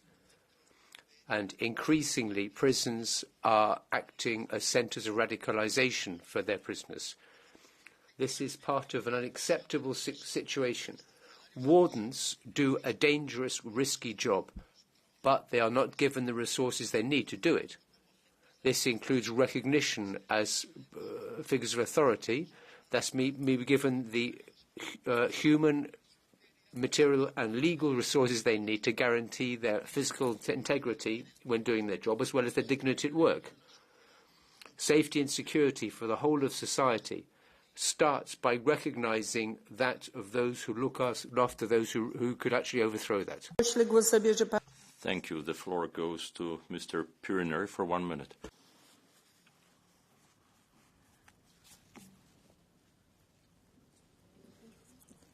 Pan poseł jest nieobecny w związku z... is absent, so now the floor goes to Madame Strada. Oh, no, you're here. The floor is yours, Mr. Plenary. Madam President, Commissioner, for many years in Bavaria, I worked as a prison doctor in a ward. I was manager of a ward. The current accusations of torture against the Bavarian prison of Augsburg-Gabelingen are a shock to me. They also talk about abuse and inhumane conditions. In Germany, it's a federal country, so the regions are responsible for prisons. In Bavaria, there seem to be problems. We need more transparency in prisons. When restraint is used or high-security cells are used, there need to be better controls by prison doctors. For these prisoners, there could be a right to consult a lawyer. Prison commissioners who work as neutral and independent interlocutors for the judicial administration can be a useful resource to deal with abuses. I'd also remind you that this is under the subsidiarity principle, so Germany can deal with this without any EU rules. So Bavaria, do your work, then we don't need any EU rules. Thank you, and now the floor goes to Madame Strada for 1 minute. Grazie, Presidente. Thank you, President. Commissioner, colleagues, despite the rulings of the European Court for Human Rights and the resolutions of Parliament, overcrowding in prisons, the degrading and inhuman condition of prisoners exists throughout Europe. 110% of posts or places are filled in Italy. There were practically 2 suicides per week last year. Now, as happened in many cases, this can be considered to be a torture, a violation of the Nice Treaty, and it can lead to the deterioration of relations between detainees and guards. It hinders vocational training and integration programs. There are solutions, alternative measures to prison for minor offences, reintegration and rehabilitation programs for youth so that they don't go back into prison as adults. We have to look into the European standards for the conditions to apply to detainees. Thank you. Thank you very much, Mr. Sanchez, for 1 minute. This debate on conditions in prisons in Europe is quite interesting. In many countries in the world, there's still a clear vision of good and evil. Prison is a place for punishment, a harsh place where people are sent because they've behaved badly, and where people are treated as somebody who's guilty. Many European countries seem to have more consideration for those who are for perpetrators and victims. I'd like to remind you, for example, of the the organisation of like a TV game where prisoners in Friend Prison were out on go-karts. In many prisons, criminals continue to traffic drugs from inside, as well as radicalising others.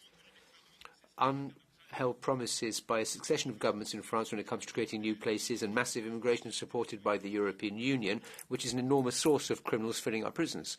The time has come back to bring double sentences, minimum sentences, to send prisoners back to their countries. Prison should no longer be a dumping ground. Prison wardens are doing a very difficult job, and they're simply ignored. They're not given the resources they need to maintain discipline. They're expected to show greater consideration for prisoners and for victims. Thank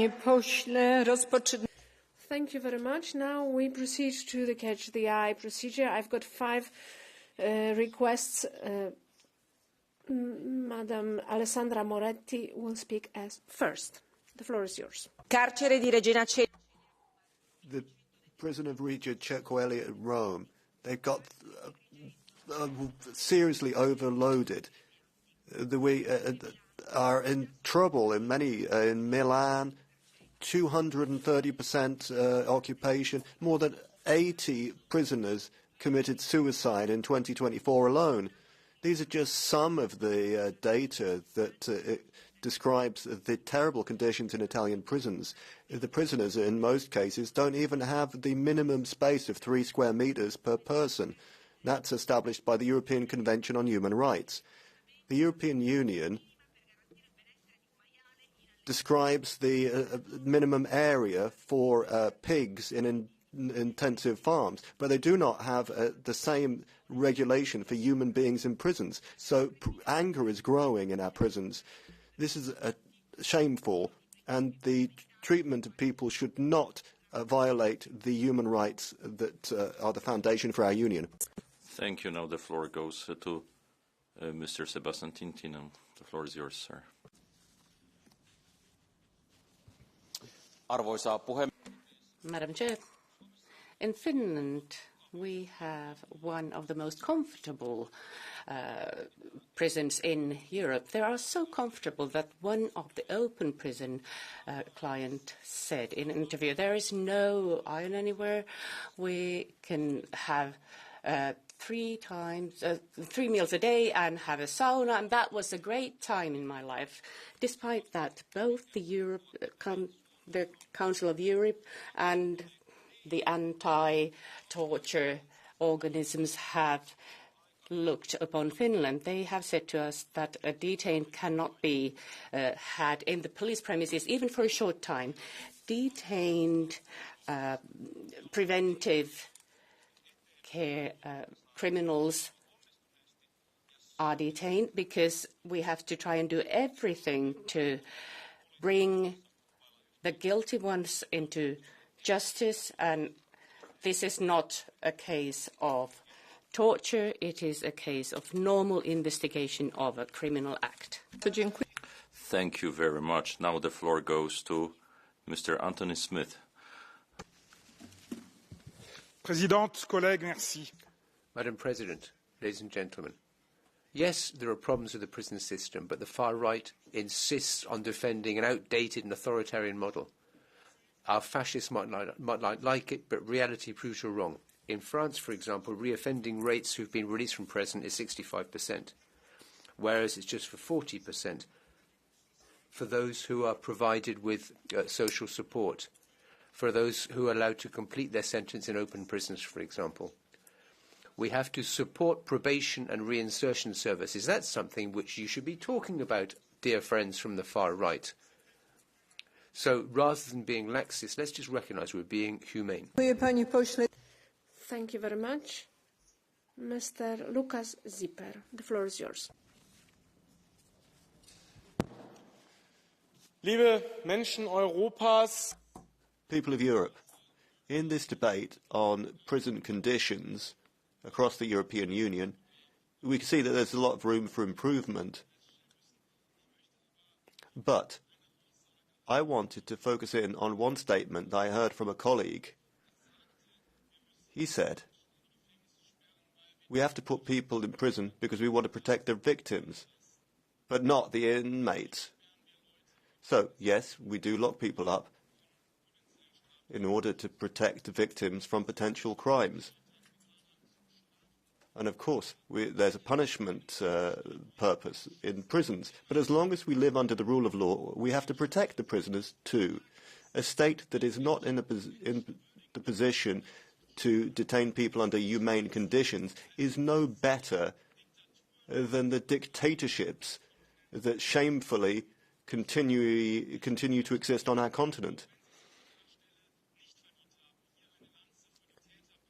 So even the people who commit crimes deserve human detention. Thank you. Mr. Diego Solier will take the floor. Buenas. ¿Qué puede ser más? Good evening. What could be more dangerous than trying to negotiate with rapists and murderers? That's what I think. How is it possible that prison wardens are not listed as a risk profession? How is it possible that they're not given the status of holders of authority in Spain? Every 6 hours, a prison warden in Spain is attacked. But apparently they're not part of a risk profession. Prison wardens have to wait till they're 65 to achieve full retirement rights. Whatever happens with the police, they're treated differently and their pay is different for the same work. There is no equality. governments legislate to protect prisoners. They must also legislate to protect wardens. Otherwise, the world is upside down. Thank you. And now, on behalf of the Commission, the floor goes to Commissioner Dalli. The floor is yours, Madam Commissioner.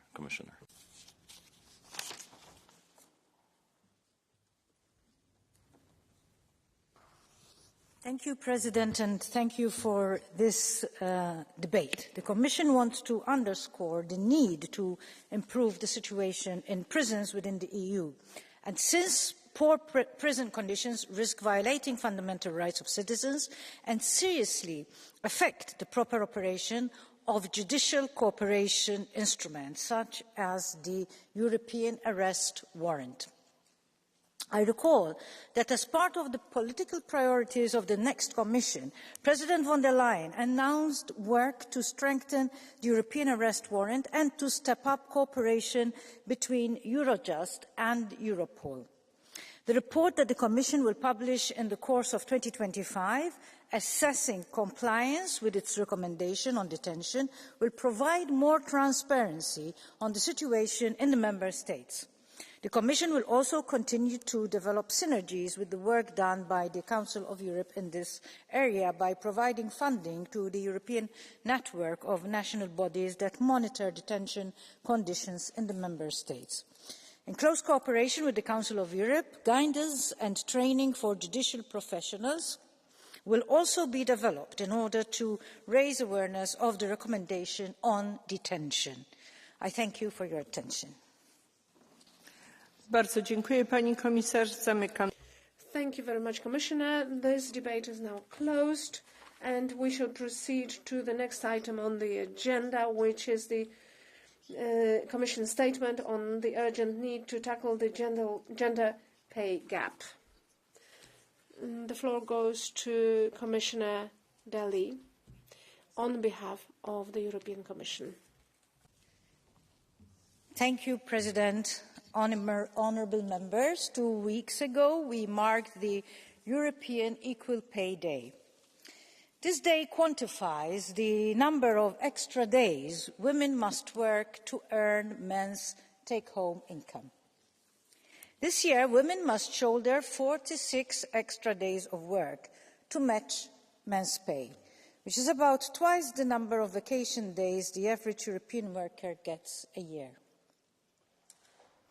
During this Commission's mandate, we reduced the gender pay gap by the equivalent of 5 days, and I augur that during the upcoming mandate, it will be shrunk further.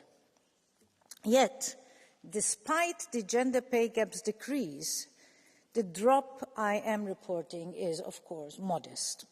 Women's gross hourly earnings remain, on average, 12.7% below those of men. And at the current rate of progress, we would need another 28 years before achieving pay equality for women and men in the EU. The gender pay gap is caused by various differences between women and men in pay systems. The new European legislation on pay transparency was developed to usher a new era of fairness. It is expected to empower workers to claim their rights by finally giving them access to the information they need and alleviating administrative obstacles. It will also trigger action by companies to address the systemic undervaluation of women's work and address structural discrimination in pay. Effective implementation is now key. I stress that equal pay is not only about equal pay for men and women carrying out the same job. It is also about equal pay for work that appears to be different, but in fact requires comparable skills, efforts, and responsibilities, and is therefore worth the same. We will put extra effort in supporting the proper application of the principle of equal pay between men and women for work of equal value in the Member States. We have had the principle of equal pay in our treaty for 67 years, but it proved not effective in practice, as you know. The Pay Transparency Directive changes this as it puts forward tools, mechanisms and obligations to address lingering discrepancies. We are supporting the development of tools and methodologies for employers to detect and correct any unjustified gender pay differences. A solid methodology to compare jobs of equal value will be essential. To support this development, the European Institute for Gender Equality is developing a step-by-step toolkit on gender-neutral job evaluation and classification systems, which will be accessible online at the beginning of 2026. But putting in place pay transparency is, of course, not the end of the story. The upcoming European Equal Pay Day reminds us of how much work must be done to address the other causes of the gender pay gap. Among these other causes are the underrepresentation of women in decision-making positions, gender stereotypes about the roles of women and men in society, an unequal sharing of domestic and care responsibilities, and the perpetuation of inequalities in pension systems. I recall that during this Commission's mandate, we addressed several of these other causes, as you know. We ensured other achievements, the adoption of the Directive on Gender Balance on Corporate Boards in 2022, the increase of female representation on the boards of EU's largest listed companies will give many qualified women a real chance to reach a top position. It is, however, not enough to have women in top positions or equally represented. Women must have a safe and supportive environment to thrive professionally and take on leadership positions within their organisations. The support can include mentoring programmes, inclusive and family-friendly work arrangements, and the assurance of a safe work environment free from internal and external harassment. This goes hand in hand with fighting deeply ingrained stereotypes which are often used to question women's skills and competences. Such hostile environments cause many women to leave public office. We have also put substantial efforts into fighting harmful gender stereotypes. We have developed an EU-wide communication campaign. The campaign tackles gender stereotypes in all areas of life, career choices, sharing of care responsibilities and decision-making. We invite you all to share the campaign material with the hashtag End Gender Stereotypes. But if we want to give women an equal opportunity to participate on the labour market and value our contribution in achieving a competitive European economy, we must create the adequate structures for care responsibilities to be used equally by women and men. Women continue to bear the brunt of household and caring responsibilities, making them leave the labour market or work less hours. Currently, 7.7 million women are unable to join the labour market due to a lack of available care services, even though they are qualified and even though it is not their choice to not be in the labour market. But because of these care responsibilities and the lack of care services, they are not in the labour market. In 2023, the employment rate for men stood at 80.4% and for women at 70.2%. The gender employment gap is wider when considering full-time equivalent employment. The share of women in part-time work is much higher, 27.9% compared to 7.7% for men in 2023. And even wider among employed women with children, 31.8% compared to 5% in 2023. This matter is addressed in the Work-Life Balance Directive and the Care Strategy. The work-life balance rules improve the conditions to balance work and family choices to achieve a better sharing of domestic and caring responsibilities between women and men, and to create the conditions for women to enter or remain in the labour market. It does so by designing family leave and flexible working arrangements. We are pursuing work on enforcement to ensure the correct implementation of this directive in all member states. Through the European Care Strategy, we also urge member states to invest in high-quality, affordable and accessible care. Available care services allow both women and men to engage in paid work. Strong public care services not only enhance women's participation in the labour market, but also provide employment. And finally, we must keep in mind that all the inequalities women face during their working life culminate at old age. In 2023, the gender gap in pensions stood at over 25.4%. One of the objectives of the gender equality strategy is that women receive fair pensions. The Commission included the gender dimension in our triennial pension adequacy report prepared together with the Social Protection Committee. These efforts will need to be stepped up and sustained during the coming years. And my mind is at rest looking at this House this evening, where I can see many of you who were a great support to the Commission's work. And I really thank the Parliament for pushing us harder so that we could achieve what we have so far achieved. And I am sure that seeing your faces here, familiar faces, that you will continue doing this so that we can achieve more and more. Thank you so much for your work. Thank you. Bardzo dziękuję, pani komisarz. Thank you very much. And now on behalf of the EPP group, the floor goes to Madame Maletti for 2 minutes. Ευχαριστώ, κυρία Πρόεδρε, κύριε Επίτροπε, αγαπητοί συνάδελφοι. Dear Chair, dear Commissioner, dear colleagues, is there someone in this room that could adequately explain to me why a woman is paid less than a man for the same job, even if she is more qualified? If we quantify how much less women are paid per year, we shall see that they amount to a month and a half of salary. Would you like to work a month and a half without getting paid? Do not put this down to the fact that women negotiate less about their pay, or about the fact that at some point they will have to stop working in order to take care of their babies. We hear this often, but this is what reproduces the problem. We are a day after the International Day to eradicate violence against women, and yet we have here another violent inequality. But in order to achieve this, we do not have to have some complex political strategy. It's simple. Men and women should get paid the same for the same work.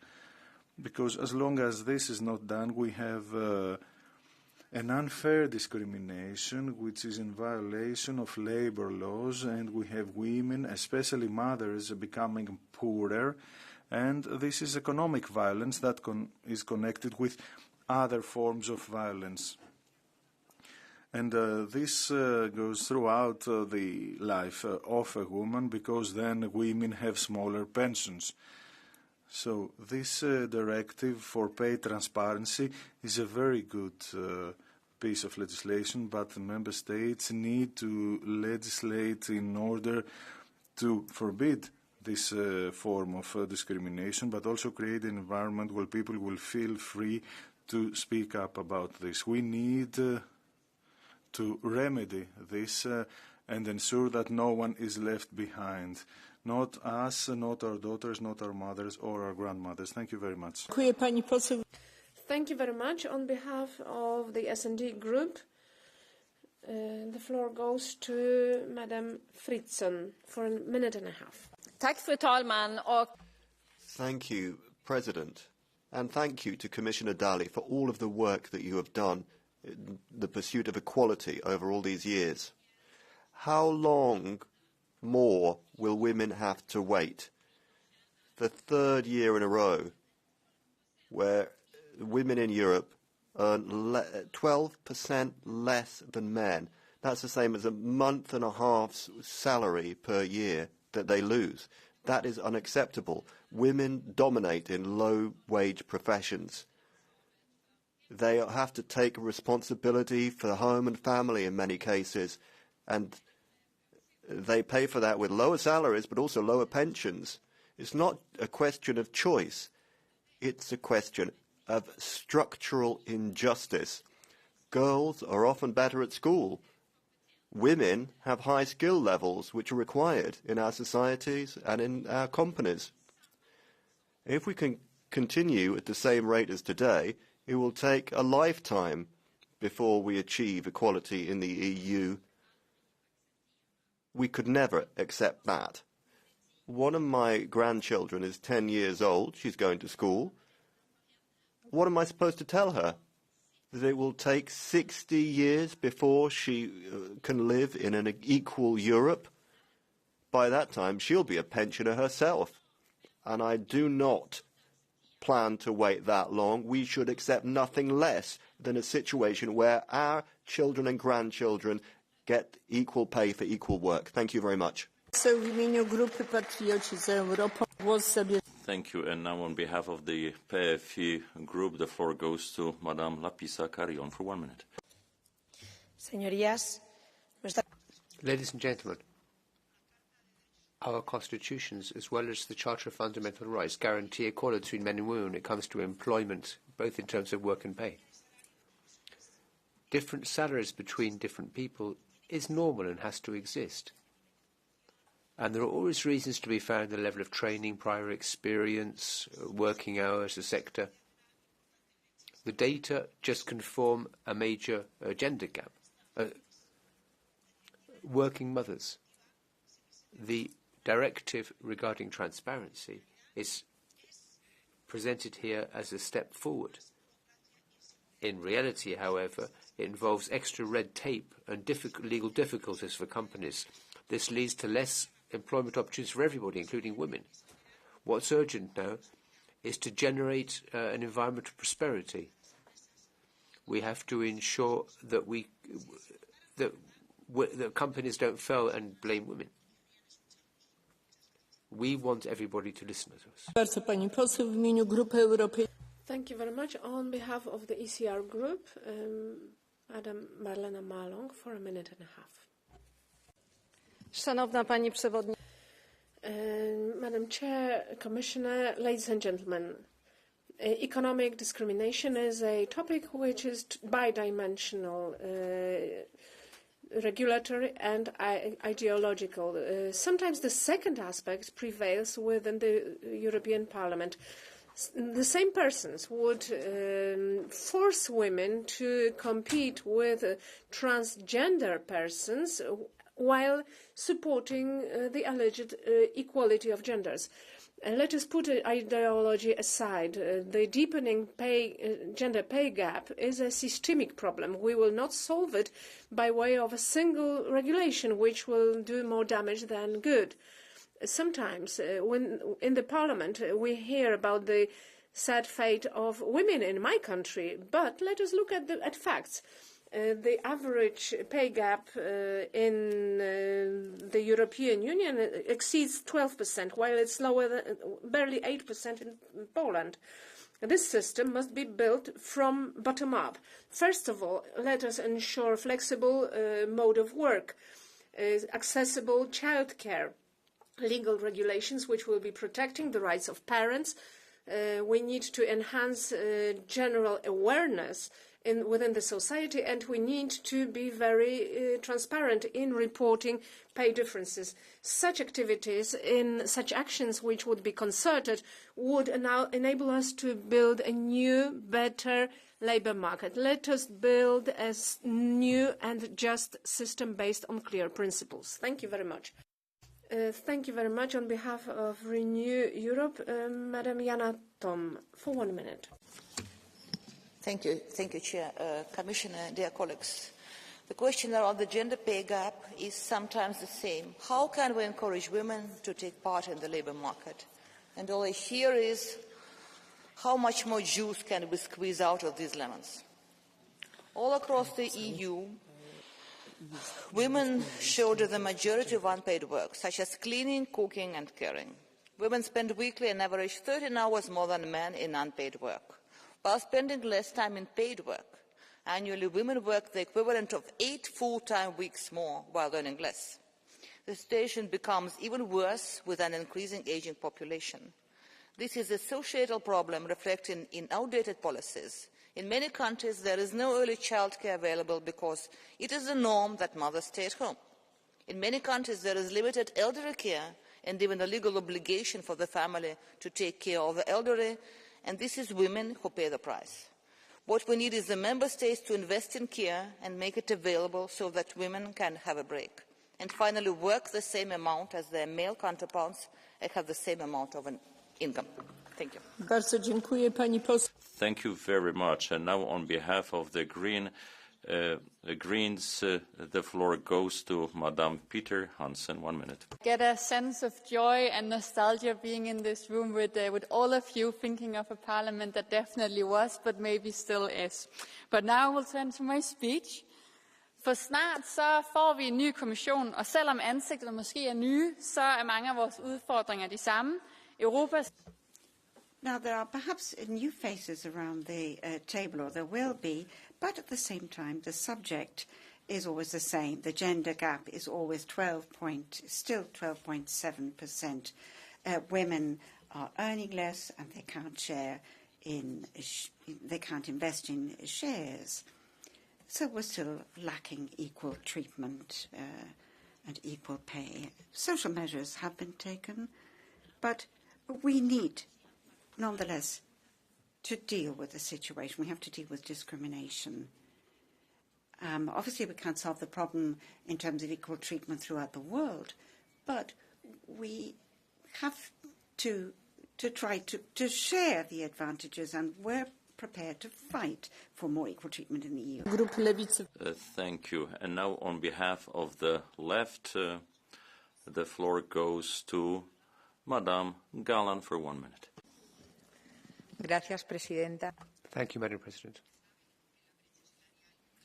Do you know that the pay gap means that between the 15th of November and the end of the year, the vast majority of women are working for nothing? This means that for more a month and a half, they're not being paid. 13% less than men for the same work. This means that the patriarchy continues to live on, alive and kicking. This leads to excessive power for men, and that whereas women are expected to look after those who need care, women are exhausted, they're discriminated against, they're often exploited for work for which they're paid unfair wages. Women often aren't given the money they need at the end of the month, although they exhaust themselves every day looking after and caring for people. Europe must ensure that we can find a solution to this unfair situation. The first step must be for us to increase the minimum wage, because that reduces the pay gap, as has been demonstrated in Spain. At the same time, it's necessary for us to bring an end to this patriarchal system which recognises these pay differences as something normal. We, as women, are forced to accept the least secure jobs while at the same time looking after those who need care. And now, on behalf of the ESN group, the floor goes to Madame Bosdorf for 1 minute and a half. Ladies and gentlemen, still the statisticians are telling us, or trying to make us believe, that there's a big difference between men and women's pay, the gender pay gap. Regularly, we're told that women are disadvantaged because they earn less than men. But have a look at this wage difference a little bit more closely. On average, women earn 13% less, but in Germany, specifically, it's 6% less. Well, why is that? It's because women more often work part-time than men. Women are less, they're more risk-averse. They tend not to work so well in networks. They put more value on their family life. They are not paid for everything that they do. If you count up the extra time and effort that women put in, we'd probably come to the conclusion that the gender pay gap actually is in the other direction, and that men should have a much bigger salary than they actually receive. Maybe we should turn this all around and count the unpaid hours that women should get for their care work. I promise you the gender pay gap would be very quickly closed in that case. Dziękuję bardzo. Głos zabierze pani. Thank you. And now the floor goes to Lídia Pereira on behalf of EPP. Muito obrigada, Senhora Presidente. Thank you, President. Well, despite decades of progress in Europe, women, on average, earn 13% less than men. And this gap is 19% in Austria or 18% in Germany. These are shocking figures. In Portugal, a woman earns 12% less than a man. Well, we're better than the average, but we can't be satisfied with that, and women should not be satisfied by it. Paying less to a woman is denying her what is hers by right, recognition of the value of their work. The struggle for wage equality is a struggle for human dignity, for economic independence and social justice. Natalia Correia, a former Member of Parliament from the PSD and a defender of women's rights, wrote, "A woman has to enchant, but not with small victories or delayed success, but with a brilliance which challenges standards, which shakes people out of indifference and transforms the world. Because when a woman shines, she doesn't only illuminate her own life, she illuminates everyone around us." Thank you very much.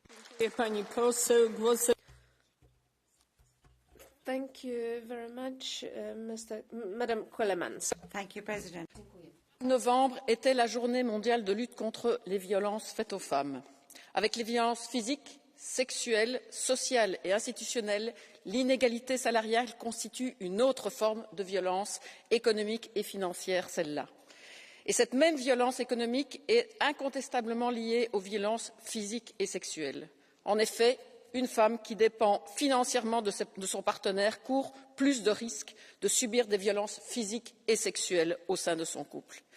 L'inégalité salariale est donc une discrimination et une violence faite aux femmes inacceptable en 2024. Elle est évaluée à seulement 13% de différence de salaire horaire moyen en Europe.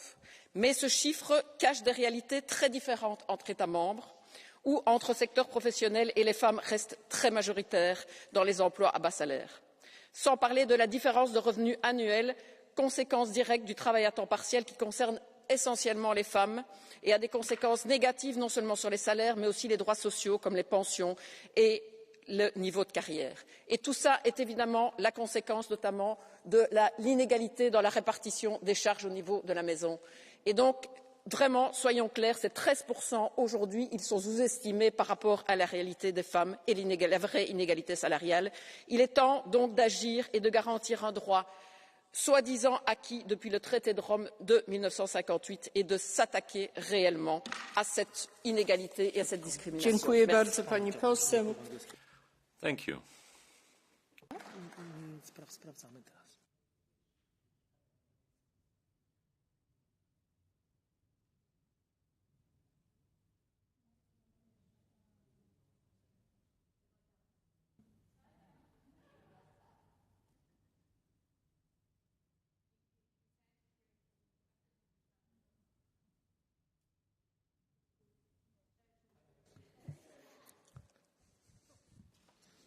Szanowni Państwo, Ladies and gentlemen, there was a problem with the interpretation into English. Therefore, I would like to ask Madam Quellemans to take the floor again. Please, you have the floor. Take the floor again, please.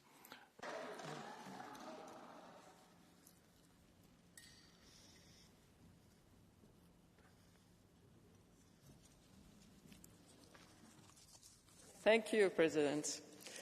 Donc, ce 25 novembre. The 25th of November was the World International Day against violence against women, physical, sexual, social and institutional. The lack of equal pay is another form of violence. It's an economic and financial type of discrimination or violence, and is linked to sexual or physical violence. A woman who depends on her partner financially runs a higher risk of physical and sexual violence. So the gender pay gap is simply not acceptable. It's another form of violence. The estimate is 13%, this is the average for Europe, for an hourly figure, an hourly salary. But this figure hides differences between the member states and the professional categories. And women are very often the low earners, not to mention yearly income, which is linked also to part-time work, which has also got negative repercussions in terms of pension and career prospects for women. The time has come to take into account the reasons for this inequality and to really fight tooth and nail against this type of violence perpetrated against women. Thank you. Everything went well, and now the floor goes to Mr. Sekeres for 1 minute. Okay. Köszönöm a szót, elnök asszony. Első férfi hozzászólóként. Thank you, Madam President. I'm the first man to speak in this debate. And I must say, there's no doubt about it, the women who've spoken are right. We must guarantee equal opportunity for genders everywhere, including on the employment market. There are severe problems in this area. We've heard many times today that many women are forced to work part-time because they're responsible for work in the home, looking after children and so on. In Hungary, we have a positive example of this. If a woman decides that she wants to stay at home to look after the home and the children, she gets paid for it. This is something which must be extended. It's also very important that we lay particular attention on the needs of women. Now this. Presidente, Commissaria. Thank you very much, President, Commissioner. Being a woman should not be a reason to be discriminated against, but still, today, we are far from substantial equality in the relationship between men and women. When it comes to wages, that is stated in the treaties, but women, on average, continue to earn 14% less than men. Today, as we're living with a demographic crisis, we cannot do without women's labour. Women spend a lot of time in the home and with motherhood, but that should not be a discriminating feature. All too often, women have to work alone to look after the house and the child, and they're penalised in career terms, but also in terms of their wages. We have to create rules which are equal for all. Statistics tell us that, on average, women have better educational qualifications than men, including in the STEM subjects, and have a longer life expectancy. I hope that the Parliament, together with the other institutions, can offer us concrete solutions to try and fill in this pay gap, which is unfair and unjustified. Thank you. Thank you. And now the floor goes to Madame Yar for 1 minute. Dear colleagues, who among us would willingly accept being paid less than another colleague for doing the same work? Of course, no one. Yet it is an acceptable notion in Europe. For women across the EU, this is everyday reality. They are paid 13% less than men on average for work of the same value. And even though we are hearing that it is a made-up problem, the numbers speak for themselves. This difference persists even after accounting for feminization of some sectors or for working hours. There is only one explanation. The 13% is the value of discrimination. We try to address it through legislation. Pay Transparency Directive is the right way to go. We need to implement it, but real change will require action from every single one of us. Let's question disparities, let's demand fairness, and to my fellow women, insist on what is rightfully yours, because equality is a fundamental right and it applies to your paycheck as well. Dziękuję bardzo pani poseł. Głos zabierze pani poseł. Thank you. The floor goes to Madame Lange-Siepen for 1 minute. Herzlichen Dank, dass ich das Wort habe. Thank you, Madam President. We as women are always forced to fight for our rights. Our grandmothers had to do it, as did our mothers. And if you look today on social media, if you look at items which are trending, you often read about trad wives, where you see women presented with all bright colours and explaining exactly what they can do. And then you have influencers explaining how fantastic it is to do housework. Doesn't correspond to reality, however. If we're to talk about the gender pay gap, we also have to talk about unpaid K-work. So we might have childcare facilities where we can take the children, but who does that? Who organises it?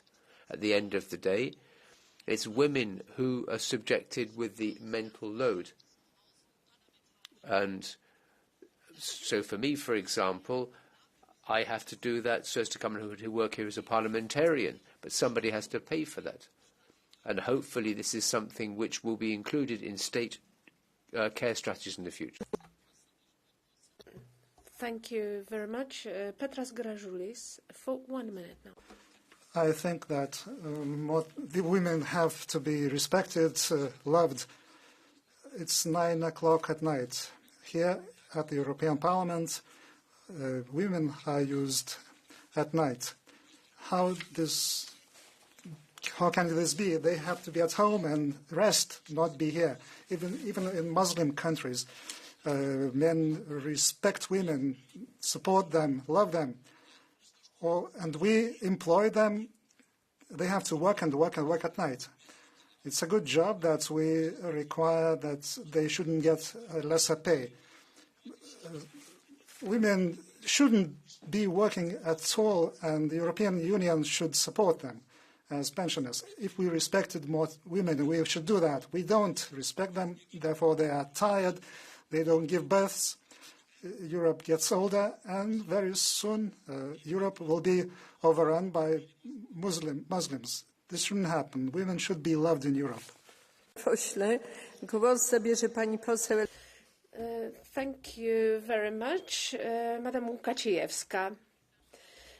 Madam Chair, Commissioner, I would like to thank the Commissioner for everything that you do for women in order to combat violence against women and the gender pay gap. I would like to say that it is a shame that in the 21st century women earn over almost 13% less than men. In my country, the situation is better than that, but still it doesn't mean that the problem has been solved. It is very often an expression of a broader structural problem, a limited accessibility of high-pay sectors and jobs to women, and the feminization of the care sector. In managerial posts, the pay gap would amount to almost 23%, which means that women still crash against the glass ceiling, which is still limiting our potential and our possibilities of career. We're talking not only about justice, but also investment in a better future, because research shows that diminishing gender pay gap leads to a better quality of life for the whole society. We cannot wait for decades on end to see change in this area. Women in Europe deserve equal chances today. We need to do our best in order to turn words into actual action, and we need to see results in the near future, not in 10 years from now. Thank you very much. Thank you very much. Now the floor goes to Madam Nina Galvez for 1 minute. Madam President, Commissioner, in women, there are more women with university degrees than men. In some countries, this has been the case for 2 or 3 decades. And within the population, for many years, we've had more women in higher education than men. Despite this, 12.7% that's the wage difference between men and women. This is simply unnatural. If we talk about the figures on an annual basis, we see that the gap grows even further as it does throughout life. We see that the difference when it comes to pensions is as much as 40%, which is a major factor with the feminisation of poverty. So the European Commission has proposed directives regarding the Gender Gay Pact, for example, and this would apply to all companies, not just large companies. And this would focus on those areas where women are undervalued, and it would talk about equal pay for equal work. However, the scope of this would only be limited if we don't look into a fair sharing of non-paid domestic work, because it's always women who seem to do the ironing and the cleaning. We have to ensure that we have a public service of education, health, and also domestic services. We also need a pact when it comes to care. So if we are to tackle the President interrupt. Thank you. The floor goes to Madame Walsh for 1 minute. We speak tonight on the urgent need to address the gender pay gap, and time again, discussions about equality seem to echo late at night in an empty chamber, leaving me with a great sense of frustration. 20 colleagues tonight, representing over 51% of our population here in the EU. Last mandate, we delivered binding pay transparency measures through the Directive on Pay Transparency, and gender equality isn't just about pay. It's about securing women's future. Take pensions, for example. Women on average retire with significantly low pensions compared to men, a direct consequence of the pay disparity faced throughout their careers. And let's not forget pink tax. Women pay a higher price for products simply because they are marketed for us as female, from toiletries to clothing to services like dry cleaning. Thousands of euros hidden in tax hacks that hits the wallets of women across the EU, further widening the financial gap. We desperately must build on the directive for the thousands of women who are currently setting up their businesses and can't access capital, or many who are experiencing physical, mental and financial abuse in partnerships but stay to protect their families. Every person deserves choice and security, regardless of their gender. Thanks.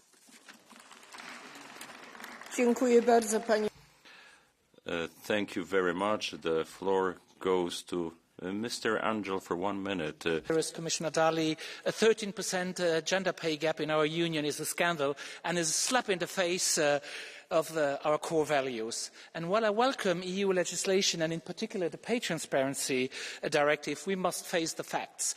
These initiatives will only be successful if there is real political will for change. And I can hear those in this House who will claim that the administrative burden of this legislation is too high, and that's not true. And it's the EU and not we are responsible for that. It's the exact opposite. It's up to our member states, up to our companies to guarantee gender equality and to ensure the principle of equal pay for equal work. If they had respected our treaties and the Commission recommendations, Europe would not have had to legislate.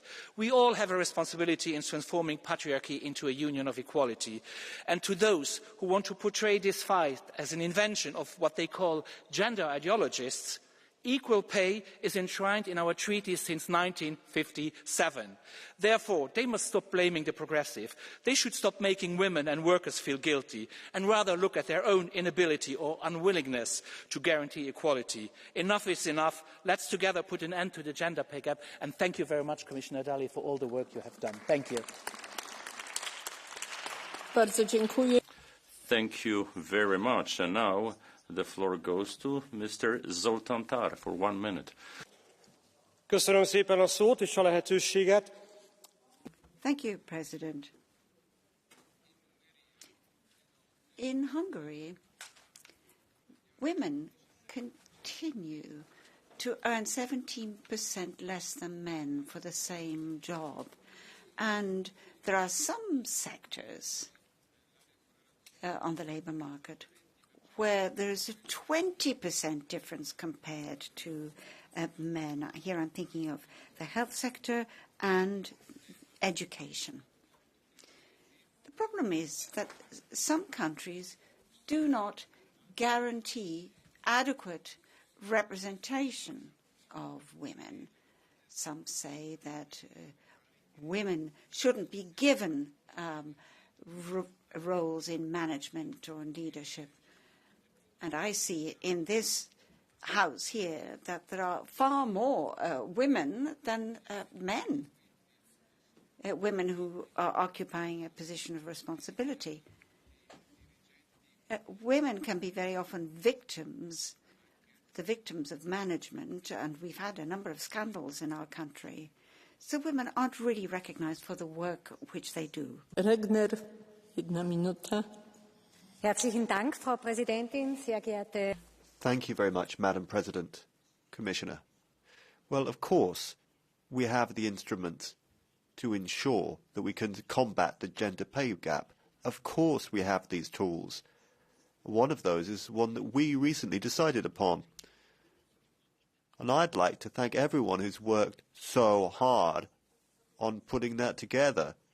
Now it's time to implement what's on the table. Let's do it properly so that people can feel that we can close the gender pay gap. In my hometown, Vienna, there's an equal pay day. It's terrible that we still have to have it in this century. Now we need to carefully implement this legislation so that we can improve the relationship between the genders. We need the same pay for the same work. If we deal with the issue of care work and unpaid work, if we make this a European subject, then we can do something about it. The new EU wage transparency law should put these phenomena into the history books, and we need to do the same with all of the other topics we've touched upon. Thank you very much. And now the floor goes to Madam Nina Carberry for 1 minute. Thank you, President. The gender pay gap is a pressing issue right across Europe. Women earn, on average, 13% less per hour than men. And this inequality has lifelong consequences. Women's economic empowerment demands urgent action. It's our role as lawmakers to foster policies that empower women, especially young women, to become leaders of tomorrow. Advancing women into leadership roles, enforcing pay transparency, and fostering workplace cultures that prioritise inclusion are the key to this. And while this Parliament has taken close steps to close the gender pay gap, we must continue to expand programmes that promote female entrepreneurship, skills development and STEM participation. We can and we must do more to empower women in all walks, in all stages of life. There is so much more to be achieved if we put our political weight behind the fight against inequality and discrimination. Bardzo dziękuję. Pani poseł, głos zabierze. Thank you very much. Now the floor goes to Maria Guzanina, Obecna. who is not in the chamber. So let us now proceed to the catch the eye procedure. I've received 4 requests for the floor, and I will grant the floor to all of you. Madam Elena Sancho Moria will speak first. Here. Gracias. Todavía hoy. Thank you. There is still a gender pay gap between men and women. Lots of political parties deny this, but in the face of what they say, we can provide data. In 2024, women in the European Union earn 13% less than men who are doing the same job with the same working hours. This means that between the 15th of November and the end of this year, women in Europe will stop being paid. This happens every year of their lives. In Europe, we have to continue to try to reduce the gender pay gap, but we have to go further. We have to make progress when it comes to genuine measures providing women with opportunities, whatever type of job they do. And the directive on pay transparency is essential. This is the only way to guarantee equal pay equality, where every person, regardless of what their gender is, can prosper in a European Union characterised by fairness and equal pay. Thank you so much. Now, Mr. Sebastian Venkinen. Arvoisa puhemies. President, we are now talking about the gender pay gap, but if we take a look at this very honestly, we can see that pay gap between the genders does not exist in the form that you want us to understand here. If we take a look at this superficially, yes, we can find some differences between the income of women and men, but show me a work contract where the salary is defined by your gender. It does not exist here in Europe. So the difference in pay does not relate to the gender. It has to do with the choices. Men and women want to work in different fields. This is quite natural. But in today's woke atmosphere, saying this aloud is a bad thing. What should we do then? Should we have gender quotas in all professions? I am in favour of the freedom of choice for men, women and enterprises. Bardzo dziękuję. Głos zabierze pan poseł João Oliveira. Thank you so much. Now, Mr. João Oliveira. Senhor Presidente, as mulheres ganham em média. President, if we look at the disparity between income of women and men, this is a demonstration of a deeper inequality in society, and proclaiming wonderful equality policy or putting forward superficial claims is of no use unless you actually change the discriminatory practices that lead to different pay for the same work. The right to work and work with rights, with decent pay, combating effective discrimination against women in the workplace and in companies. We need to have effective and further-reaching policy and action in the workplace, equal pay for equal work across the board, with national authorities imposing penalties if these rights in the workplace and the right to collective agreements are not respected. This is the way to deal with the pay gap, which penalises women. Thank you so much. And now, Ms. Anadia.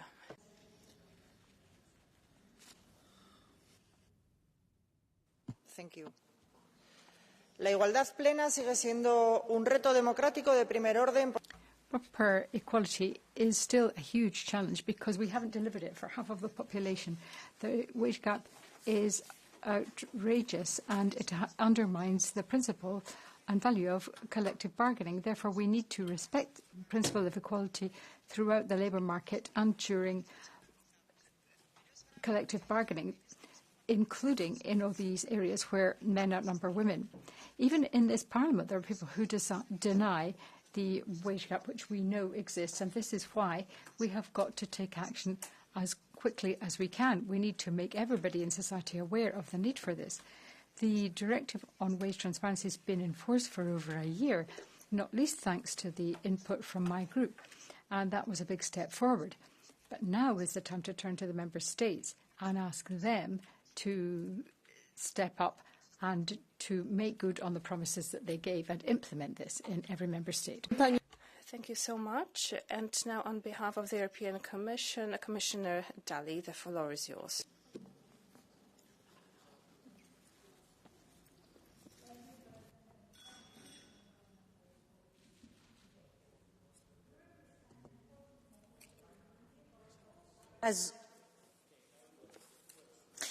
But also as a global leader in tackling multiple challenges, such as keeping the EU's economy robust, resilient and sustainable, where all talents and skills will be needed and will need to be valued.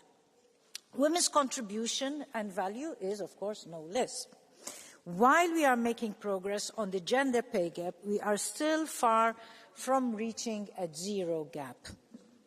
During this mandate, we took many measures, from the adoption of the directives on women on boards and pay transparency to the care strategy and combating stereotypes. Enforcement of the principle of equal pay is long overdue, over 60 years since it was included in the treaty. We expect all the actions taken to bring about change, especially the new directive on pay transparency, which should contribute to fair pay. It is a key step towards a union of equality. I count on all of you here, and of course those who are not here, for your continued support and determination to combat this gender pay gap. Your commitment to gender equality is invaluable in the development of EU policies. I am sure that my successor will be able to count on your support in the implementation and the raising of awareness about the new rules in the Member States. Workers must know about their rights, and employers must understand their obligations. Thank you again. Thank you very much, Commissioner. So, colleagues, debate on this point in agenda is closed. Next item on the agenda is Commission Statement, Political and Humanitarian Situation in Mozambique. To ask a Commissioner to take the floor. Commissioner Dalli, the floor is yours. Thank you, President. Now, from the gender pay gap we go to Mozambique. Following the elections of the 9th of October, the situation in Mozambique remains highly volatile and marked by violence and disorder. Before going deeper into the subject, let me salute the work and the efforts of Honourable Member Ballarin as Chief Observer of the EU Electoral Observation Mission, of Honourable Lopez Istrui White, and of all the members that were part of the European Parliament's delegation in the mission Mozambique. Your efforts and pertinent observations have been instrumental for us to follow the situation and give us a deeper understanding of the facts. So, allow me to give a few indications about our general partnership with Mozambique, which is a very positive and far-reaching one, with considerable support when it comes to development, humanitarian aid, peace building, as well as security to tackle the Cabo Delgado insurgency. The EU has contributed to providing security in the north of the country through the EU military assistance mission on the ground and the European Peace Facility. The support is essential to fight the insurgency and the risks of spillover effects in the region, and ultimately to create possibilities for the return to a normal life for the local people. Thanks to our cooperation with Mozambique, we have established close relations with the Mozambican government. The EU has become a valued partner which can speak frankly and openly, and this is why, among trusted partners, we cannot remain silent in the current situation. Since the election of the 9th of October, we are witnessing a worrying spread of violence, looting, vandalism and desperation. The brutality of the repression from the state apparatus and the police has exacerbated the situation. We deplore the considerable number of fatalities over the past weeks, and we also condemn the assassination of 2 opposition politicians on the 19th of October, and we demand clarity on the facts and a full investigation. In our public communication and numerous statements, the EU's messaging has been very clear. It is imperative for all sides to maintain restraint and orderly conduct. While it is important that everybody's voice is heard, Harsh rhetoric and the disproportionate use of force and violence from all sides should be avoided at all costs. I stress that the EU and the Electoral Observation Mission are not taking any sides and only act on the basis of principles as an important partner and friend of Mozambique, solely in the interest of the Mozambican people. Their will has to be fully respected. It is important to reiterate this, as the electoral process is far from finished, as you know, and we look forward to the final announcement of election results by the Constitutional Council. Until the final result, the EU will remain vigilant that the people's will is upheld and that human rights are respected. In the medium term, we will strive for a conducive environment for democratic reform and addressing electoral observation missions' recommendations. We will work with Mozambique in the most constructive way and in full respect of the EU's interests and values. Thank you. Thank you very much for the Commissioner. And now give floor to the Speaker for the EPP, and that's Helder Sousa Silva. Dear President, Commissioner, colleagues, as a member of the European Parliament's election observation mission to Mozambique's general elections, I did see on the spot how determined and joyful the people of Mozambique were with this opportunity to exercise their democratic right to vote. Nonetheless, I'm now following the post-election events with great concern. Tensions, clashes, hundreds of injuries, dozens of deaths, and still no validation of the final results. Violence is a negation of democratic principles and values. It is crucial that all parties involved respect rule of law. I also welcome the willingness of the community of Portuguese-speaking countries to facilitate dialogue between the parties. History shows us that peace is possible in Mozambique, even in challenging circumstances such as those we see now. I conclude with the wish that Mozambique should rediscover the path of peace and democracy that its people yearn for and deserve. Thank you. Thank you very much. Now for Socialists and Democrats, I give floor to Francisco Assis.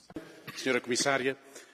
President, Commissioner, I'd like to start with warm words for the people of Mozambique.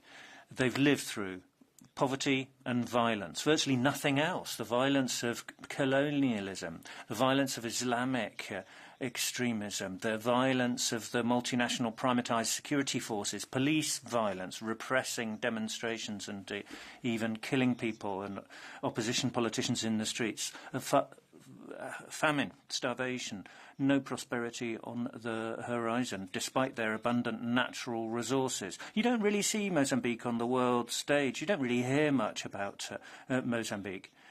We need an international response to Islamic terrorism. They've been facing it for 8 years now. We need independent investigations into all of the violence, including the assassinations of opposition politicians, and we need to see who is involved directly and indirectly to ensure that there is electoral justice, that people's votes can be counted, people's voices can be heard, the voices of those wonderful people, the Mozambicans.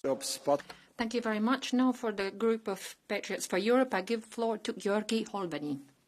Thank you, dear President, dear colleagues. As a member of the European Parliament's election observation delegation, I had the opportunity to see elections in Mozambique were forward-looking, with the new generation entering the power. However, discrepancies in voting registration tabulation have led to severe demonstrations with really tragic consequences.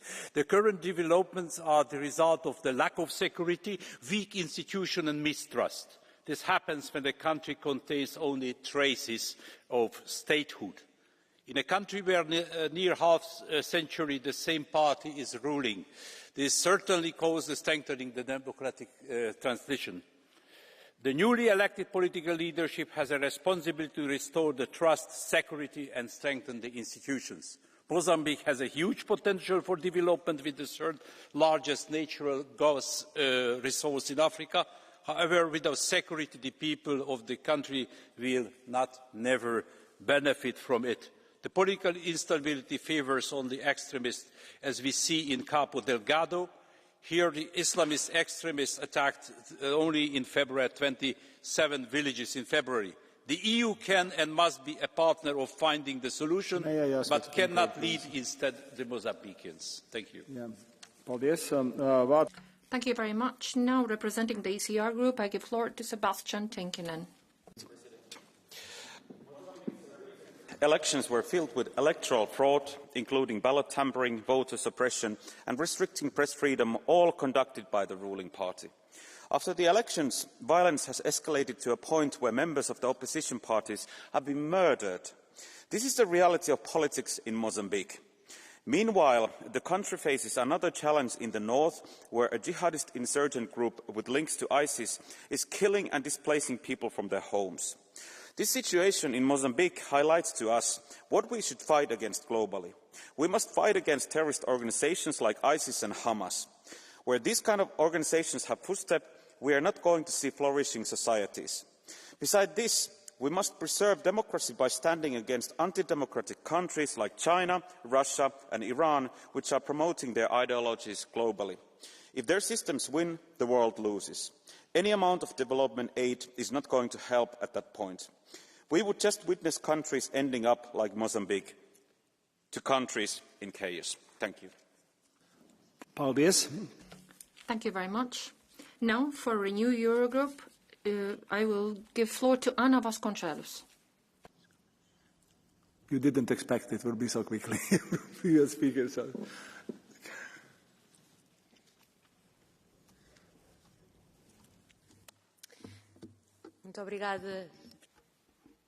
Thank you, President, Commissioner. Dear colleagues, over the last 7 weeks, what we've seen in Mozambique is the most violent period in its recent history. The legitimacy of the 9th of October elections, those elections have been questioned. The people of Mozambique have been subject to huge violent repression of their rights. That is unacceptable and requires a firm response from the international community. It's not enough to talk about defending the rule of law. We need an independent investigation of human rights abuses and alleged electoral irregularities. We cannot turn our backs on the assassinations and street murders that carried out by police and political resistance forces. We're seeing the most fundamental democratic rights of Mozambicans being violated. The right to vote, the right to protest. They're being repressed. The EU needs to use EU funds for peace in Mozambique, and if there are any suspicions that these funds are ending up in the hands of those who are engaged in violent repression, we lose credibility, and only China and Russia can gain from that. Destabilisation of the region is in the interest of the enemies of democracy. Colleagues, thank you very much. Next speaker for the Green Group, Marie Tuosan. Sorry.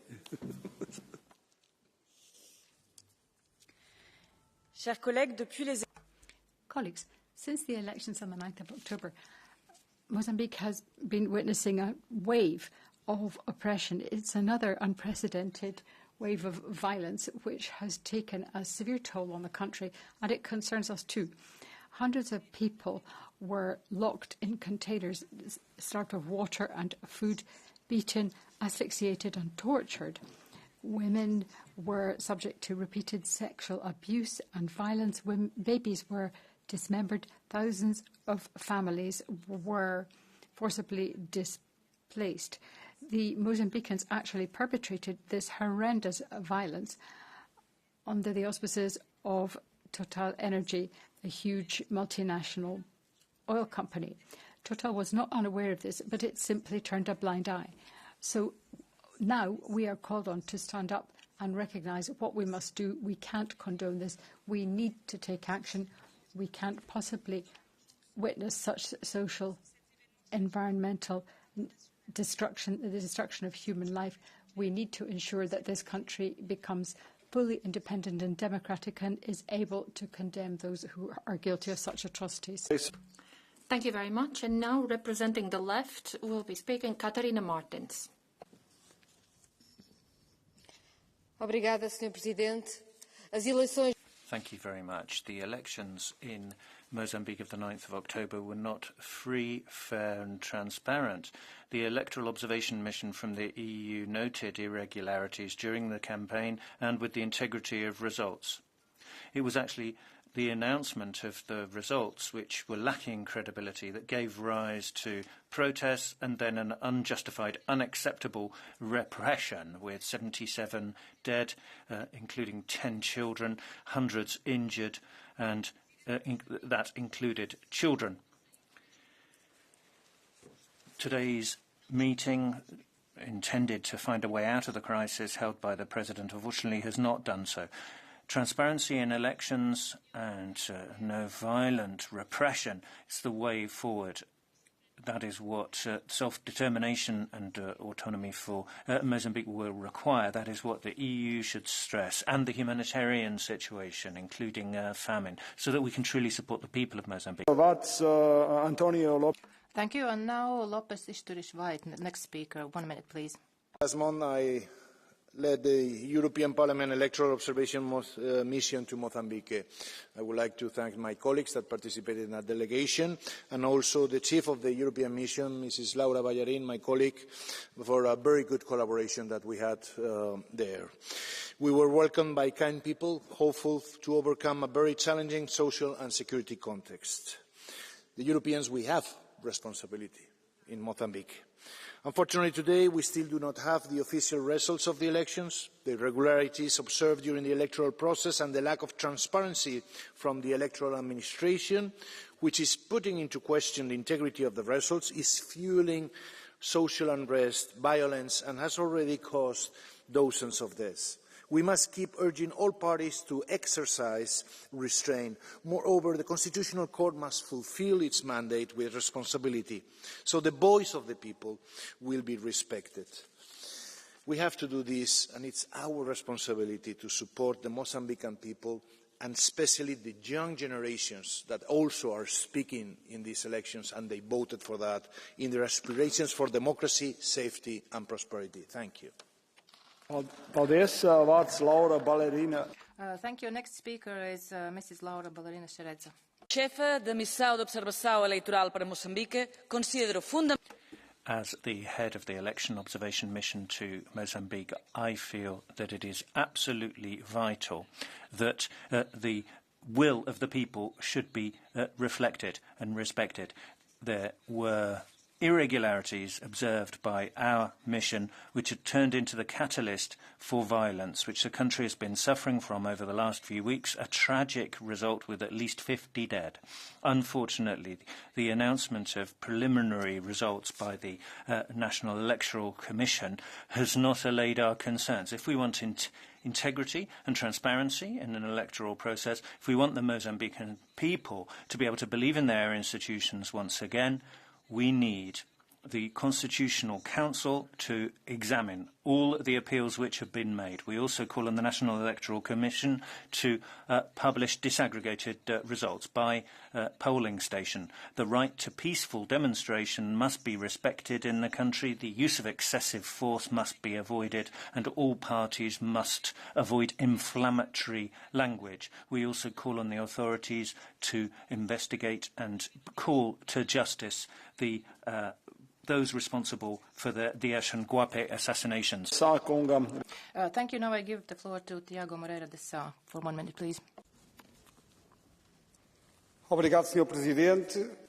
Thank you, President. Mozambique is a sovereign state whose independence deserves the utmost respect and support from Portugal and the European Union. The country is today facing the harsh reality of a persistent humanitarian and security crisis. Since 2017, terrorism in Cabo Delgado has caused more than 4,000 deaths and forced more than 1 million people from their homes. Despite recent improvements, many Mozambicans face hunger and lack of access to basic care, exacerbated by cuts to humanitarian aid, such as those announced by the World Food Programme. The capital, Maputo, is also suffering from a wave of political unrest which has been compounded by targeted crime, including the kidnapping of business people, many of them Portuguese nationals.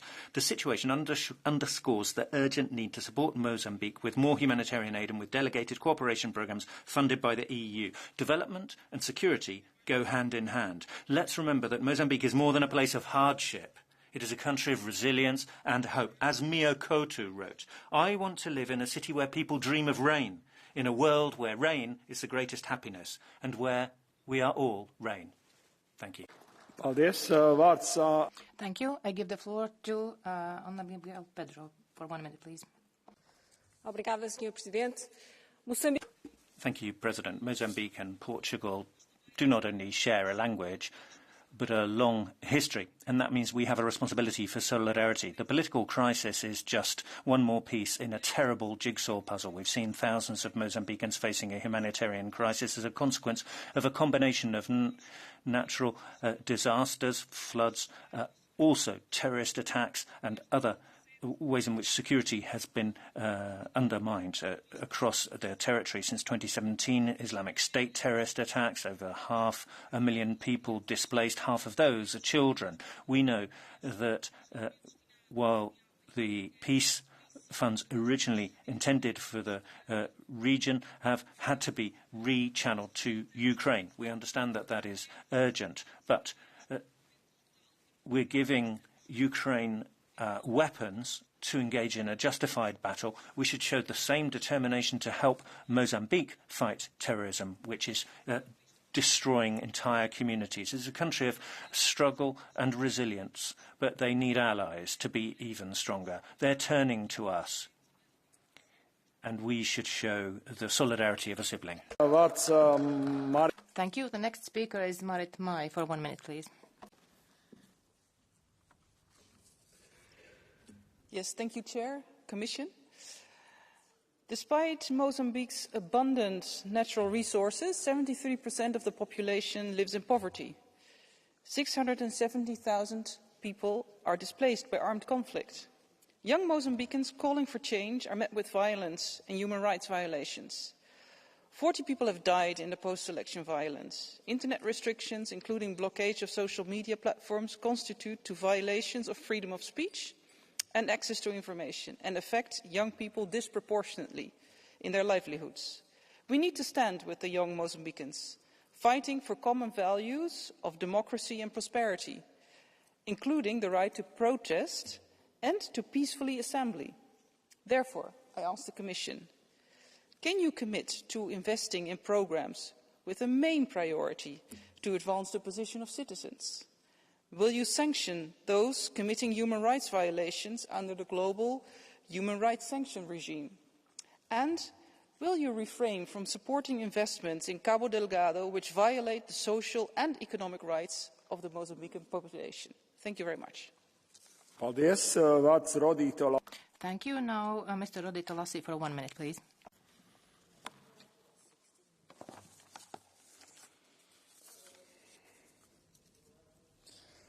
Monsieur le Président, chers collègues. President, colleagues, Cabo Delgado in Mozambique has suffered tens of thousands of internally displaced persons. Children are deprived of their future, and the European Union simply says 14,000 euros for military support and equipment will do. Since 2021, millions of euros have been invested or sent in any event, and the situation has only deteriorated further. The policy of the European Union is completely incoherent. Actions do not match words. This is an insult to the people, and it is a waste of resources. How much longer is the Union going to carry on pouring money into military purposes, which are part of the cause of this crisis, rather than trying to address the issues and find a solution? Thank you. Thank you. Now, the next speaker is Ms. Lydia Pereira for 1 minute, please. Os moçambicanos sabem decidir os... Mozambicans can decide on their own fate. They put their faith in dialogue. They can engage in transformation. They've been through such difficult years, traumatic years of civil war. They found peace. I'm sure they'll get through this delicate period too. In the EU, we should be making a contribution promoting dialogue between all political forces. It's only through constructive, open dialogue that you can find sustainable solutions to include all in society, guarantees for democracy, and ensuring that the people of Mozambique can take decisions about their own development. The elections of the 9th of October constitute an essential framework. The most important thing, though, is that there should be transparency and justice with publication of disaggregated results, as the EU has called for. We need to play an active role in contributing to dialogue leading to a peaceful climate, which is what they need for development and prosperity in Mozambique. Mozambicans have the strength and determination to shape their own future. They have a spirit of union and they are resilient. We have a catch-the-eye procedure. I have only one speaker on my list, and Mr. João Oliveira, you have the floor.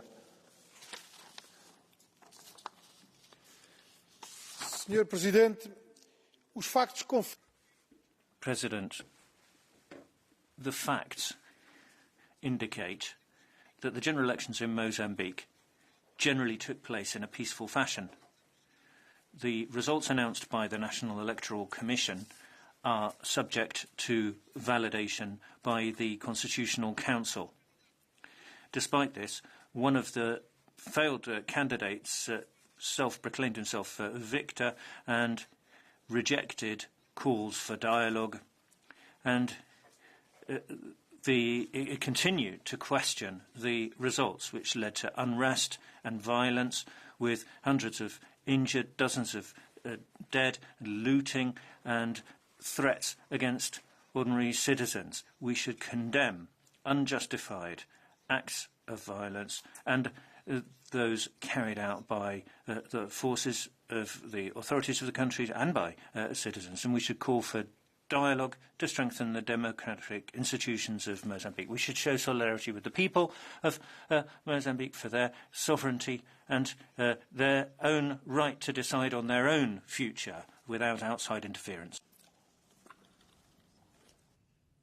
Thank you. Well, we have now we are closing catch-the-eye procedure, and I would like to ask again to Commissioner Dalli to take the floor for the Commission. Thank you, President, and thank you, honourable members, for this very rich conversation tonight. This debate exemplifies the complexity of the current situation in Mozambique. We will have to wait for the final proceedings of the Constitutional Council and to have a new administration in place in order to be able to assess how to shape the future of our relations. Our long-standing and fruitful relation with Mozambique allows the EU to have a credible voice. We can say to our Mozambican friends very clearly that the EU demands reform, answers to the desire of change by youth, upholding democratic values and human rights, and maintaining the element of trust and good cooperation, which is so important for the EU-Mozambique relationship. Our intention is to continue supporting Mozambique and its people. We want to remain good friends and strong partners. We will continue engaging with Mozambique for the good of the Mozambican people and to strengthen democratic institutions and civil liberties. The EU's intention is also to continue the integrated approach for Cabo Delgado with development, humanitarian aid, peace building and security measures, and focus on the well-being of the people. Any kind of recalibrations in our relationship, of course, will have to be assessed in light of the current and future events, and it is way too early to say this now, as I think you can all well understand. Thank you very much. Thank you very much, Commissioner. Debate is closed on this point in agenda. Dear colleagues, the next sitting is tomorrow, Wednesday, 27th of November 2024 at 9 o'clock in the morning. The agenda has been published and is available on the European Parliament website. The minutes of this meeting will be submitted to Parliament for its approval tomorrow after the votes. And today's sitting is therefore closed. Good night.